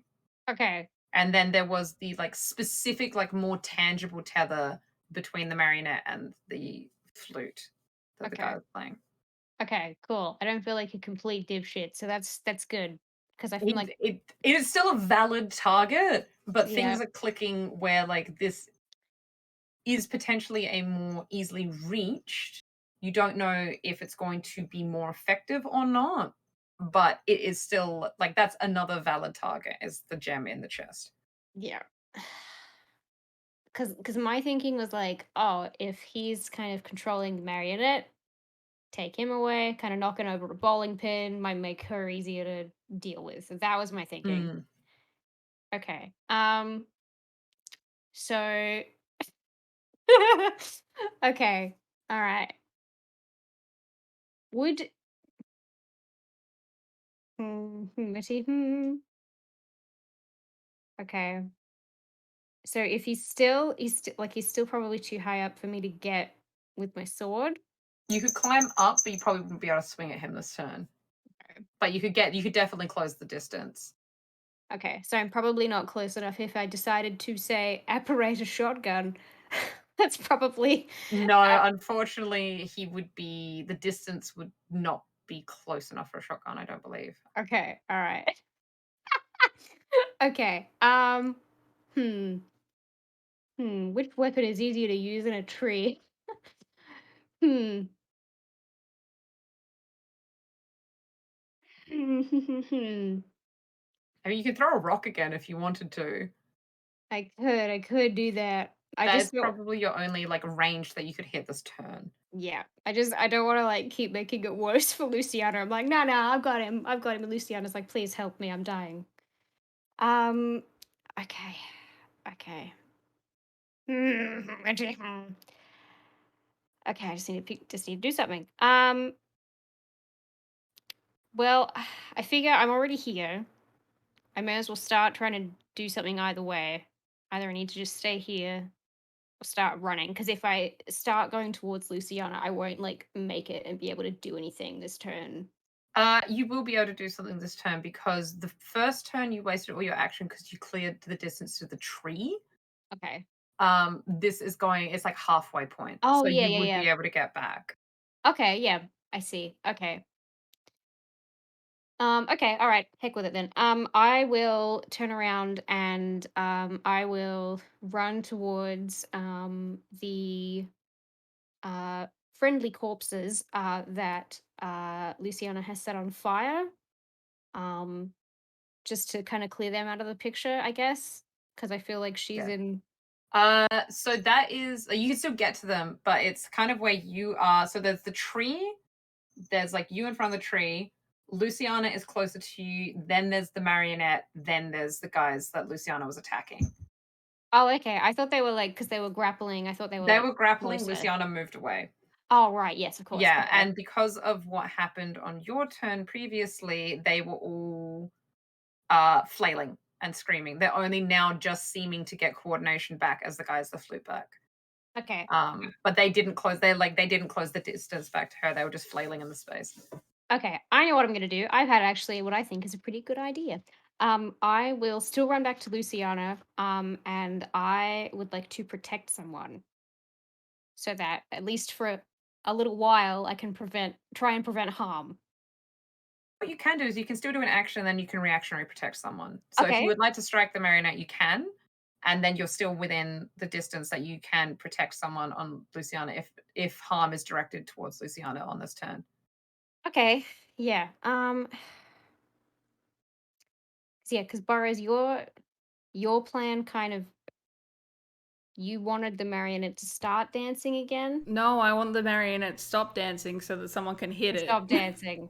Okay, right. No, I was like, I don't just want to come in and be like, don't mind me, I'm ruining all your shit that you set No, up. I So literally I do nothing. So I was like, I may as well do the one thing that I'm useful at, which is manipulating people. Yeah, so essentially at the moment the marionette is open. It is stationary. It looks like it's going to come back online any minute, but it is focused on Harper, so there would be no backlash for an attack. It would essentially be you can roll and it's a complete success, and there's no backlash. okay, I mean, yeah, then I'll do that. I will use my big space sword, which I think is big and glittery and looks a bit weird. Yeah, and how much damage is the sword? Um, the, it is described as 4 harm, hand heavy, messy magic. Yes, that you swing down. Well, even would you? How would Astra would it be like stab into, like slash across? I What's think, Astra's vibe with yeah, attacking this gem in its chest? yeah. I think they don't really want to like hurt her, but the sprite said like she doesn't want to hurt anybody. And they like I think it sort of made them like both happy and kind of sad that it's like they were recognized as like Astra doesn't want to hurt anybody either. They don't want to like kill her, but they might not have a choice. It might be kind of too far gone. So I think they're gonna kind of run up and just I'm very sorry, and then just try and stab toward the gem itself, not just going for a big slash, like they're just trying to aim for the gem Yeah, if they can. and yeah, they definitely can. So with the combination of Luciana having deactivated it almost entirely, and then as it's trying to come back online, Harper taking its complete focus, there's no problem and almost no resistance, as there's an odd resonance for Astra as their sword connects with this gem in the chest, and it slides through like a hot knife through butter, and just as it pierces into it, it just cracks, just spread across the entirety of the surface, and it doesn't shatter, but it just almost everything in the room pauses as this happens, and you hear a sharp crack coming from behind you and almost a slithering sound as, with the sword still in the chest, you look back and the figure that was in the tree has just slumped and has fallen and lays in a not great position on the ground. Like there's definitely broken bones, and this is like a pretty substantial fall for a body out of a tree. And in a crescendo, all of these reanimated corpses that are already screaming, it goes to an almost only dogs can hear kind of pitch, and they also all keel over. And the marionette head tilts back towards Astra, and the tears stop, and the figure of this marionette slides off of Astra's sword and slumps onto the ground.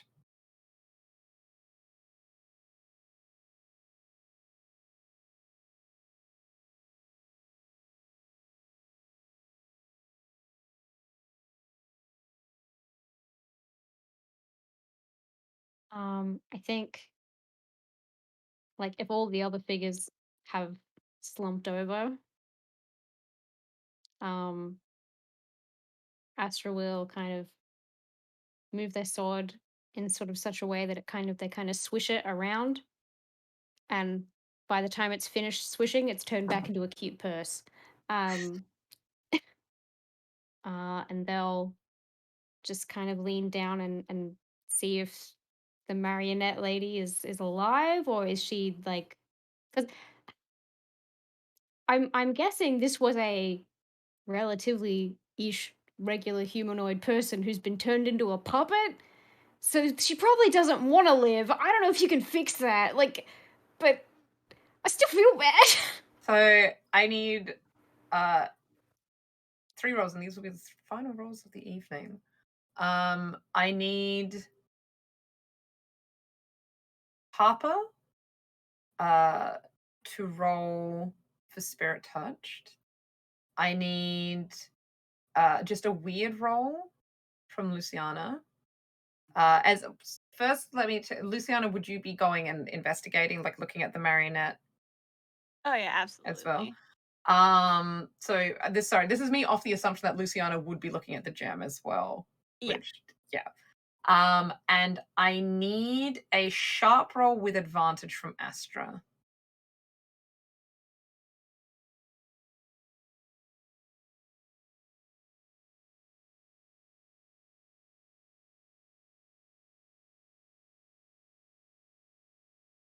All right, we'll start with Harper. That's you know what, I did the maths and then I completely forgot. It's 12. 12. So you can see as you're looking at this shell, I guess, of this marionette on the ground, more than seeing and like fully noticing the effect, it's like you watch the effect slipping off and fading out of this thing, and the body, it becomes, it's like the joints were pristine. Like the marionette itself was almost made of crystal. It had a luster and it had a shine, and now it just looks like a wooden shell of what it was. Even around the face and the eyes, you can see what made it look very lifelike and realistic in the face. Whatever was animating it, it is now clear that it is a replica of what this woman looked like. Luciana? I got. Let me remap that again. 9. 9. And you're lucky because it is a full success, because the little sprite that was sitting with Astra, as you are reaching down and touching this gem to look at it, it comes down and touches the other side with you. And as you're touching it, you have a moment of panic because light returns to it a little bit, of just like, that ain't good. And then you realize it is the same, it's a more warm glow like the sprite had, not the more sickly gray blue glow that it had previously. And you all in the space hear a voice that Harper recognizes because it is the voice that rang in her head. And it's like almost rounding as like a diary of like speed running through a budding romance and a relationship and laughter and talks of like performances and the arts. There's mentions of like building a life together, and then it takes a darker turn where she is talking about an illness. It's very vague, and it's almost like it's censored like what the illness is. And it finishes with, what a night, what a beautiful night. I could dance forever with you. And then it fades away, and you see as the shell around kind of starts crumbling of the marionette that was constructed, as Harper had been seeing, the magic was ebbing away from it, and what was holding it no longer was holding it together. And you see a form the same that you saw of the sprite when it like pulled itself out of the crystal, of a woman that almost extracts out of this gem. And she smiles, and you can see again, like had been with the marionette when she was dancing, just tears running down her face. But this time, there's a lot more joy to her expression. And she fades. And you're standing there with a no longer glowing gem in front of you. And then we'll finish with Astra. What was your advantage sharp roll? Well, biggest shock of the century for me. I got an 8, which is great for me.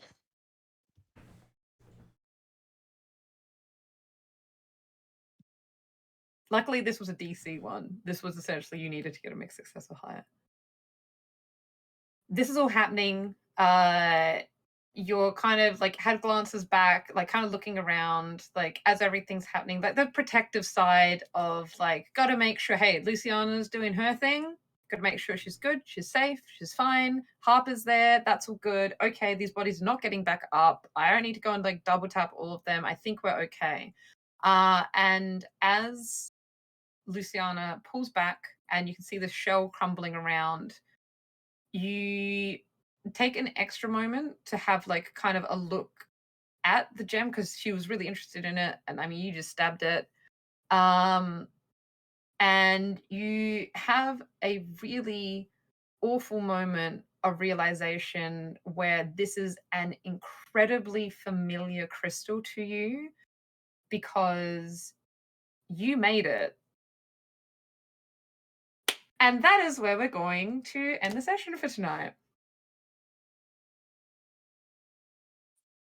Yay! That was our second episode of Our Lady of Sorrows. Thank you all so much for coming and watching and listening. I had a great time. I love ending on just a terrible, sad and horrific note. So this has been a great success for me. I hope it has been entertaining for all of you guys. I'm Alishiera. I was your keeper for tonight, and we are going to say goodbye to our lovely players for the evening now, starting with BurrowsRed. Hello, BurrowsRed speaking. I play Harper. She's not alright. I was gonna say she's alright, she's not. I exist on the internet, check me out in panels. Yeah, I'll be back again playing Harper with everyone and participating in underground crystal sales next Tuesday.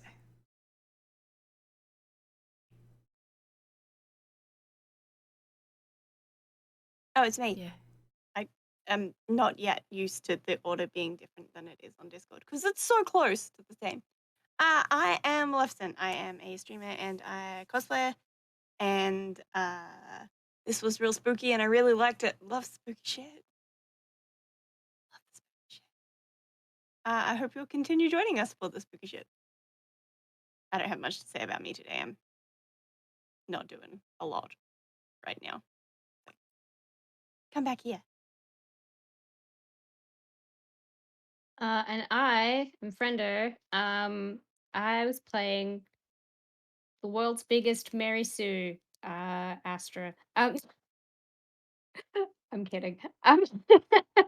Um, I don't do a lot on the internet because what with the world being the way that it is. But thanks for hanging out. Most of the week is fun.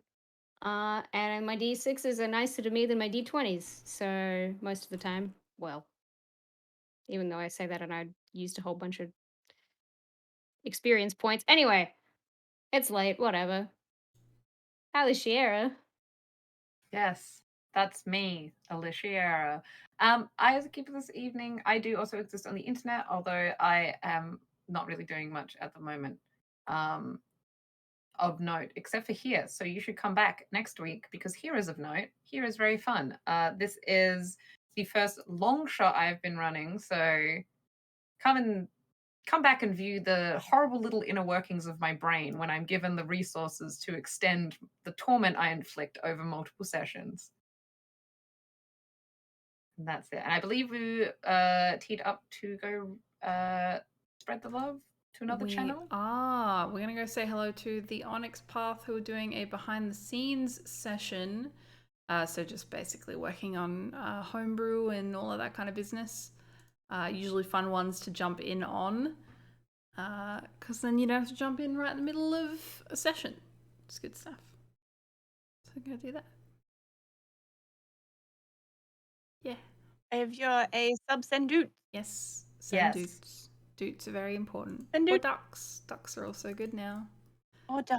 Honestly, any of the Ducks and emotes dudes. work. I'm not sure about the rock. That might be a little confusing. Yeah, maybe a tad. Rock, rock, rock, rock. I mean, a lot of these might be a bit confusing, but they're Hey, fun. we're continuing the trend.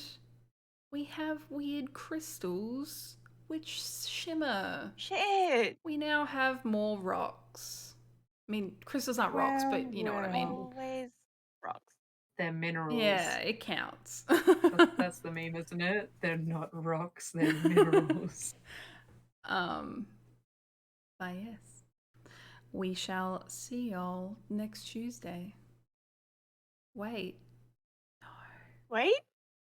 Crystals aren't rocks. No, Let's damn. discuss this further in And the now Discord. with that bombshell, Bam. Bye, friends. Join the Discord, send doots, and have a good time.